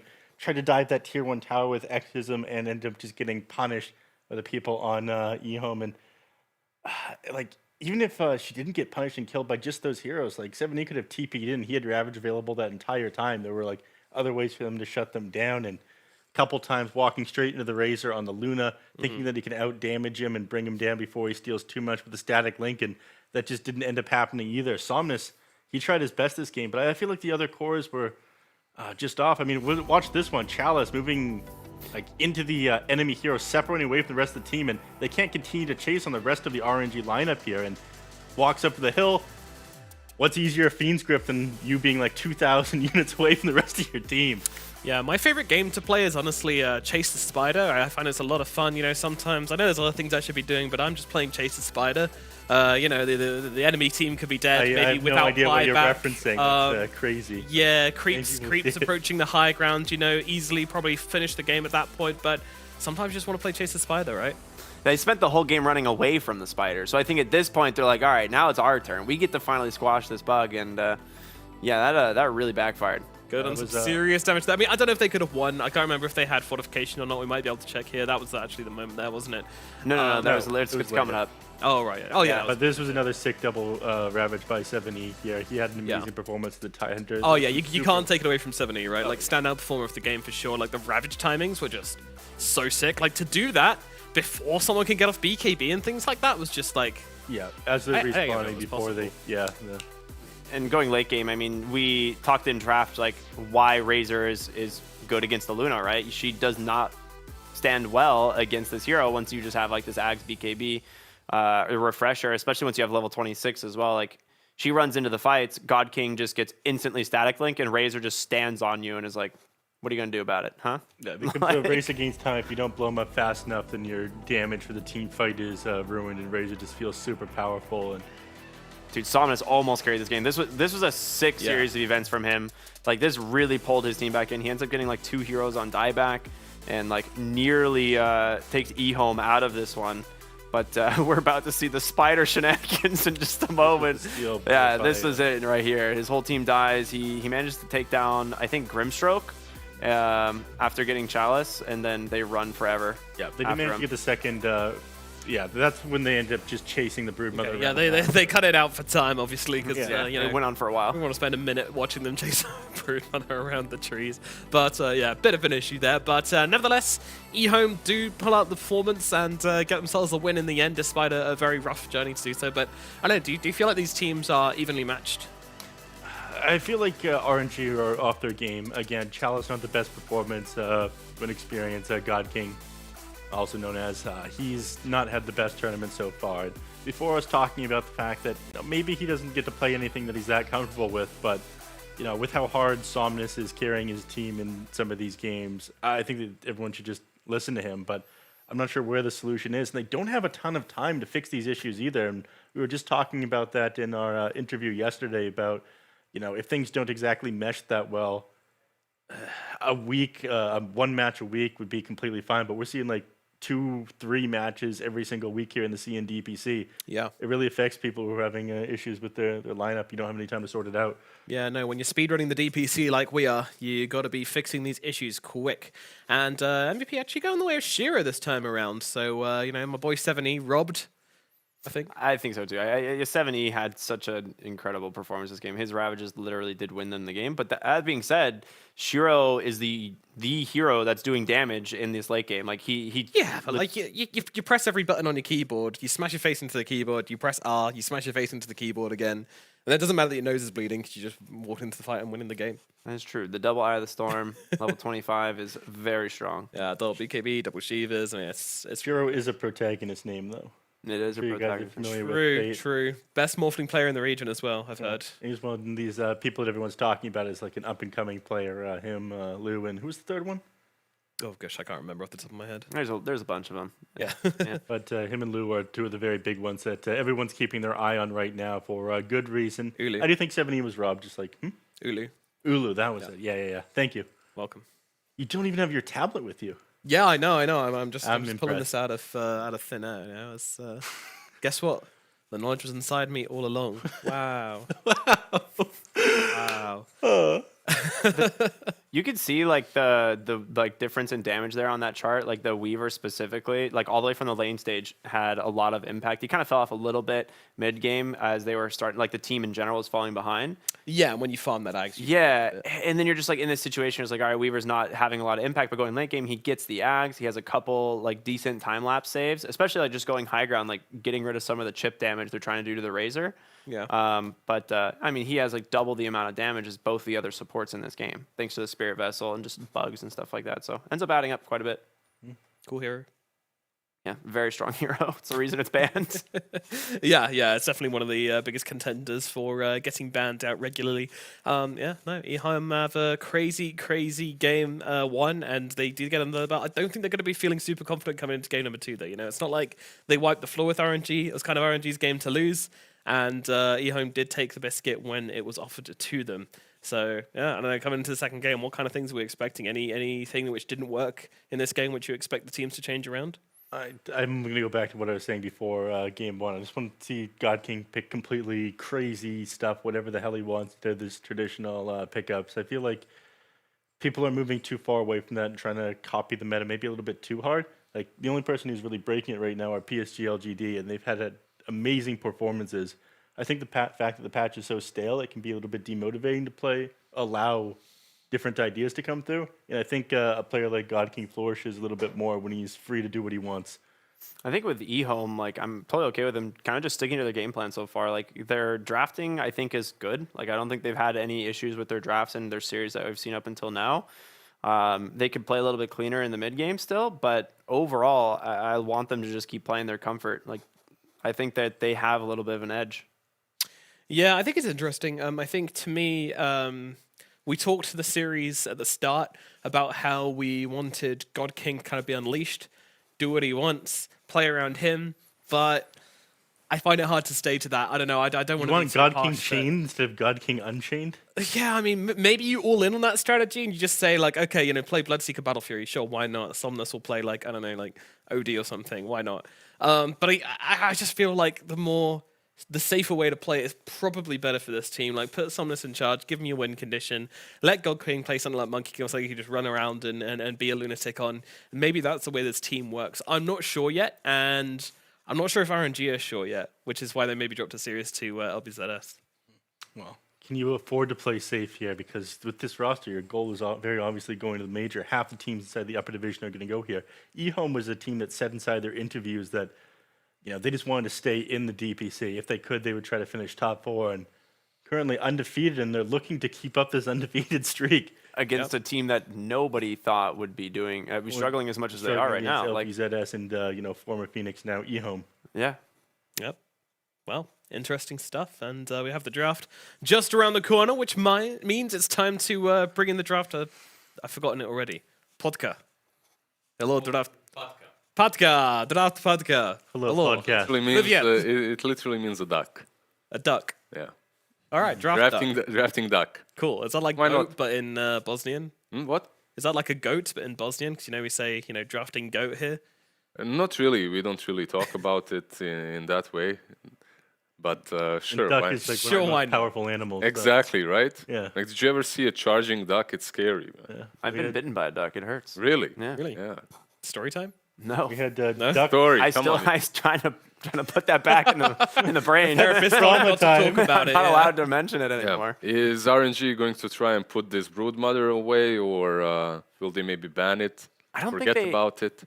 I don't even know if like the broodmother was their issue. I think like RNG were RNG's issue. yeah, RNG. As much as I was like talking up, EHOME and trying to like have fun with boys. it, I do recognize obviously RNG had a rough game. Like they made a handful of mistakes that probably ended up costing them the game here at the end. And Not necessarily No, a broodmother that won them. You're turning me into a believer. Like, you remember Elephant last year? We had this obviously team with Somnus. They would be losing all the time, and we would always be like, okay, this is the time, this is the game. They're making this comeback, right? For me, it's the opposite with EHOME. I'm like, okay, it's a fluke. Okay, now they're gonna lose. Okay, this is gonna happen. Now it's the time. But no, they're actually playing really well. You're converting me as much as I'm converting everyone else to recognize what RNG is doing, which is, some interesting stuff. Alrighty, let's get into the draft for game number 2 of EHOME versus RNG. And we're going to be starting things out with a Bane and a Templar Assassin for EHOME. Meanwhile, RNG, they're going to be pulling out the Silencer and the Storm Spirit. Yeah, we see the EHOME's bread and butter, right? This TA, they did extremely well versus IG with it. Perhaps they can recreate something of the same spirit here. With that minus armor strat, with those early rush attempts, but Bane already kind of countered by the Silencer. Global makes it pretty impossible to play Bane properly, and Storm Spirit overall just a really strong hero in Somnus's hands. So yeah, we saw IG quite good run openings, this. right? We saw IG run this opening, right? Storm Spirit and Silencer? I believe so. There was one team, I can't remember, it was IG, but there are teams that are opening with Silencer as soon as possible versus Bane. Right? Yep. And with the Storm Spirit, I feel like you've got such amazing potential to dive. The Storm Spirit can Jump go in, relatively unpunished. We were talking about Bat and Silencer. It's kind of the same with Storm, right? Yeah. Just jump in with the global. It's that get out of jail free card. Like, he just goes in without any worry.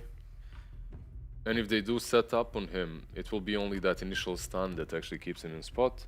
After that, there's global. And he's probably going to be able to zip away. Look how bored ZZQ looks right now. He's just forced to play Bane game after game. I don't 0, envy 12, and 18. 0, 12, 18. I don't envy him. I mean, he's winning, but at what cost? I agree. Look, There's a lot of mental damage that comes from playing Bane like this. I played in a meta. The last meta I played in was a meta where Lich and Ancient Apparition were literally the only thing 5s would play. Like, those were the... So sorry. It's why you became a caster, right? It was also the meta in which Lich still ate creeps.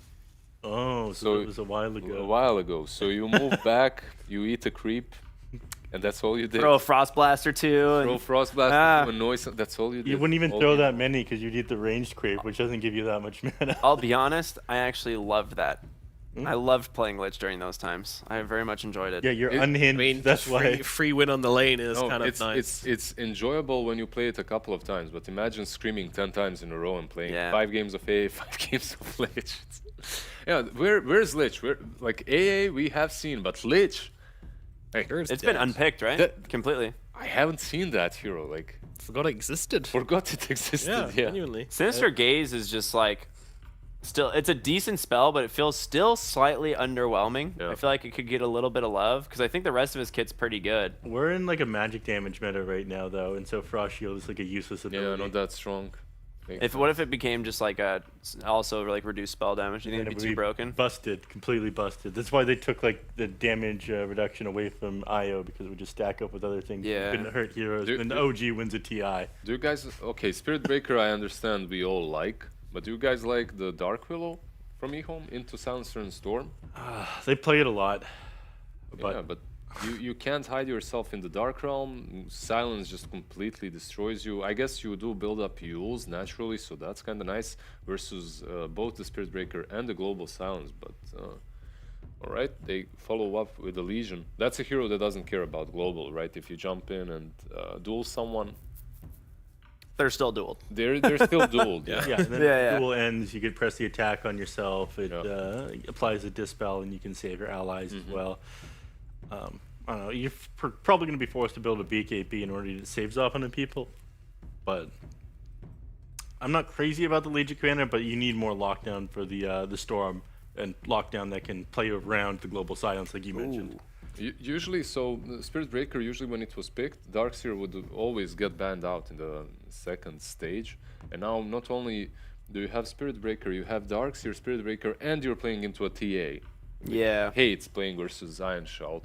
Now this TA needs to be mid. You can't put her safe lane any longer. Absolutely. Yeah, it's a really sick Darkseer pick. Does force it for sure.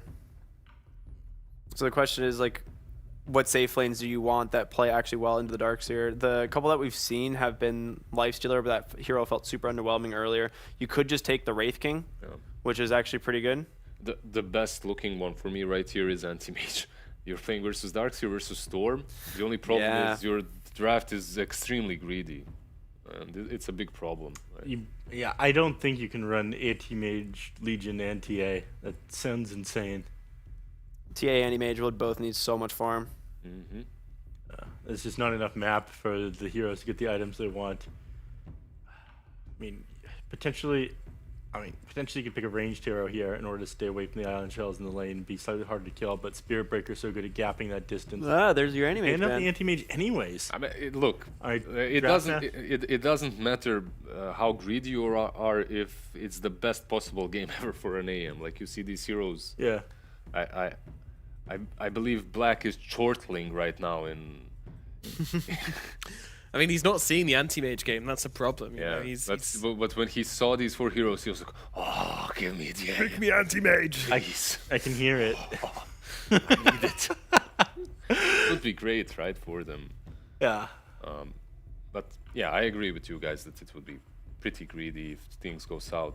You can't. Do they go for the Drow then? Yeah, that's what I'm wondering. Is the Drow like the next logical conclusion here? Spirit Breaker, Storm, And the Spirit Breaker, Darkseer. Storm, like, yeah, it's like they've ran the TA Drow before, but this just looks like such an impossible Drow game. We doubted it the last time they did it though, and it worked. So, who knows, Ricky? Who knows? What about we know? some? I feel like there's no way you can pick it here. Who? The Drow, right? Like, there's no something chance on it. into Storm, Darkseer, Spirit Breaker. The silence is nice, but they just can't get on top of you very easily, so it could be pretty dangerous, in my opinion.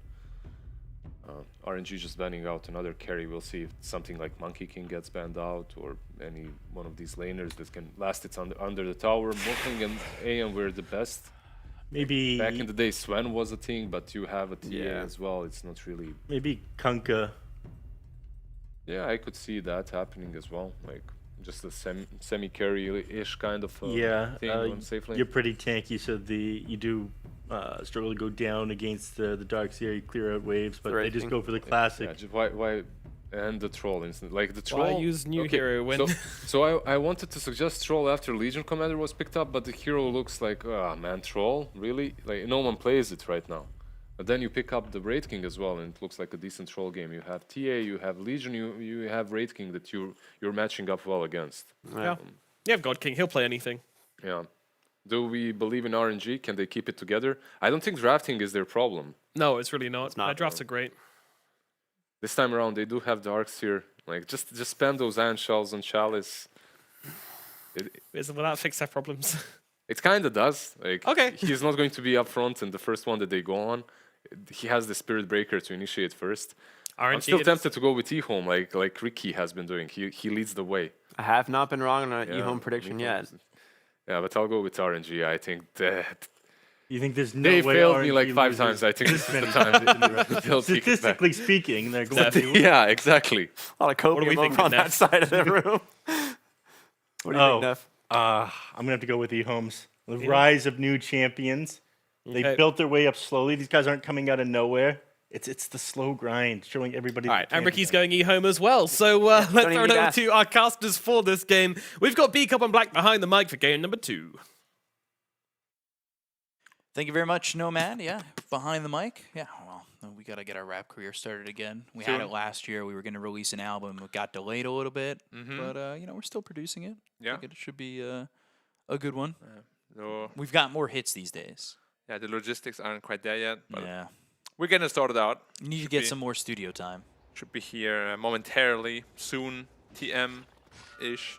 Gotta admit though, I'm not the biggest fan of the Wraith King last pick together with the TA. Like generally, when you have 2 Deso Billas in the same team, I'm not digging it. So the same as picking like TA and PA together. It's kind of like, yeah, but no. You can itemize differently into maybe like a Shadow Blade or Radiance if you want to, but it's pretty slow. And it's not really the essence of Wraith King, this patch. Right. I still think, though, that it definitely comes down to 30 seconds to whether or not we see God King perform, right? Yeah. very important on this troll. It feels like he's been still giving us more to be desired and lacking a little bit. Mm-hmm. And if he doesn't perform well enough, well, EHOME are going to be 3-0, and RNG are going to be 1-2. After the initial IG win would be Or had high hopes. pretty rough, yeah. But they're setting up for a potential first blood of the rune here. Oh, Felix. Ooh. The battle begins. I feel like I saw if they stunned him, they would have been dead almost. Potentially, yeah. Maybe they thought he's not alone. He's just walking in like that. I'm still giving some chase, but it's more just getting back to lane. Yeah, it's pretty uncommon too to skill charge level 1. Usually you have that bash. Because charge without bash does nothing. Yeah. Just, I'm here. Yeah, hi. What's up? How you doing? Okay. Nice. Somnus up against 70 mid, and we've seen some good things from both these players. Somnus, though, again, and I say it almost every time, and I feel like I'm just getting sick of myself saying it. It feels like there's so much for him to carry in these games, and whether his lane goes right or not. 70 on a hero, obviously, that can recover quite well with the TA. But if you have a good lane, all of a sudden, I'm worried for God King and what TA is going to bring his way. They picked the TA into the storm, I believe. So he must have some insane way of playing because the matchup isn't that bad for Storm. Very surprising that they just pick it into that because you don't have like really a stun or any way to lock him down. And then the problem is if you pick TA that early, you're gonna get hard countered, and he did get hard countered. They have Spirit Breaker, Darkseer, and Troll. All of these heroes are so insanely good against TA. Because Troll, level 10, you get a talent plus 6 armor, I think, on your Berserker's Rage, which then totals up to a total of plus 13, I believe.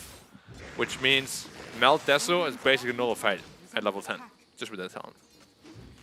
Of course, you can't ever man fight the Troll. And you think they have ways of cutting out the troll, though? They do, definitely. With the Dark Willow and the Bane, right? You sleep him. Even the Wraith King stun is pretty good too. It's just, I don't know what this Wraith King is going to itemize into. Because you don't want to have 2 Desos on your team. Or it feels pretty bad. Nova nice bullet hell dodging. Yeah, and really navigate the maze, otherwise he was in some trouble. Yeah, played a lot of those Japanese little shooter games. Have you played any of those? Bullet hell games? No. They're so fun. You missed out. I think the only one was, that I ever played was like Galactica on the arcade machines. That's similar, right? It's like a shooting thing? Yeah, I think it's like a... You shoot the aliens. You go like from right to left. It's not so much like Space Invaders. It's still got that range of motion. Right. But it's not like a bullet hell. It can be. It can be? It can get very crazy. But you have to be careful. Luckily there was no Iron Shell on the Spirit Breaker. Yeah, now there is. Yeah, this lane should be pretty easy for Shiro. Very easy to sustain with just a lifesteal plus the Helm of Iron that will come out eventually.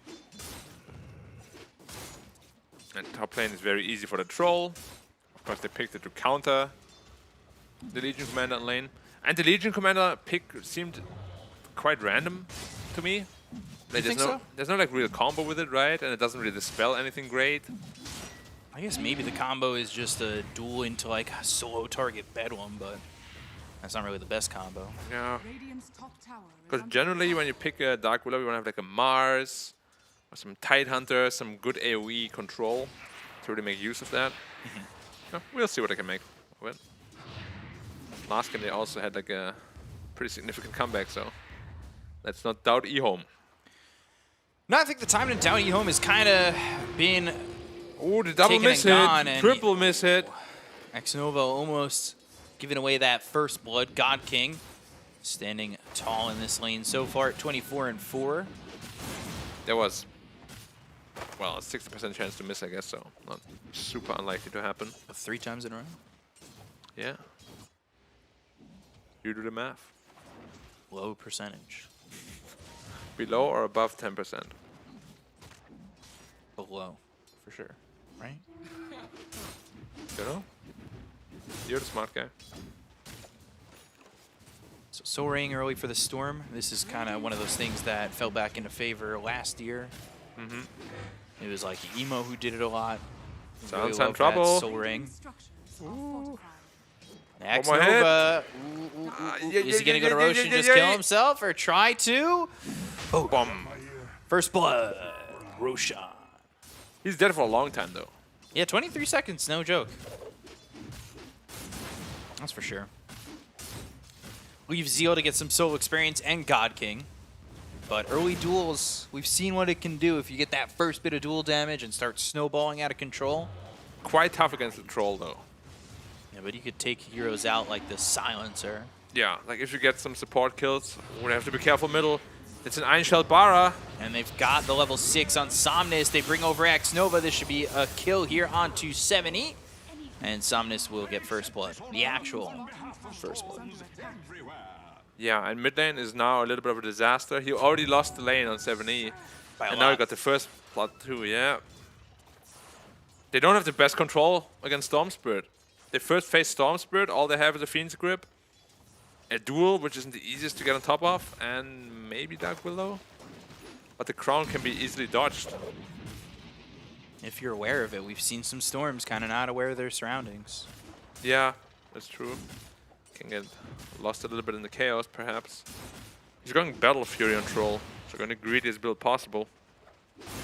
I don't particularly like it. I always feel like Maelstrom contributes much more. Can do Roshan much earlier. But everybody has their own preferences and game plans. Does feel like it could be a little bit dangerous if doesn't go the right way and that Battle Fury starts to take longer and longer. Yeah, you definitely don't want to die as Troll at all if you go for this Battle Fury build. Every minute is very precious. Every CS even more precious. Yeah, there you have that. We're gonna snowball, of course. The only lane that's going really well is the Wraith. Shiro, yeah. I was just about to say, Shiro's actually got a decent chunk of farm at the moment up against this Darkseer who really doesn't have much. They smoke into the TA. They know he's there. The trap is down. Ooh. Can he defend against this? They do have Planet, but it's still kind of tough. Ball lightning in. Ooh, right in the brambles. Well done by Planet. Someone's out of mana. Cursed Crown, so that avoids it this time. And we're maybe looking for the duel. They've got the Nightmare out. They'll look towards the Silencer. They go for the duel. Do they have the damage on this one for it? Yes, they do. Close. They will win the duel. It was very close, and that's early duel damage for the Legion Commander. Like I said, go after the Silencer. Just bully him with that duel. Yeah, they even slapped him to do just that. The rest of the team ran away, and they were keeping Silencer close. Yeah, it's very important that the TA doesn't die there. Good positioning by the Dark Willow. Yeah, really well placed Bramble Maze. That was amazing. Yeah. Stop the charge instantly. Now he has a hood on the Legion Commander, so he's pretty survivable. Shouldn't really die anytime soon. Can they kill God King? No. Not with 2, right? Yeah, he's too tanky. Look at that, 13 armor. You would need Bedlam to have any shot. Yeah, with Bedlam it's a pretty simple kill. Now he's got the Perseverance. Going in for the Bane of ZZQ. Felix, though, taking a lot of damage. The Bramble Maze, kind of navigating it well. Cursed Crown comes out. That'll pop in a second, and they won't get this kill on a Felix. He got right through the maze. Yeah, it looks like RNG definitely did their Bramble Maze homework, because both X-Nova and Felix both managed to kind of just navigate around it. Yeah. Like a little mini game. I've heard you'll never get out of the maze, but Maze Runner? no. Yeah, I guess it does work in that sense as well. Good movie. I like those. The first movies. one. Yeah. No, then not- it kind of got complicated. Yeah. I mean, complicated is a nice way to put it. Some might just say it got bad, but complicated is the way of putting it. Yeah, his performance was complicated. Yeah. Going Ags on this Darkseer, as is tradition. Triple null talisman also. Yeah, we have seen this Bara Storm combo quite a lot, and it's always very potent. Wherever you charge and Storm jumps, there's almost no way getting out of there. And it's usually a pretty safe initiation too, because you get all that vision from the Bara charge, especially once you take that night vision talent. And TA's really recovered, and that's what I was talking about, that potential to recover in the jungle. And I think, obviously, you get saved by the fact that they push the Dire out of their jungle. If they lose that fight, I think TA's game is so much harder. For sure. I mean, you say recovered, which is true, but Storm is still very, very big. Yeah. And he's the hero they can't really lock down. Unless you get a Blink Dagger on LC somewhat quickly. Maybe a lucky Fiend Script here and there. But he's going to cause a lot of problems for them. I'm a little surprised that they just kind of gave up this bottom tower. Yeah. No defense whatsoever.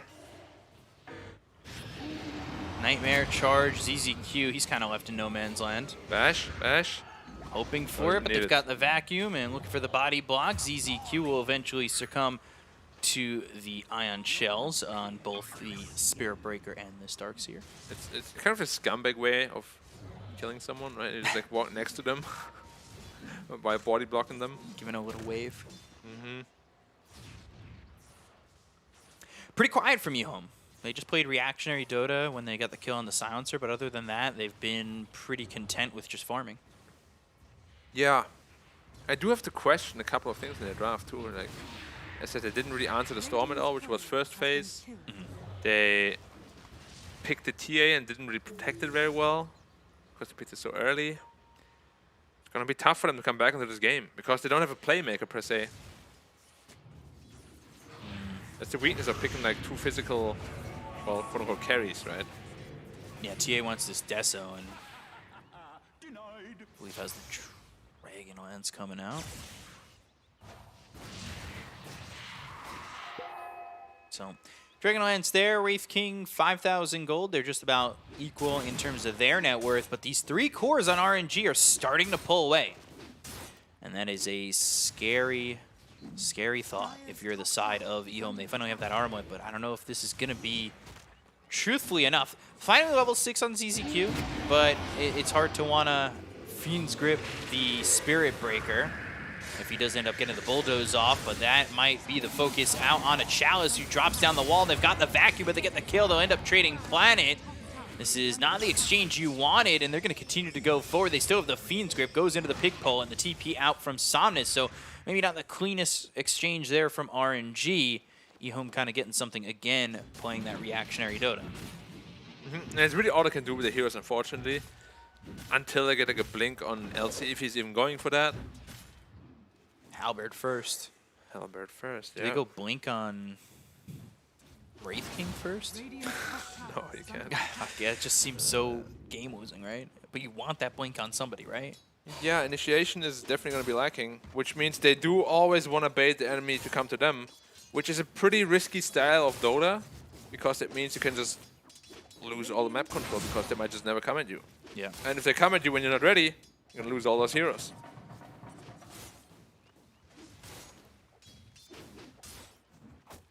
So, we'll see how this ends up going. Global Silence now also up. It's going to be such a combo breaker. Like as soon as someone jumps someone, it's going to be global. No way to save. And even if you find a grip target, it's going to Global Silence. Is there a way to bait out this global, you think? It's very tough. Maybe if they like initiate on the Storm with a duel or something to prevent the follow-up, but it's so hard to even get on top of him. It's so hard to do anything really this game. Kind of holding their own though for the moment. Yeah, At least sure. for now, but again, that's just the timing in which this troll does get his Battle Fury, so, you know, it's not timings where he's fighting. It's just him farming. Whereas Wraith King's kind of getting involved. Yeah.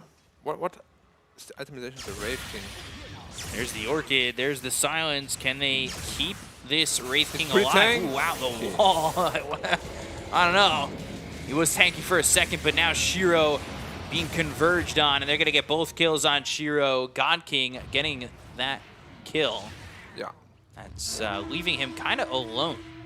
They're smoking up now, but there's still Global Silence. So even if they catch someone... If they catch Exnova, that's the one. Well, he got unsmoked, so he should know that they were in the mid lane. A smoke for nothing. Quite from both sides. Literally. Well, no. What? Exnova was also smoked. Yeah, yeah. But this is the problem when you have no initiation. What are your plays? How are you ever going to find anyone? reactionary Dota doesn't win you games anymore. You've got to be able to be proactive and get something going. And they probably just will cancel this charge, but Wraith King I saw is also going for Heaven's Hellbird. And she's not really Almost commits it there. like it's not a carry item build, you know? And that's the problem when you pick this TA with the Wraith King. You don't want to go for this Deso, which you would usually go for, which means your own game gets slowed down by a ton. You're not the carry force that you're supposed to be.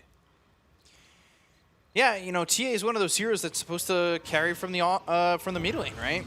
Yeah.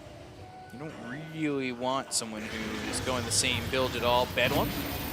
They're gonna go to try and get Felix. He's low, he's dead. They'll bring over God King, but they can't respond. Planet ends up surviving. Good pickoff. It's just a support though. They're really gotta find some bigger fish.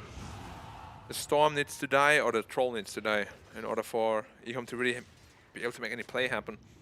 Maybe they can fight force a fight at Roche, but even that isn't that easy against Darkseer.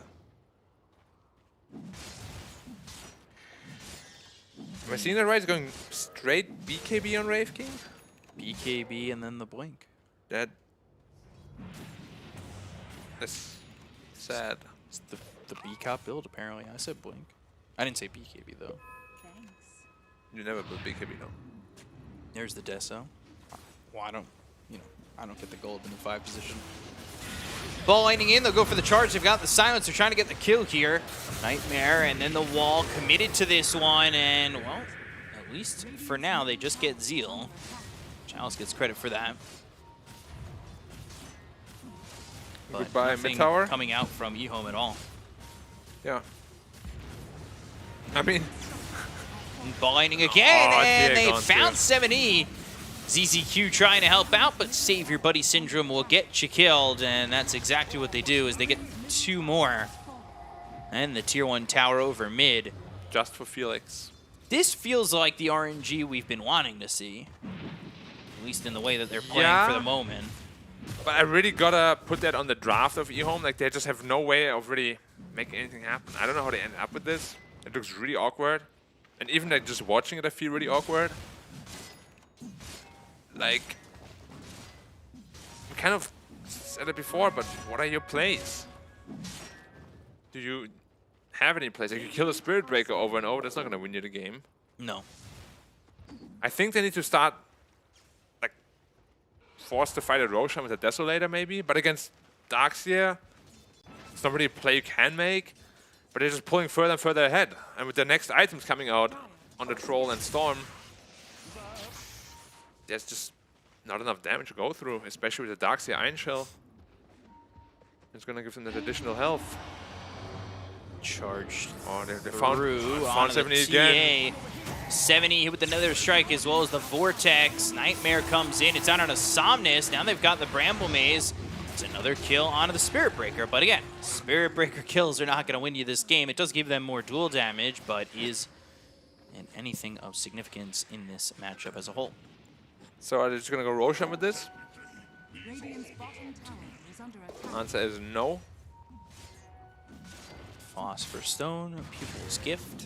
Gawking just got away with everything. Like, he went Battle Ground Fury Boots Battle greedy. Fury, and he got 0 pressure on him. Yeah, they never really pressured him once. The scary part is that Storm also has the same net worth as that Troll. It's scary for EHOME, but like, well, who does that say more about? Like, Somnus' farming capability, right? Gets another kill on a ZZQ. Yeah, well, it's charged again on 70. Let's see if SB wants to go for another round. No, not past the tier 2, right? Hopefully not. That'd be crazy talk. It feels bad being stuck on your own side for so long in this early game already. Some deep vision placed down as well. Then they'll just take this top tier 1. There's nothing really stopping them. Unless EHOME 5-man smoke up, but they're already getting charged for a second. Spirit Breaker will stop it. They took away the vision. Radiant's top tower has fallen. Yep, it's just a matter of time though until RNG takes Roshan. Give that to the Storm probably. And then he's just gonna go in like maniac crazy mode. Isn't a whole lot to stop in this game. They're gonna go into the pit straight away. Now it's RNG that actually wants to fight. And they want to force EHOME to come to the pit, because if they don't... This is a free Roche. I don't think they're not going. Okay, well, that's a free Roshan. And it's going to go to the Storm. And EHOME is still on their own side. Yeah. It doesn't feel like the EHOME of game 1 at all. Yeah. They just have not... They're so passive. Yeah. Have not done anything yet. Like, all 5 kills I've gotten were on their own side when they initiated on them. They haven't made a single offensive move yet. No grip, because of course he's scared of the global silence. But you gotta make something happen. Here's the BKB now on Wraith King, but it's really not an item you want to have this early.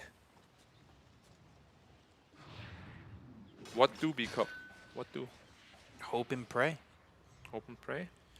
Maybe counterplay them in a fight and hope that it goes your way, but 2 lives on Somnus. Doesn't really feel like it will go that way. They do have the Yules. They'll look for the Bramble Maze, and they've got the vacuum into the wall. So they force that. Okay. Sure. But now RNG is forcing the bot tower. Troll's already knocking on the door. And this is what Troll is really good at, right? You just destroy buildings, objectives so quickly, especially with a free game like this. Drums built for the Spirit Breaker. You get some extra movement speed, extra attack speed for your team. Well, bot tower is gone. Mid tower next objective. They have no wall at least. There could be an opening. Oh, they caught the Bane, Yeah, he's Boing. just very dead. Ward in the river helping them get that kill, and ZZQ trying to survive. But once you charge, you're pretty much dead, at least for this Bane, that's for sure. That is the truest thing. Yeah. Doesn't really feel like RNG is being challenged right now. They're like playing against... So it's like a matchmaking game where just running over the opponent. They're like, oh. Like, EHOME tried one smoke move. It got revealed by a silencer. They couldn't even jump him because they have no gap close initiation. Yeah. Like, he's gonna have Blink on Wraith King eventually. As soon as that comes online, they gotta go. Like, you cannot let the game drag on like this any longer. And they do smoke up again, but this time it's the Darkseer breaking it instantly and blinking away. They're just getting outplayed so hard right now.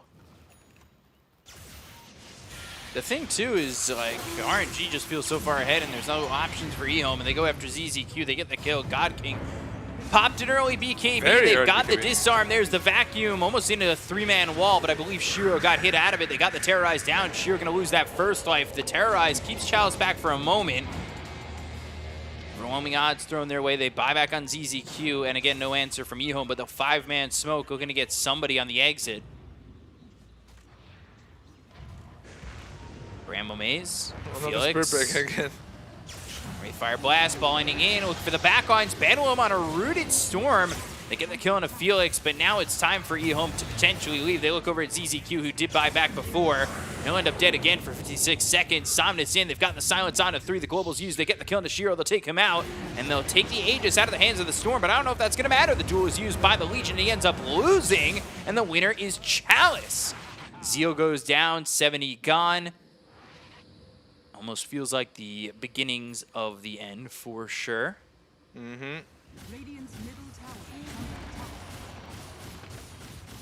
Yeah, it's a pretty uneventful game, unfortunately. Very straightforward for RNG. They played a good game. And, at this point, I'm not entirely sure what EHOME can really do to come back into this game. Right. Like, they're going to lose the tier 3 tower, then RNG is probably going to back off. Going to stay any longer. But they are going for the Rex, actually. Okay, they still have the BKB to disengage if needed. I thought for a second he's going to stun his entire team there. Grief it. But yeah, there's no need for them to really stay for that Rex. They don't need to get it right now. 13k ahead already at 24 minutes. Wraith King. Can, though. 300 gold to his Blink Dagger. That is going to be the time where... Oh, they just smoke out straight away again. I mean, they're feeling that they're really... really far behind is the Desperation Smoke, exactly. But again, You have no blink daggers. You find something, what do you do? Their only ward is out there in the dire jungle, but it finally spots Troll. The initiation you have is a Yules on Dark Willow. Ah, just out of range. She's too fast. Brambles hit. Felix, though, uses that 70% status resistance, so Very fair. it's gone. He's not stunned anymore or locked down. He's probably very proud of himself for that play. He pressed W. So they'll cut across. They'll look for somebody. They almost find the LC. ZZQ, but He's it will be charged. the Legion commander coming and getting killed. So charge out, ball lightning in, and an easy kill there for Somnus on Zeal. Dead for 45 seconds, and this helps them now push the top lane if they want. Yeah, they're just gonna keep cutting creep waves. Making sure that EHOME can't really leave their base. Wraith King has Blink Dagger now at least. That's something. Now they have Guardian Greaves. But he's actually not even buying it. I thought he bought it. If he doesn't buy it, they have no initiation. You need to buy it. I'm getting a little bit triggered. Just a little bit. I really don't know how they want to get on top of anyone. Yeah. We'll see. 16 to 6, 16,000 net worth lead for RNG. Very on theme. 98% chance to win. 2%. I've seen EHOME at 3%. Bring a game back, but not With end this up kind winning. of draft. So. Oh. He has a Lincolns. Yeah, he's very fine. There's just nothing they can do. It's so sad to see. Yeah. They're like 5 heroes looking at him. They know exactly where he is under a ward. And it's like, all right. It's an exhibit. They just get to watch these heroes. They don't get to interact with them. And Dark Willow was pump faking the ult though. Charging in. Charge coming through. The Vision's been well placed here for RNG. The Bramble Maze is down. It does root up this Storm. And, well, they'll stop the TP out. And the planet will eventually die. They've destroyed the planet. Wow. Didn't know he's Freezer. Radiant's top tower is under attack. Sometimes you're able to do that. What a great show. The amount of people that can destroy planets in that show is off the charts. Too many. How many planets they have? Don't ask me. Top tier 2 going down. It's a Shadow Blade for the Wraith King. That is at least a form of initiation. Okay, some more damage. You can get in. But can you get out? No. You're stuck. Roshan, 1 minute 15. Now it's just like see how can they come back into the game, right? Like they get a good pick off, they take the next Roshan, there's a chance they can make it back. But Spiritbreaker says no! 70, ooh, actually ends up hitting Shiro. They've got the silence on it too. The vacuum into Wow. the wall coming through. And that is looking like it might be enough to finish off EHOME here as they already got the kill into ZZQ as well as 70. Then first life is out of the hands of Shiro. And this is going to be a dead Wraith King. And yep, GG will be called by EHOME, and RNG will even the series up at 1 for now. And we'll see what will come game 3. RNG. All of them. All RNG. Yeah, I think this is one of those games that you know, put under the rug. Is it a saying? Whatever, now it is a saying. They pulled the rug out from under them. Yeah, just forget it. Forget Right. about it. Right. It's not worth anyone's time. It was really just the draft was not good. The itemization didn't allow them for any plays. Like I'd much rather the Legion commander just goes for like a blink first and you try something at least, you know, because the way they played this game, they were really just waiting to lose, which Right. is a little bit unfortunate because EHOME is not like that usually. But they drafted themselves into a corner. They definitely felt the pressure. Good execution by RNG. Not much more to say. It was pretty straightforward. And I'm expecting a lot of changes from the EHOME draft for the next game. EHOME's draft looked really good though. Sorry, RNG's draft looked really good.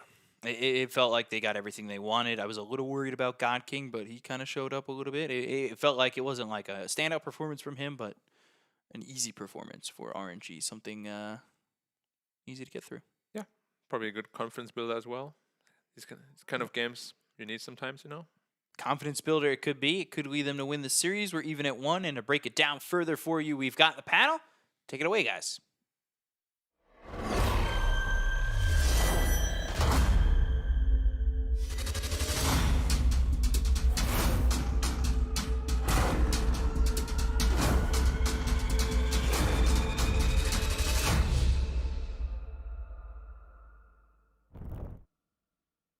Hello and welcome back to the panel. Yes, indeed, it is all even up in this series, leading us to a very exciting third game. But first, let us reflect, let us reminisce, let us remind ourselves of what happened in this game number 2, starting with you, Ricky. I don't really want to remember. Like, EHOME just lost. I'm kind of just like blocked. No, honestly, just a really good game by RNG. They, like they were saying, had a better draft.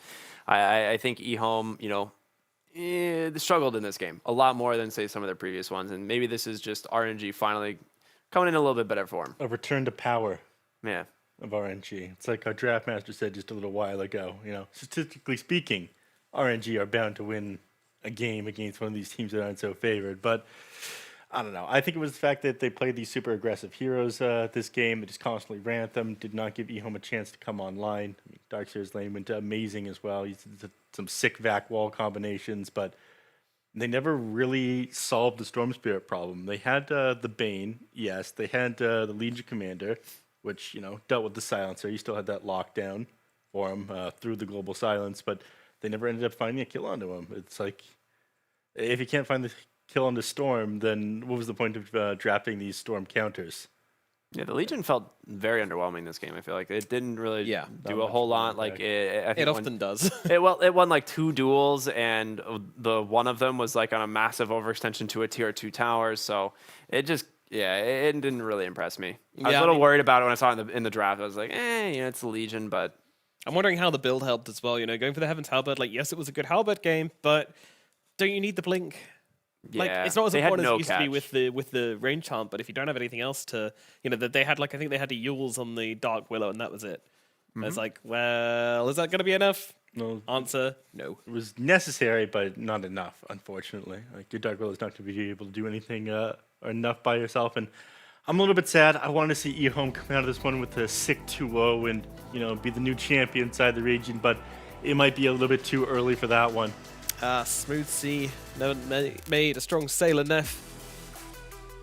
They got to experience a bit of difficulty, overcome some rocks and bumpy rides before they can ride to the top. Every team has, and that's just part of the learning process for a team as new as this. But hopefully they will continue on their journey of improvement, as will RNG, because they need to unlock their potential.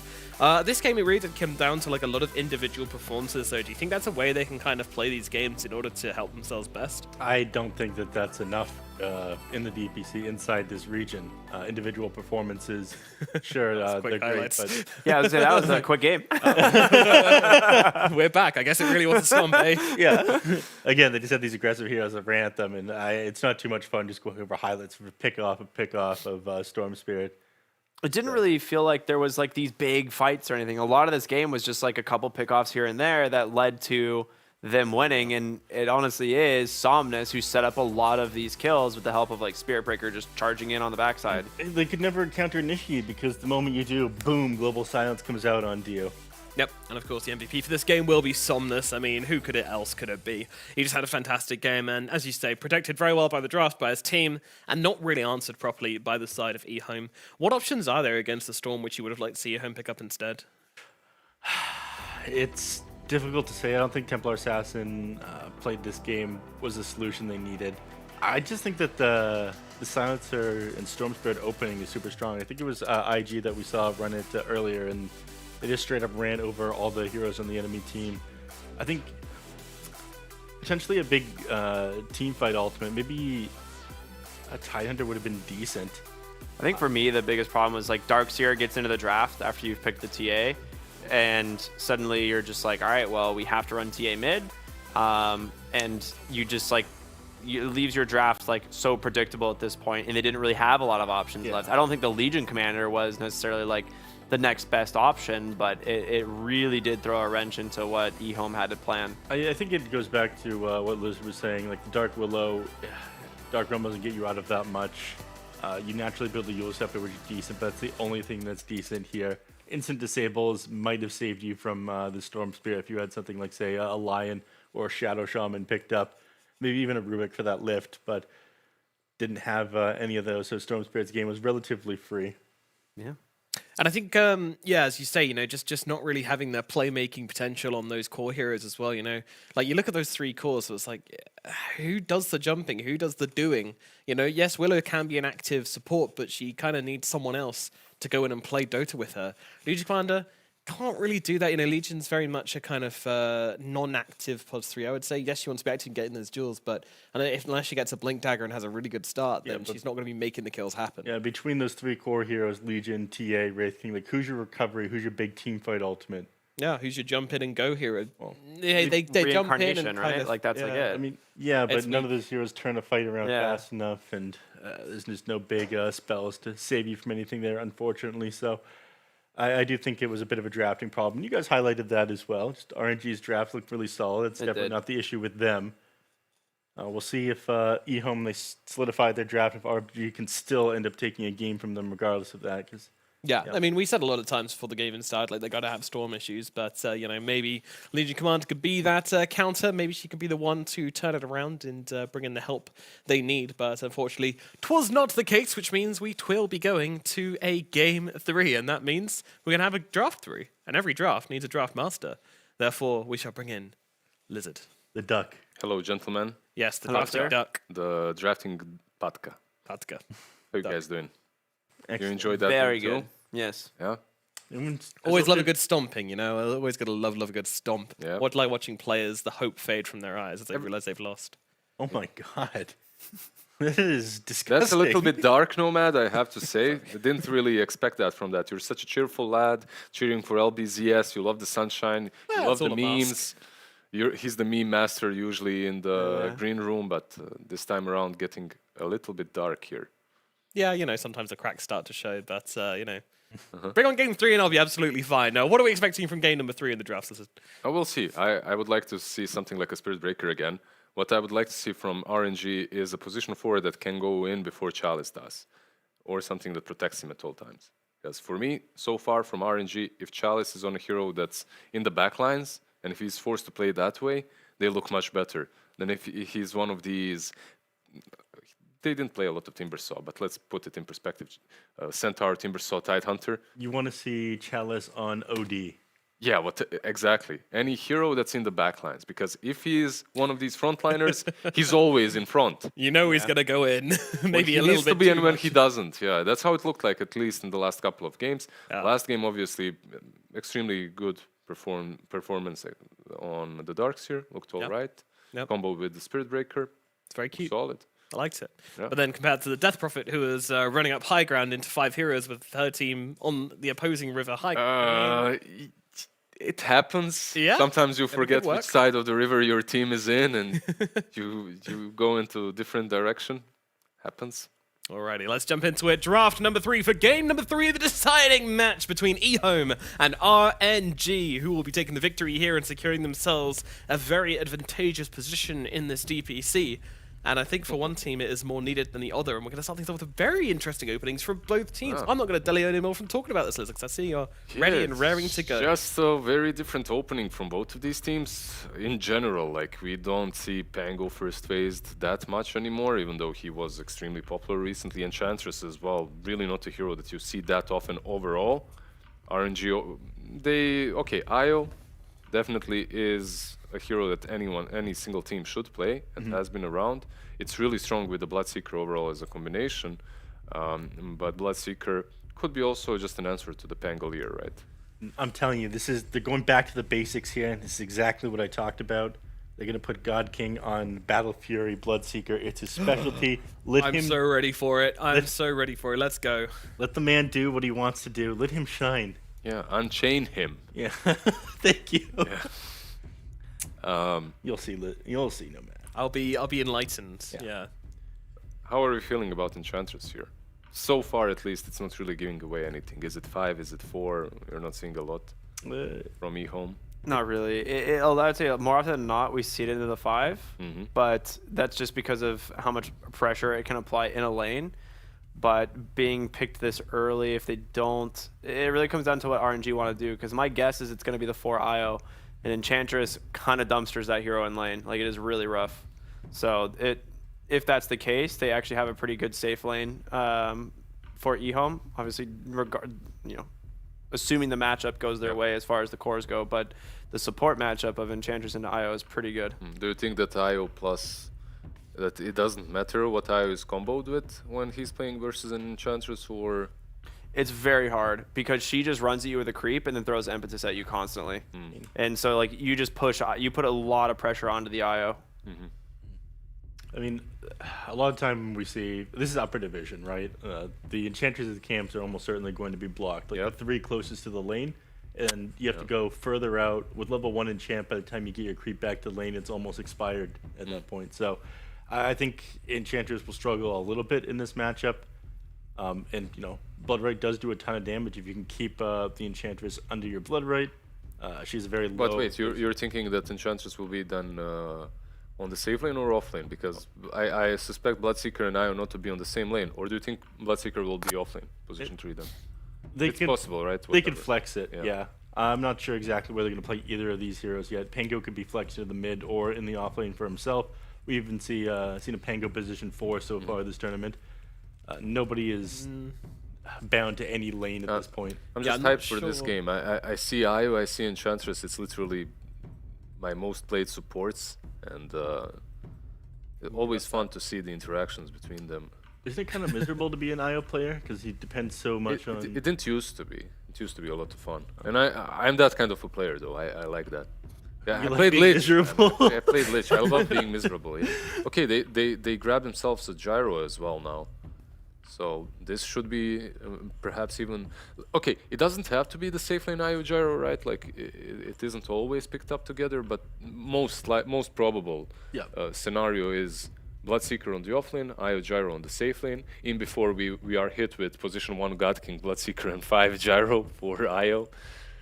Anything is possible, but... That's back to the... That's exactly what I want to see out of RNG. Yeah.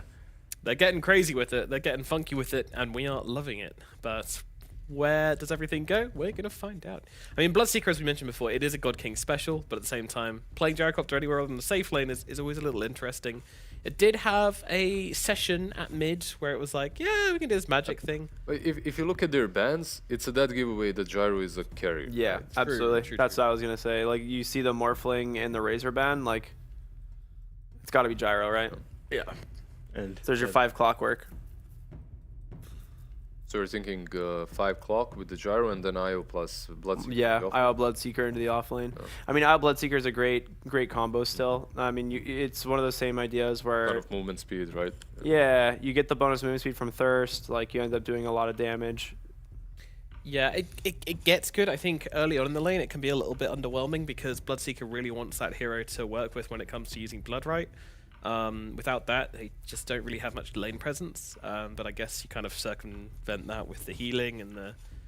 I feel like Anch +1 could crush that lane. Yeah, that's what I think. Yeah, depends on what hero they get there as their position 1, as you have to think about the fact that you're playing into the Gyrocopter as well. Luna is still in the pool, but you're playing into a clock as well. Not necessarily the best matchup for her, but you don't care. It's a 5 clock, I guess. You can't really worry about that. Back in the day, Lifestealer would have been a play, but you're playing into Bloodseeker as well. That Rupture is gonna have a lot of use. Yeah. Faceless Void? What do you think about Faceless Void? You don't have enough damage in the chrono. It would depend on who your mid is. Then no. Yeah, if you combo it with good damage, right? Yeah. I think if you okay, they do go Lifestealer. Ooh, interesting. I mean, okay. Strong lane. It's not only the strong lane. Historically, he's been great versus Gyrocopter, right? But you're dealing with Rupture. You're dealing with Hook from the Yeah, you get separated from From the your clockwork. team. You can put thrown in the cogs for a couple of seconds. You force And it all goes through BKB, right? Yeah, So exactly. You're caught out by all these heroes in RNG, and you've already picked it. They could pick up whatever their last hero is. Be decent against their lane is really strong, like Ricky said, though. Enchantress and Lifestealer, this should be. He should pretty free farm damn this. decent, yeah, versus IO plus Bloodseeker. I don't think you should be pressured there. I just don't think the Lifesteal is going to outcarry the Gyro as this game goes on. You're gonna need like a semi carry from the mid lane because Zeal's not gonna have a good lane on the Pango either. Like going into Rupture as Pangolier late game. Don't you just get some sort of a vessel for the Lifestealer? Well, he'll some Rage or bomb? Satanic it off at like almost any stage. No, of the no, game. I meant like No, a like a- hero a- that brings him in, right? The Like, yeah. the Uber in. Yeah, they you're even good had Uber. Spirit Yeah, Vessel. no. They did ban out Storm Spirit themselves together with the Queen of Pain and the Ember. So out of the spirits, it's only Void that remains. That's perhaps doable. And Earth Spirit, who has not been picked Okay, up yet. Yeah, Puck as well still in the pool. We'll see. Just so you guys know, the Iocopter combination has been picked up 6 times during the DPC upper divisions and has only won twice out of those. So All divisions, right? Like yes, all divisions. Don't think we've seen all it in regions. China I yet. mean, yeah. All regions. No, sorry, yeah, just upper division. All regions. Lower division doesn't count. No. Well, we don't talk about lower division around here. Goodness me, no. You know, it shows why you don't know much about these EHOME guys. Then. Yeah, indubitably. Only relevant when they come into upper division by my books. The ego on this guy. Who's this White Album guy? All Never heard of right, him. you're the expert now, Nomad. What's the last pick here on RNG? RNG's last pick is gonna be I don't know, man. Summoners Hero. Just say Void Lena Spirit or Puck. Bands. Like, I was gonna say it's Yeah. gotta be Void Spirit, right? On RNG, it's going to be a Void Spirit. It just Spirit. is there something else versus Lifestealer that we're just missing out completely that could be picked? the Death Prophet was the really big Yeah. one. Is banned. You could go Lesh. Yeah. Wow, Void Void Spirit. Wow, it And was a Oh spirit. my! I guess you. I earned my only my, is. my Guess one that Puck matters now, for this no. guy. I guess Puck now. All right, yeah, Puck. Let's go. Oh. Ember's banned, isn't it? Yeah. Storm's banned. All right, yeah. Puck, easy. Or There are other options, right? Or- But I feel like it's No, easiest Puck. to play as Puck. Like they have no catch for you, besides the Void Spirit later on with some Aghanims or something. But you don't really care about that. You get a hero that can jump in with the Lifestealer. You get some catch, some backline damage, some disable versus the relocate. They go with the Lesh I was instead. gonna suggest that, and I was like, no way. They don't pick Leshrac into this, but I was thinking the same thing. Lesh was actually my #1 pick, but I was like, there's no way you pick it into a Bloodseeker, right? yeah, it sucks against Bloodseeker. You It- can't stay on top of people, but But it's Infest, so it actually kind of works. It's very odd, yeah. Against the Bloodseeker, it struggles. Against the Clockwork, it struggles as well. He gets on top of him fairly easily and just I mean, suicide initiate onto him. that's a play, right? You just pick loads of heroes which Bloodseeker's really good against. Haha, you can only rupture one of us, idiot. Well, that's until a you good get an edge. Ags. Then you Ah, can't. it's ages away. Don't worry about that. You guys start. Go Neff, break it down for us. EHOME, I'm going to believe in my boys. They'll rise into the occasion. Okay. I in my heart I'm gonna say EHOME, but based Yeah. on draft, I'm gonna say RNG. What a cop out. I think they RNG take is it 2-1. with You're the fake, Lifestealer, you're right? fake. Yeah. Hey? RNG is with the Lifestealer, right? No. No. EHOME has our life. You have Lifestealer EHOME Lash has- into yeah. Bloodseeker. For basically me, a- it's literally a coin flip at this point. What? I'll just go with EHOME. It's All right. literally a coin flip. Very surprised by that. To me, this Panel this- flopped. Wow. Yeah. No, I'm feeling very hard on RNG. Yeah, I'm feeling very strongly towards RNG. But you know what? Who cares about what we're feeling? We want to hear what the casters are feeling. So we'll throw it over to B-Cop and Black. I'm feeling love. Oh, There we go. I caught that one. He threw it over to me. oh. It's good over the back catch right there. I thought he asked what we felt, not to catch the Well, I mean, Nomad said he was very hard on one of the teams. RNG. Yeah. What about you? I don't know. I could do the Ricky and pick with my heart and pick with my soul and pick both teams. Go ahead. I pick both teams. But what with which you gotta choose? Actually, I pick just EHOME with my heart and soul. Okay. So you think Eon's gonna win this game? I think so. Well, I'm gonna say RNG's gonna win. Okay. Fine, you do that. And if I win, you have to get me water. Okay, I can do that. Okay. And if you win, I'll get you water. Okay. Can you just the loser has to pour it in the winner's mouth, like grapes, you know, when you hang the grapes over someone. Sounds like my airplane ride. That guy strapped to the chair. Have you ever seen that? That was the first I've time I've ever actually seen never that. seen that. I didn't even know it's a thing. Yeah, they'll lock you down. Are they like trained in doing that or what? It's probably the air marshal who did it. Who's the air marshal? They don't tell you. Oh, but there is one. I think there's multiple. And he's like a combat trained guy or what? I have no idea. Okay. I don't ask him any questions. I just say, here's my ticket. Okay, I'm sitting in 48H. Cool. Yep. Window seat? No. Actually, coming here, I chose a aisle seat with the other aisle seat empty and the middle seat empty next to me. You're gonna go for the big play every time. When the plane is moderately full, always choose the middle seat because couples wouldn't want to sit there. You know? Well, I usually choose my seat pretty late if I know I'm just like, it doesn't really matter. I always choose it like 3 hours before the flight. Yeah. So I know if I can like pick a seat not next to someone. Well, anyway, I only had like 20 passengers on my flight, so. But taking a look at this mid lane, 70 against Somnus, Leshrac against Void Spirit. We've seen Somnus on this Void Spirit this series already. Ooh. 70 on the Leshrac though. Missed the range creep with that one. Unfortunate. Can he still get the CS though? Can he recover the CS? Ooh. No. Nope. Oh. That's the one he wanted. Yep. Didn't get it. No, he did not. Shame. Somnus so far, perfect CS. This lane is pretty Void Spirit favorite, I think. It's like very easy for him to just get all the CS. Less attack damage and attack animation isn't the greatest. Void's is way better. More damage. Not melee range for some reason. I hate all these melee quote-unquote heroes that actually hit like 200 plus range. The Monkey King one is just the most Monkey egregious. King, Doom. That Doom's isn't that egregious though. It's still bigger. A Monkey King's is like his melee range and then 3 times that. Yeah. Sounds fun. Sounds fair. Sounds good. Shiro unable to get out of that blood ray.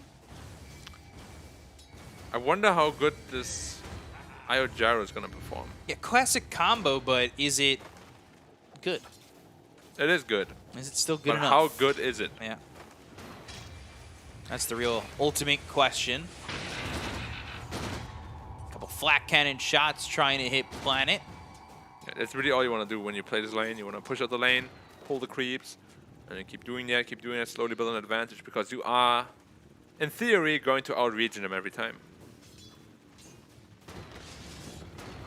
Yeah, theories are always nice. But it's the execution That matters the most. that solidifies these theories. That is very right. Homing missile. All the way over. That's my favorite homing missile, I think. It's a pretty sad lane though, Pango against Io Gyro. Yeah, not really getting too much out of the lane. Only 6-2 right now to the Gyro's 11-3. Every lane so far for RNG seems to be going well. Somnus missed 1 CS. Reported. Okay, Somnus gonna lock down the water rune. It's level 1 Edict. It's not... Well, Or is it level 2 Edict? you say it's not doing a lot of damage, but It did. it did end up kind of putting some pressure on. Zeal still taking a lot of damage. God, the right clicks coming in from God King, making this Pangolier feel very uncomfortable. I don't think that this draft coming in from EHOME is much of a... Like, it's not so much so like the last game where RNG just feel way up and ahead in terms of No, draft the draft advantage. is very even this time around. They got to be careful on the bot lane that they're not too low HP because it's going to make the Bloodseeker super fast. And Lifesteal is going to have a tough time because of it. ZZQ finding Felix.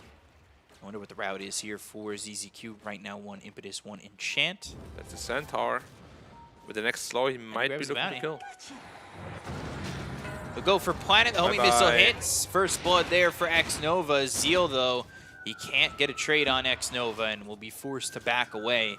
Meanwhile, this Clockwork kills himself to the tower. So, full health, full mana. He'll come back up towards top, potentially. Maybe even go mid. We'll see, but speaking of which, hey, they've got the double stun. They'll get the kill on a Somnus. You said someone might be dead with the Centaur, and they are. He got very quickly. He got the first stun without a setup on the Lash. Centaur walks in, gets the second stun. Very well played. It's not easy to do that. And Somnus obviously didn't expect that one. Had a perfect lane, doubled his CS, but the death is pretty costly now. Oh, is he gonna cog him? Radiant's middle tower is Will it under really? attack. No I think cog? Felix wanted to. You saw how he tried to move. He wanted to push potentially Ah, the Enchantress back, right? that's a And he tip. hesitated. Yeah, and he ends up dead for it. It's definitely a tip. Definitely a tip. Yeah. Is that instant? Because he keeps like walking further down too into the Edict range, then you press that tip button for sure. Dire's structure Yeah, you could see what he wanted, but he hesitated. Yeah, like multiple times. There's a high level Edict. It's, Lion's dead too. Planeteer and Somnus back-to-back deaths. Whoa. That is, That is not what you're expecting out of Somnus in a lane like this. After the perfect CS. yeah, it's really bad for him. No TP now even. 3 heroes pressuring mid tower. That's an Edict. They do have the glyph at least. If they didn't have that, the tower would be gone. But yeah, it's not a good look on the mid lane. Radiant structure. There's the glyph. Radiant's middle tower is And under attack. they're still going to put a lot of damage onto this tower because you have to walk the Void Spirit back. Yeah. Despite doubling the CS, he's 500 net worth behind. Like, when do you ever see that? That is insane. And they have vision of him. They might just go again. They have the Centaur creep once more. They want to go again. They want to yeah, go you again. can see it. Planet, he's converging. Oh, they want it so badly. The Leshrac, though, He's there now. he's coming. There's the Earth Spike. There's the Centaur stun. way. And the Leshrac, they land all 3 stuns. The lockdown good, is he's there, good. but do they have the damage? Aether Remnant hits onto the Enchantress. So ZZQ gets pulled a little bit. Earth Spike landing. Centaur is dead, so they don't have the 3rd stun of the combination, but they do have 2 of them, and that's all they need. They'll kill off Another Felix tip. once more, and they've tipped him. Again. EHOME looking to just get in there with the tips and just tilt you. I mean, Radiant's middle tower is under attack. they look a little bit tilted, honestly, on RNG with that mid lane. Don't you think so? Like, they keep just Yeah. running their heads in. Like, you didn't get the Void Spirit. You should just be happy with that, you know? But They're instead, just they run denying in. the tower. Oh, now the tower's gone at minute 6. Oh. It is so early. Do you ever tip with just the intent to tilt? You just hit it so hard, you just like, tip. I mean, it's I not hope it really the tilts you. intention to tilt, but more like, wow, that was terrible. Ooh, ZZQ. He's got the Counter tip? heal, but not They the can't tip life. now. They can't tip now because it wouldn't be a very good tip, you know? He didn't No. really misplay. And it's just an inch. That was okay. Yeah. Interesting stun. A lot of people would just tip that on and be like, yeah, I got you back. well, I killed you, you're dead. Even though I'm the one who messed up. And that's when you type in, you killed a 5-inch. Calm down.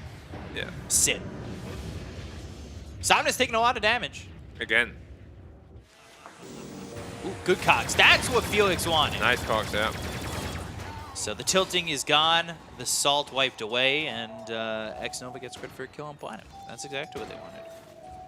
Despite whatever happened in mid lane, Gyro and Bloodseeker are still having really good games, right? However, Yeah, the Lifestealer's having a good game, though. Lifestealer can be a big problem for a Gyrocopter. You get into hit Scotty, you get into hit Satanic, suddenly you don't have the damage to kill him. Yeah. Ooh.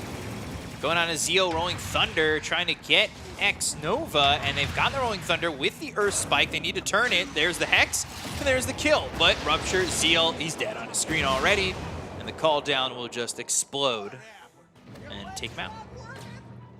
ZZQ? Oh, he's running in okay. He's trying to almost bait them in because Planet's coming over. Felix, he's got the cogs, the Earth Spike, ooh, on the edge, and they land the stun from 7E. This is a dead clockwork. Combinations from EHOME look pretty crisp. Yeah, they're playing well, but despite all the effort they've put in so far, they're still behind in net worth. True, but they are now pressuring the bottom tier 1 potentially, and that could lead to the Radiant map being closed in on. True, but bottom Rune DD Somnus gonna TP in double kill. Suddenly he's top of the net worth. Let's see if that happens. Is Black Nostradamus? He's not TP. But Relax. He's walking? Nah, that's not part of the plan. it's got to be the TP. It's gotta be the TP because otherwise they see you. Yeah, the Lion is scouting there, patrolling. He might die for that if he does spot Somnus, but He it would give them unsmoked the him. key. And yeah. So Planet. They also have the ward deep in the jungle. Two of so 'em. They have that vision, knowing that he's coming over, and that allows EHOME to back off safely. Meanwhile, Planet setting up for mid if anybody wants to respond to Zeal.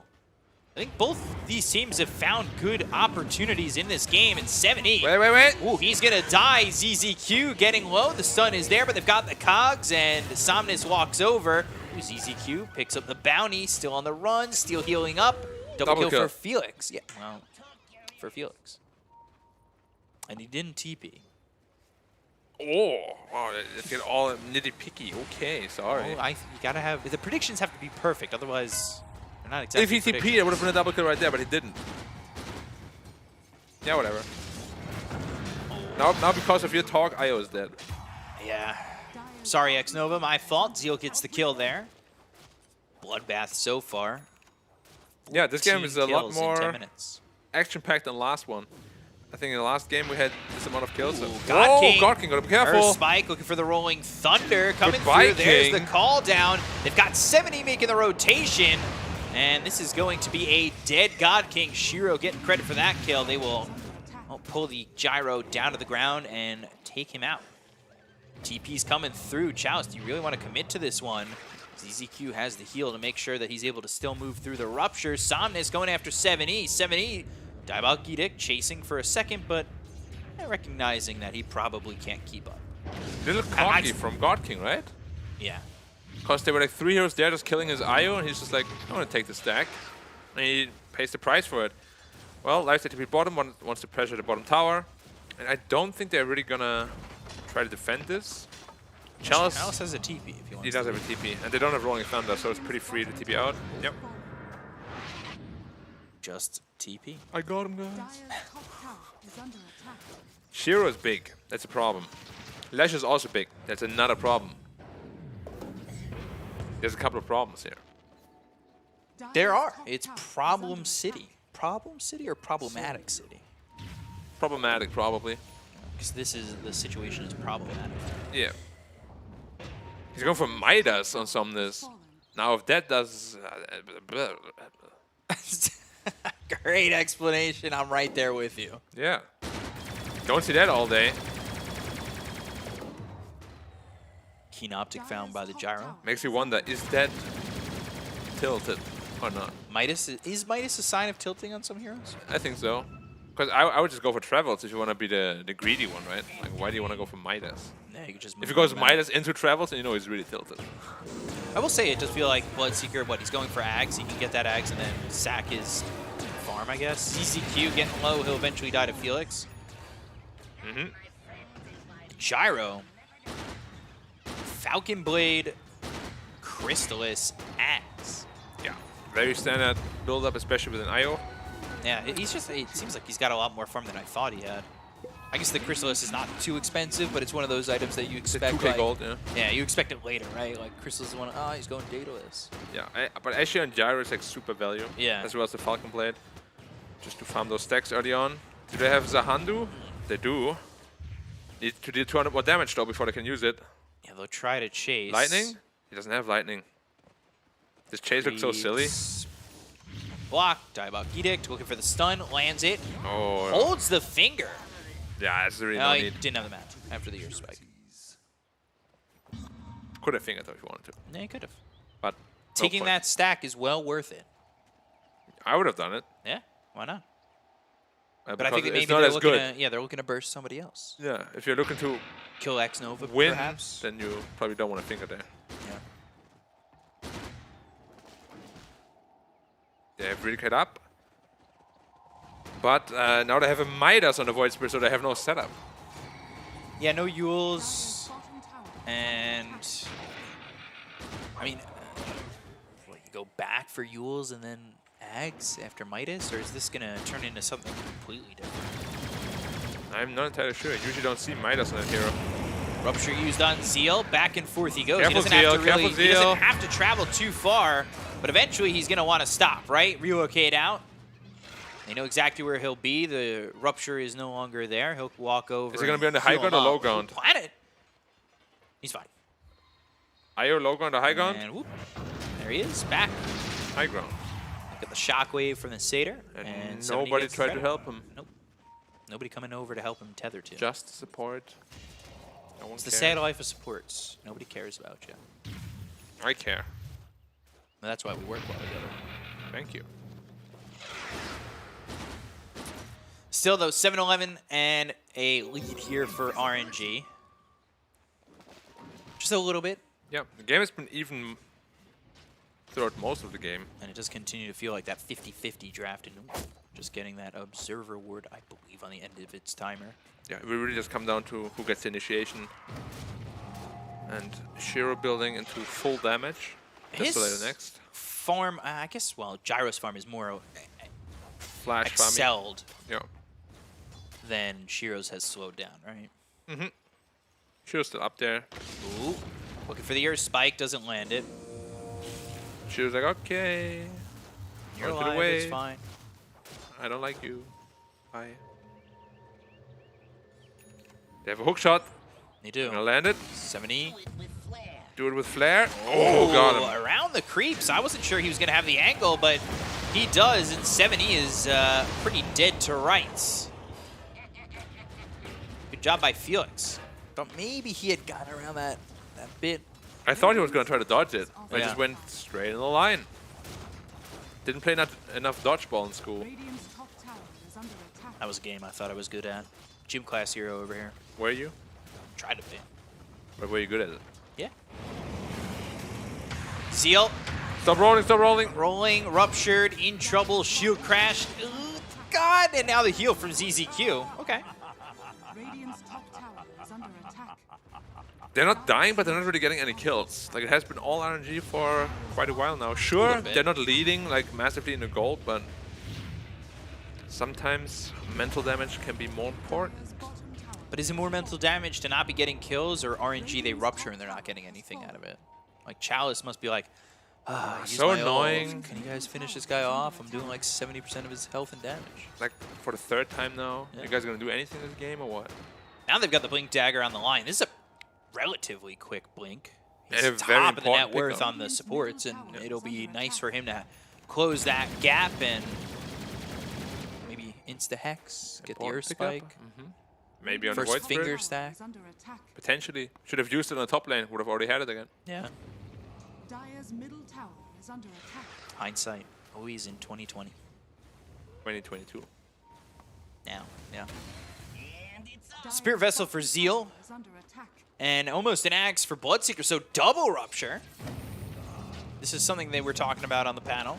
The double rupture possibilities. X-Nova? They don't want to fight X-Nova. They want to kill the Gyro if they can. Or maybe blow up X-Nova and then go for the Gyro. Or neither. Or neither, yeah. Radiant's middle tower is under attack. Is it neither or neither? It's both, I think. True. I think so too. One is American, one is British. I don't know. They spell color weird over there. Yeah. Color. Come on. So, Bloodseeker 300 gold away from having the point booster, the Ags all finished up. That's a big item pickup as well. He's probably just going to go for Lotus Orb on Pango, so at least Bloodseeker raptures himself. In a Roche Roshan? for a second? They have the Deso, Well, but the Rocket Flare already scouted them out. it did, but EHOME, they're positioning to try and maybe block the hook shot. However, Planet's coming over. He's going to make sure that the clock works out of the equation, at least for now. Now the hook shot's out of the equation. Huh? So he used it. The Earth Spike. There's the finger. The damage is in. They're getting the kill on Felix. He's dead for 30. And I think EHOME can kind of just go back into the pit, right? Yeah, the Rocket trajectory really gave him away. Came from the right. Yeah. It's like, where could he be? Radiant are scanning. I wonder. Is he in our fountain, guys? Well, it's a free Roche. Yeah. The scan came out, but I don't really know what that... They have no place, unfortunately. Well, that's a good one for the Lash. All right. Who's going to the Kayayasha? Or Kaya-san, sorry. Radiant's Very... courier has Oh, they lost the that's axe. big. How long is it dead for? Like 2 minutes. Yeah. All right. Chalice is so mad right now. Like, he lost Even his more courier. tilted. Ruptured him 3 times, killed him 0 times. Now he almost had the second rupture available, but now he doesn't. It's, you know, Unfortunate. not what you want. Planet looking for a setup potentially, but Nova and God King have eluded them all the time. He's got the blink. They are going to TP towards top. So no catch there for Planet. This is an opportunity I think EHOME have to take, right? You know that there's no double rupture. You know there's no Ags. You have to move around the map and get these kills. Zeal gets away from Felix for a second, but yeah, it's never mind. Fake Ag. Almost solo killed the Pangolier. Oh my I God. can't believe it. Oh, The battery is out. Then I was 50 looking damage. for that. I was hoping. Extra regen for the X-Nova IO. Dire's top tower is under attack. Crazy, Felix has 4 of the 8 kills for RNG. Yeah, but also 6 of the 12 deaths. So it's half-half. Wow. Math.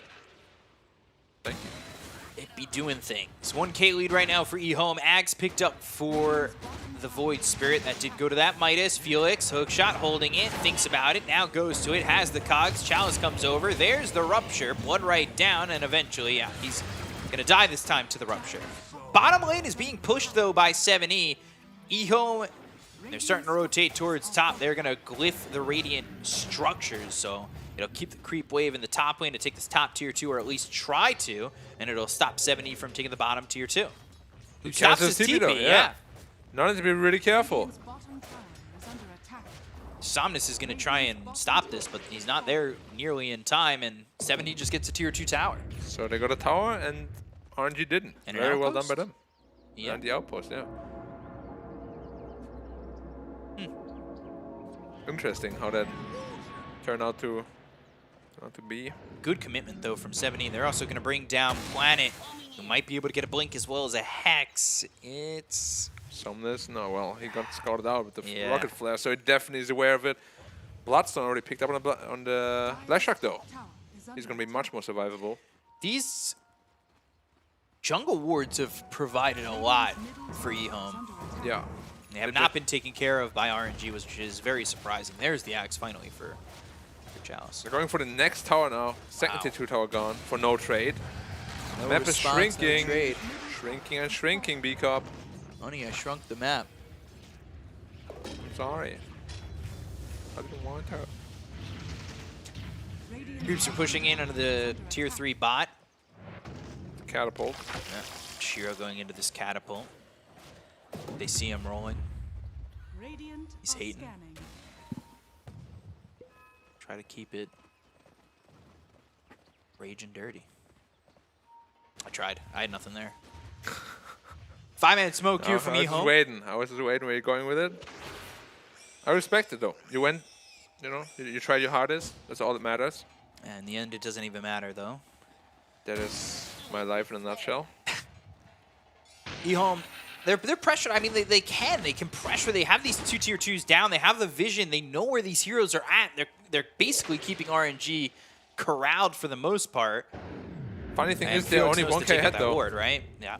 Finally throws down the sentry and should take the obs out and will. But does Felix know where the other one is? That one is very sneaky on the other hill. Doesn't have a typical ward spot. But yeah, he'll go to the outpost. He doesn't have the other sentry anyway. Greedy support player buys drums over sentries. Unbelievable. Reported. Yeah. 37 seconds on this Aegis. They did get 2 tier 2s with it. They haven't really fought, though.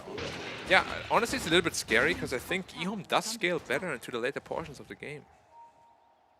But maybe this Midas will make the difference. 3 Ags on RNG. Dire's bottom tower That is, no Alk, 3 Ags. Radiant's top tower. Maybe teams should get into the position 4 Alchemist. Just hand out Ags to their team. Nah, often Alk is way better. Yeah, or that. Way That better. works, that works. Well, Aegis ran out, but they're still getting... There's all 6 towers gone, and they only Radiant's lost top 2. tower has fallen. If my math was correct, they're 4 towers up.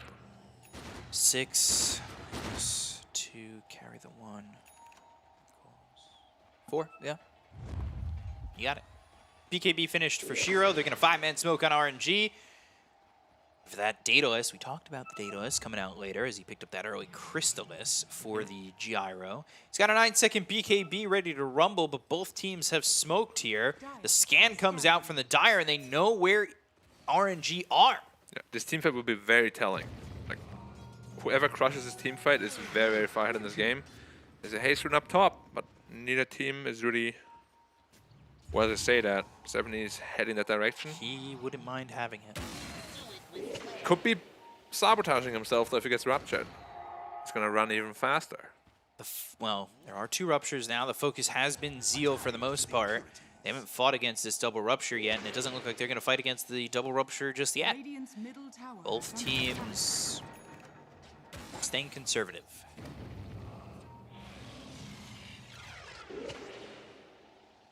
Yeah, very conservative. You could see Zeal's farm's kind of been sacked a little bit in favor of Shiro and 70. Supports are kind of rich though. Or Yeah, their missed supports hook are shot. pretty rich. They've Or got the didn't hook miss. shot. ZZQ, he'll be locked up for a second. The Aether Remnant doesn't land. They'll He's so chase the tanky. Enchantress.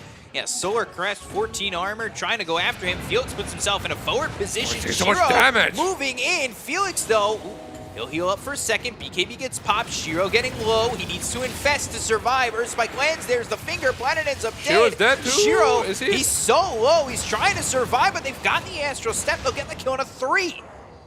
They went for Felix. They baited themselves, and now the Aether Remnant lands on a 7E. This goes horribly for EHOME. They'll buy back on Planet. They have a tier 1 mid to TP to. 7E maybe looking to turn it around and land a stun, but they've got the stun as well as the silence, and the Aether Remnant all lines up. And finally, an Earth Spike to kill off Felix, their first target. But 7E moving forward, he's getting low. He's trying to run, won't make it far enough away, and Chalice gets the kill there. EHOME losing plenty of numbers and only finally getting the clockwork. They just went in too far. They overcommitted. For that clockwork. Yeah, Who already Shiro. used his hook shot. Shiro put himself in such a poor position on those steps, and they know the team was hanging out together, and they still went. He just got right-clicked down by the gyrocopter. And the rest of the team wasn't even around. They weren't even close. Yeah. Pretty big misplay by EHOME. Shouldn't have gone this way, and you can see the damage output of God King. 7,621. It's going to be a middle of the pack Roche respawn. 1.5 minutes. Half, yeah. It's a pretty big setback for EHOME. He lost some Bloodstone charges. First BKB charge, didn't do anything on the Lifestealer. Yeah, he BKB'd, realized he was dying, needed to infest, and... Infested a Lion. Yeah, and then the Lion just died. Astro Step, they've got the silence, they look for the Aether Remnant. Here comes the Gyro and the IO, 7E. This would be poor to die back-to-back like this, but it's almost looking likely. He's got some help from Planet, though. And, man, that was almost, way too close. Yeah, that almost shut down 7E for a little bit. He dies there again, Bloodstone goes down to 8. But yeah, like RNG is feeling very, very confident now. They have all that healing from the IO. You could see last team fight even. Jared took no damage. Saved Felix as well with that mech. He's forward again. This time he might be in a little But trouble. he is pretty tanky. I don't know if you really want to continue to go after Felix. We saw how that worked last time. Hookshot comes out on a Planet. They've got the Rolling Thunder, but Zeal locked in the cog. Shiro, you have to be Shield careful. crashed down. He's being Shiro! ruptured up. He'll die, rolling himself to death. And they get the kill on the Planet, as well as ZZQ. 7E on the run. He's been infested. Maybe trying to turn this, lands a 2-man stun, but that means the homing missile as well as the silence is out onto the track. They're going to buy back here onto ZZQ. They'll look over at Felix. Again, it's just a clockwork, guys. But they'll get the kill on a Felix. He doesn't care to throw his life away. That's the point. And RNG take advantage of that. They love it. The other cores are always full health, literally. Yeah. They just have no damage. Like, I don't know if I'm on board with this item build of the Lifestealer, to be honest. Like, the BKB seems very lackluster. He needed that Skadi to be able to stick on heroes, remove that, or not remove, but reduce that healing of the IO and the Bloodseeker. They're just not dealing any damage. Zeal just rolls himself to death. Yeah. And 70 is trying really hard, but there's also no damage output from him. Yeah. It is lacking. And Roche is up. Yeah. What do you do now? Do you just give it up because I think Gyro isn't going to take any damage? Or even even going to get there in time. I don't really know. If you give that up, though, like, it might just be 7E putting GG. himself in an interesting spot. They back out of the pit. This is the only way you can throw the game, though, as RNG. In the pit, if something goes like super wrong. 5-man smoke, they're looking for it. They know exactly where they are. 7E though, Rupture comes out. They've got the hook shot. There's the Cogs pushing 7E. The Rolling Thunder comes in. Seal though getting low, and he's again rolling himself to death. They've got the Infest. Somnus coming over with the Astral Step with the BKB being popped by Shiro. Chalice gets the kill on a planet. They take out the Lion. Zeal somehow surviving, and Zeal ends up dead afterwards. They finally get the kill on a Roche. God King will get the Aegis. 7E runs in and dies. Not much more to say about that. He literally just walked in and got taken out.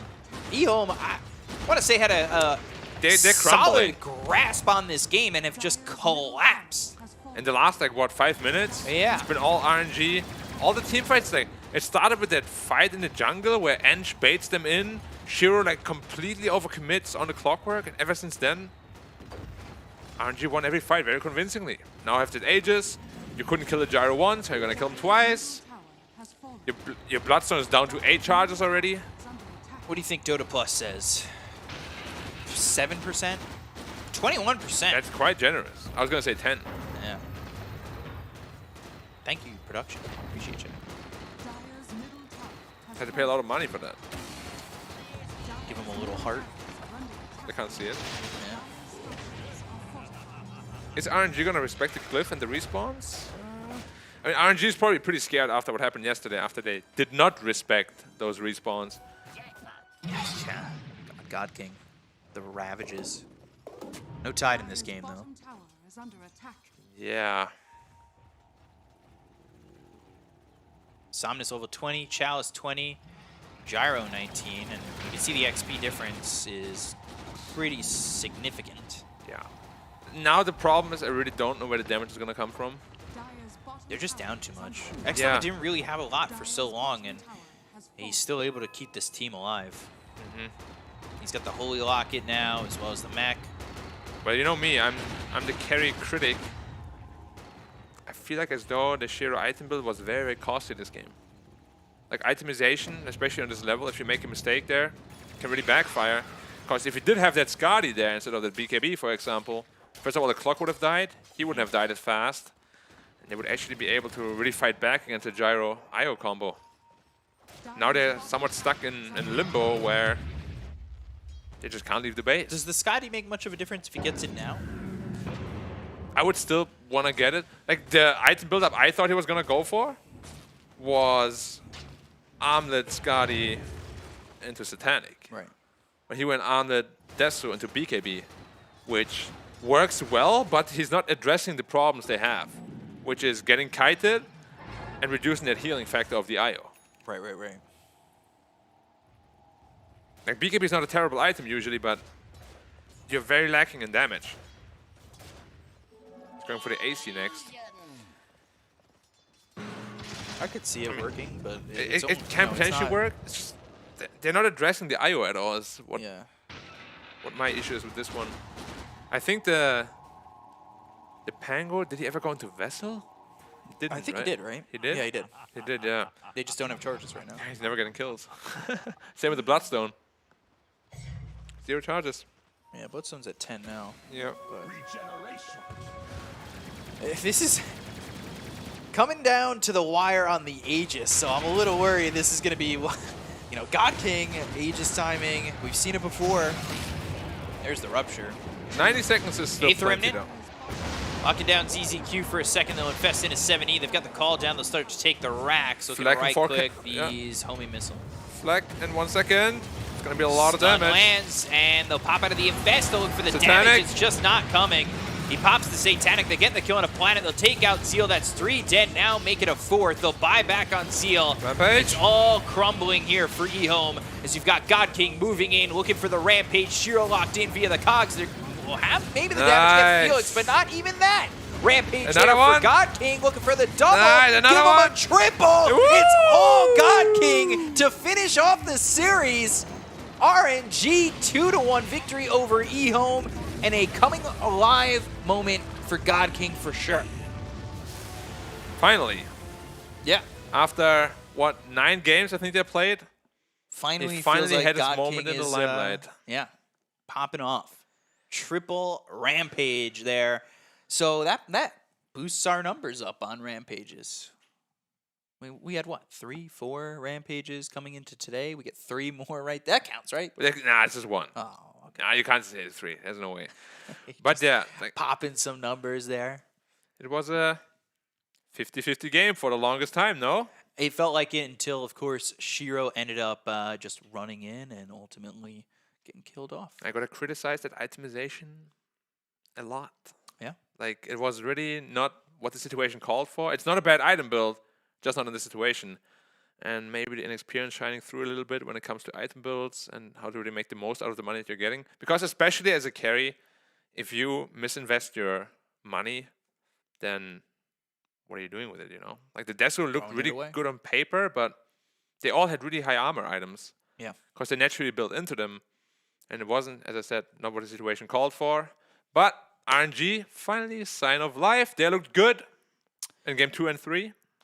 Yeah, it's a big win to get, and EHOME now go down to 2-1. But they were close. Maybe still keeping it top 4, but we'll see.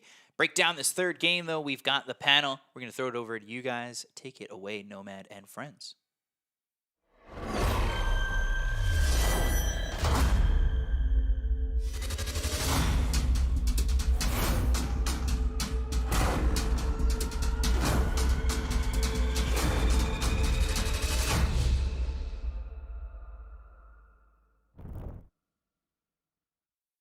Rampage number 4 ends that series with a triumphant victory for RNG as they best EHOME in this game, thus earning them those all-important points to climb up the ladder and earn their pot, possibly at the major, but still a long way to go for this team. But yeah, do you think we saw an improvement from game 1 to game 3 from RNG in this tournament? In this series, sorry? I think it was too hard to play against RNG as that game went on. The gyro IO combination is just way too strong. I do think this was a big windfall for God King, though. That Rampage at the very end there, definitely something he needed for morale reasons. I think they're going to step away from this game a lot stronger than they were before because it wasn't looking too hot for them for a little bit, but they looked good enough today, good enough to win. Yeah, and of course Shiro on the other side, on the side of EHOME, he's one of the Rampage holders on his Morphling, so, you know, he was like, well, he's got a Rampage, I want a Rampage. Mom says it's my turn to have a Rampage. Exactly, that's what's happening in this region right now. So commiserations, Ricky, your boys on EHOME lost, but, you know, outclassed this time around, I would say. Yeah, I mean, I looked at Game 3 draft, and it did feel like RNG had a better plan coming into it. And as long as they played their game in Game 2, they had a couple hiccups, but much better than Game 1. Game 3 was just definitely, like you said, have they looked better in the series? I think every single game they improved, and Game 3 was a very clean victory from them. What did you think of the Clockwork performance that game? The Clock owned 100%. Like this Clockwork pick was super sick, but it's not even like it was just the Clockwork. I think there were some mistakes by EHOME that were made that were just heavily punished. You get to the late game gyro here. Once he has Satanic, there's no chance you're killing this hero. Yeah, well, we've got a couple of highlights here. I don't know about you. Felix is pretty good on Clockwork. My favorite player is X Nova, though. This was the point I think EHOME lost the game. I actually don't know. This game, I think, was still actually very winnable for EHOME at this point, but you actually overextend very far on Shiro without your team, and he's the only one who... Like, I don't know what your escape plan is right here. Like, 70 Equip wasn't there in time. Like, you infest a lion who, like, blinks in to try and save you and then instantly dies. So that was just, like, a really rough play from them, and it may have ended up costing them the game here. It was very hard commitment as well, and yeah, as you say, no exit plan for EHOME there, and it cost them dearly. Yeah, they ended up falling very far behind after this, and it was really like Neff was saying, God King needed a good performance like he had in this game, and that was kind of like the play where he kind of catapulted himself in front of the side of EHOME. Yeah, and as you say, the Satanic timing is so important, especially when it comes to Gyrocopter versus Leshrac, because the heroes behave very similarly in how they fight in team fights, right? You know, they're both basically big old lumps of damage, which just fly themselves into the fight. You know, they give you exactly what you expect. Mm-hmm. You know, it's very straightforward, right? It's just kind of rock versus rock, two unstoppable forces clammed together, but one of them can build Satanic and one of them can't. And that's kind of like a very big difference between this matchup and when you know that things are going to start to get difficult is when he hits that timing. You don't really have the answer on the Leshrac. So yeah, you'll just outlast him in the team fights and continue to pump out damage once you got that Exactly. Satanic, which is what we see right here. Going to the triple rampage. I mean, this was so sick. He had to one-up everybody else as he started a little bit slower. Yeah. He's hurt us, been you know, having a little bit of doubts here and there. You know, God King, he came back with a vengeance, dude. This game, very well played by him. 10-1-11. 10-1-11, very, very nice indeed. Yeah, I'm a little bit upset he never played Morphling for these 3 games because, you know, I wanted to keep this, keep stirring the pot, you know, now ask if they're the best Morphling player. But alas, it didn't happen, so I'll have to wait on that one, settle my hands there a little bit. But yeah, what improvements would you like to see in EHOME for next time, Neff? I think drafting a little bit better. RNG definitely had the favorable drafts for all these series, so that's one thing that they can improve on. Their team play looks excellent. It's very clear that these guys all play a lot of Dota. Maybe just rounding off what heroes like are optimal to play against the enemies. Because again, I don't really think they had the strategy for late game. With that Leshrac against the Gyro, Leshrac had an amazing performance, but it's like you said, he didn't have that Satanic at the end. He was just getting outlasted and out DPS by the Gyro as the game went on. Yeah, absolutely. So. Do you like the way that EHOME approached the ideas that RNG brought to the table in that they put a lot of emphasis in this final game on trying to shut down Somnus at mid? I mean, it was a great idea, and it worked for a little bit, right? Like, Somnus's game was really rough. He was level 5, I think, when Leshrac was level 7, and they just take the mid tower by 6 minutes, and so it takes a lot of it puts a lot of pressure. They shut his game down so hard. They just rotated like 3 heroes in, Yeah. sat them all there for a little while, set up camp. And that's one of the benefits of the Enchantress, right? You just dominate a creep and walk it to the mid lane. And so first, it was the Wild Ring Ripper to get yourself the bonus armor onto the tower push. Second, it was the Centaur giving you a little bit more control and to try and find more kills. They end up not getting Somnus the 3rd time, but they kill the Clockwork. Like, Phoenix rotates in, ends up dying for his mid laner. Yeah, and then Somnus is forced to deny the tower. You know, they don't get the extra gold, but that tower being dead is a huge deal. Yeah. To me, it kind of felt like they were challenging God King. You know, saying this guy, he's the weak link in this team. You know, if we put the pressure on him to carry this game, he's not going to do it. But God King comes up, proves everyone wrong, has a fantastic performance on this gyrocopter, and kind of just does exactly what he needed to. I think he filled his role very well in that game. And with that, we have the interview ready, and we will be talking with X-Nova from the side of RNG. Sir, how are you doing after this win? A win is still a win. So it's a good thing, I think. My thoughts exactly. A win is a win. I mean, we saw on the webcams that you guys looked quite calm. Is that because you were kind of expecting this result? Not really. I don't think we have a lot of comms internally. This is how our team works around. We don't need to talk a lot. Okay. I guess. No conversation needed. The win speaks for itself. A lot of people have been comparing you to Elephant, the previous iteration. What would you say is the biggest difference between this team and Team Elephant? How can I comment on that? I'm not an elephant though. If I needed to compare, I think Elephant is more all-rounded with more superstars players.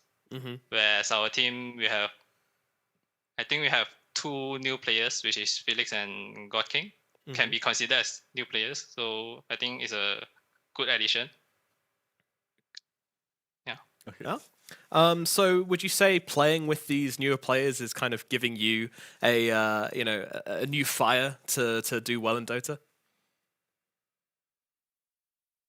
I think new players actually give us a lot of new inputs through the game, in-game wise and strategy wise. So we are not always stuck with the traditional playstyle, I guess. Very interesting. All right, I got an important one. You opened the draft with the IO and the Bloodseeker. Were you worried that you'd have to play your safe lane with God King Battle Fury Bloodseeker, or did you say, no, I'm not supporting that? We picked the Bloodseeker is not necessary on carry role because we pick it as a counter for Pangolier. Can play it as mid or carry or off lane too. Flex, so yeah. it's not our thing to worry. Okay. So we heard through social media, Chinese social media, and the interview that Somnus had actually told God King not to build Battle Fury in his Bloodseeker game before. Do you feel like the team is kind of controlling the crazy ideas that God King brings? It's more like how does a team want to play around Bloodseeker? Yeah. To God King, he thinks that with Battle Fury can scale to late game and Bloodseeker should be very strong. But then for our team, we think that the timing is very slow, so that they think that the Battle Fury build is not good Yeah, of course. on us. Okay, fair enough. They told him no. Based on the situation. Indeed. Yeah. All right. Any more questions from you guys? No. All right. I think we're all done then. Oh, I got one more Okay. for you. I wanted to know what you think of this EHOME squad, who were formerly Phoenix. I know a lot of people were saying that this team's improving very quickly. They think Shiro's one of the new good position ones. I wanted to hear your thoughts on that. I think they shouldn't be underestimated. I think they're considered as a underdog dark horse team. Mhm. So I give a lot of respect to them. And they have Zeal. He's my friend. So yeah, Oh, I like okay. them a lot. I wanted to know more about him because they just said that their manager found him, and I don't know anything about Zeal. Zeal, I think he just finished his studies, so he haven't actually played a lot in professionally, and he's quite hardworking, I guess. Okay, but you had to put him in his place, right?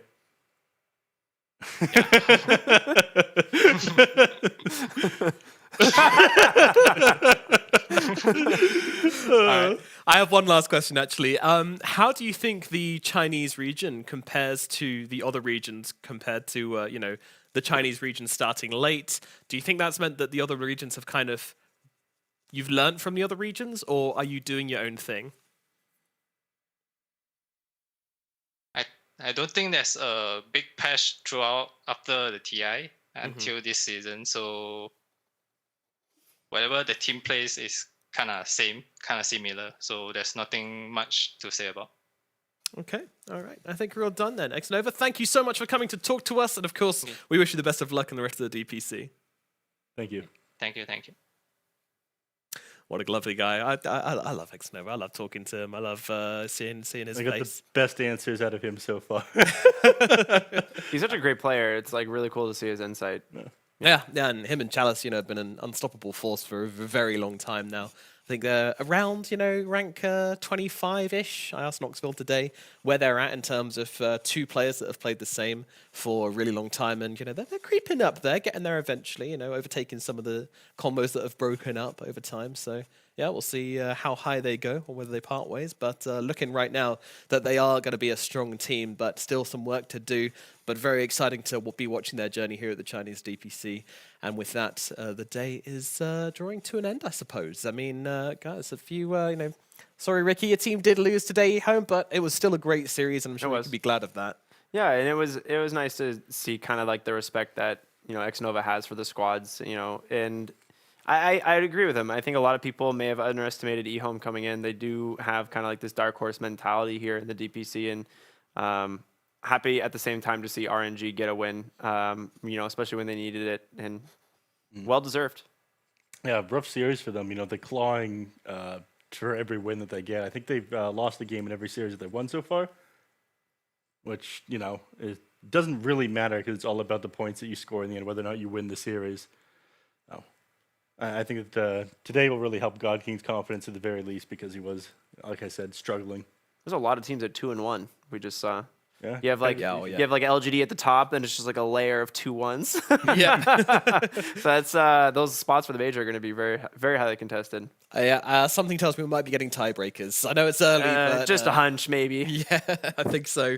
Alrighty, guys, we are now ending the broadcast for the day, but don't go anywhere as we will be having the community panel, and we'll be discussing all the events that have been happening across the region's different coverage zones, especially in the Chinese region as well. We'll be bringing you all the information reaction from the Chinese community. So stick around for that, and we'll be back very soon.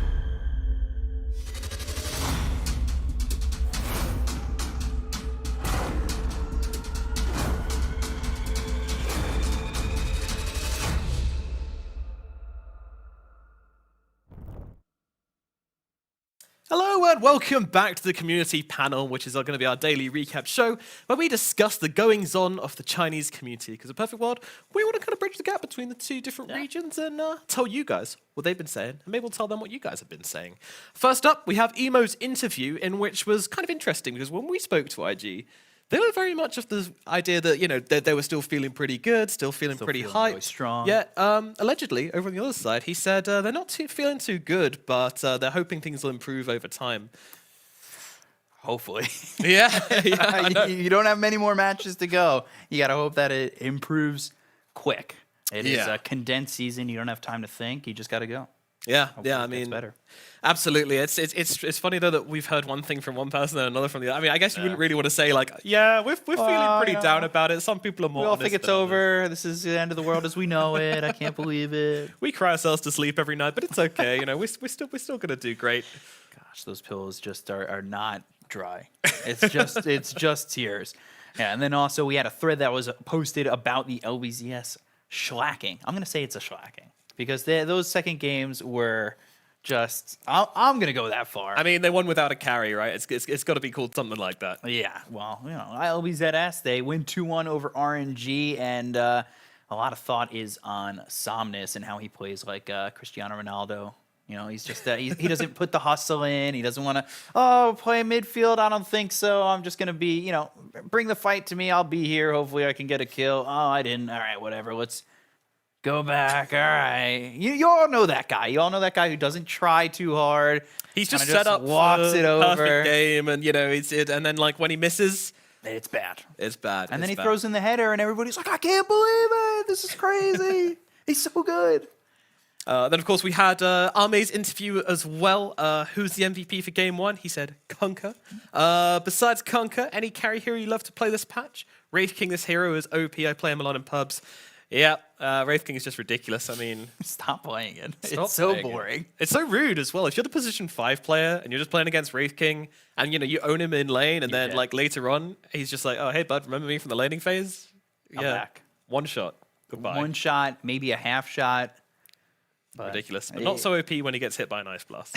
It's really honestly not fair. Yeah, well, Ice Blast was Soaring. You just got to get that to line up. So if anybody ever picks Wraith King, just pick Ancient Apparition. And whoever you picked in 5 in the first 2 picks, just swap it out, hopefully. Yeah. And he also said in the interview that, Radiance and Midas is the build to go.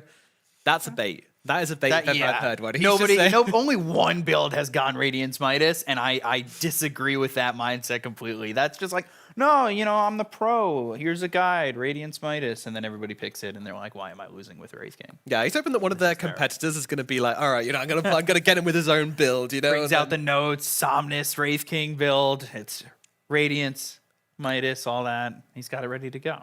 Yeah, and then he just sits in the jungle for 30 minutes whilst your Rax gets destroyed. He's like, all right, guys, I finished the farming build. I'm here to play. Oh, everyone's dead. We've lost. That typical 0-0-0 carry mentality. I've done nothing, and it's not my fault we lost. All right, what else is on our detailed community report here? Yeah, we had an XXS interview, and the thought was, from your perspective, what do you think about Spirit Breaker? Is the hero too OP this patch?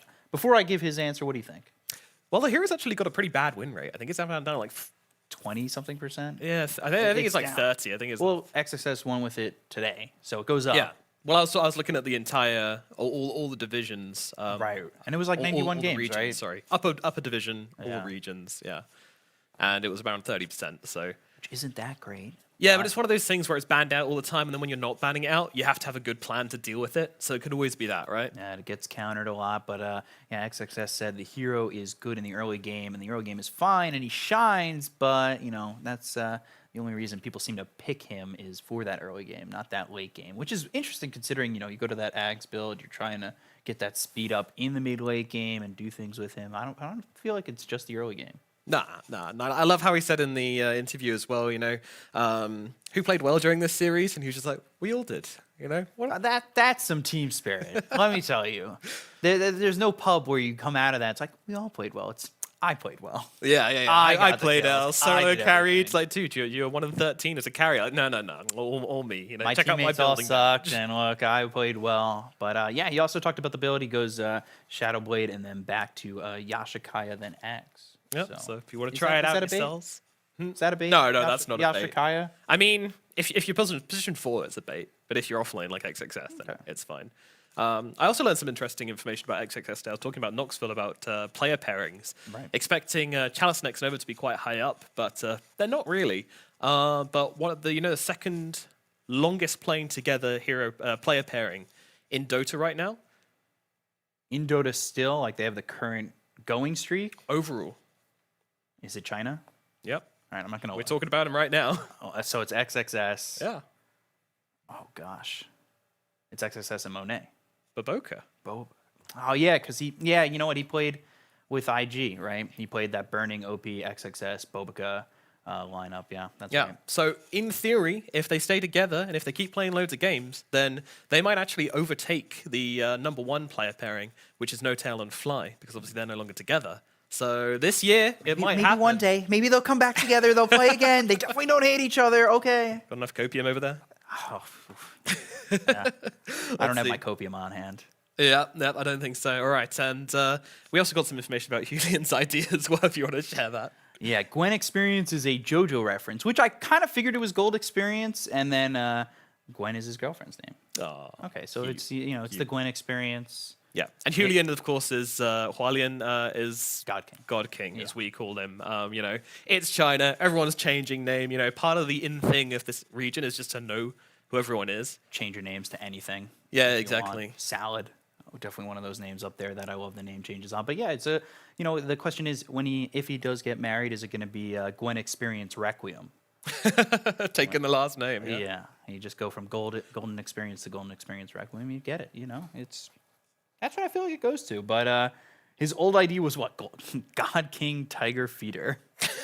Well, because God King, he came in as a trial player, and I've said this 100 times, and it's one of my favorite go-back stories of God King. God King went and trialed for newbie. Before he was God King, he was just a name I couldn't say. So I watched him play with newbie. He went like 0-13 on Terrorblade, buys first item Midas on Terrorblade every single time. He'd buy Midas and then get slapped around. And then they got rid of him, rightfully so. And then all of a sudden he was playing with like, a couple good stacks, a couple good teams, and it looked good. Now he's here. Yep, people call him the eternal envy of the region, and I think it's accurate. Yeah, It's he's a up little and fair. down. He's all over the place. That triple rampage today is very envy. Yeah, It's yeah, very, after, like- I didn't do anything, but I got the triple rampage. It's okay. After having like a terrible performance, just force stuffing into a Razor as Lunar in the earlier fights, like in the earlier games, like this guy is very envy-esque. So I think it's a fair comparison for sure. Definitely works. All right, guys, that's it for the community corner today. I hope you enjoyed, and of course, join us tomorrow as we have plenty more Dota 2 to come. We've got Phoenix versus RNG, we've got EHOME versus Asta, and we of course have PSG LGD versus LBZS to end off the day. So maybe. I hope so. I hope so. I definitely hope so. Join us tomorrow for more Dota 2 from today. We'll be saying goodbye. Thanks for watching, and we'll see you next time. Bye. Love you. Bye.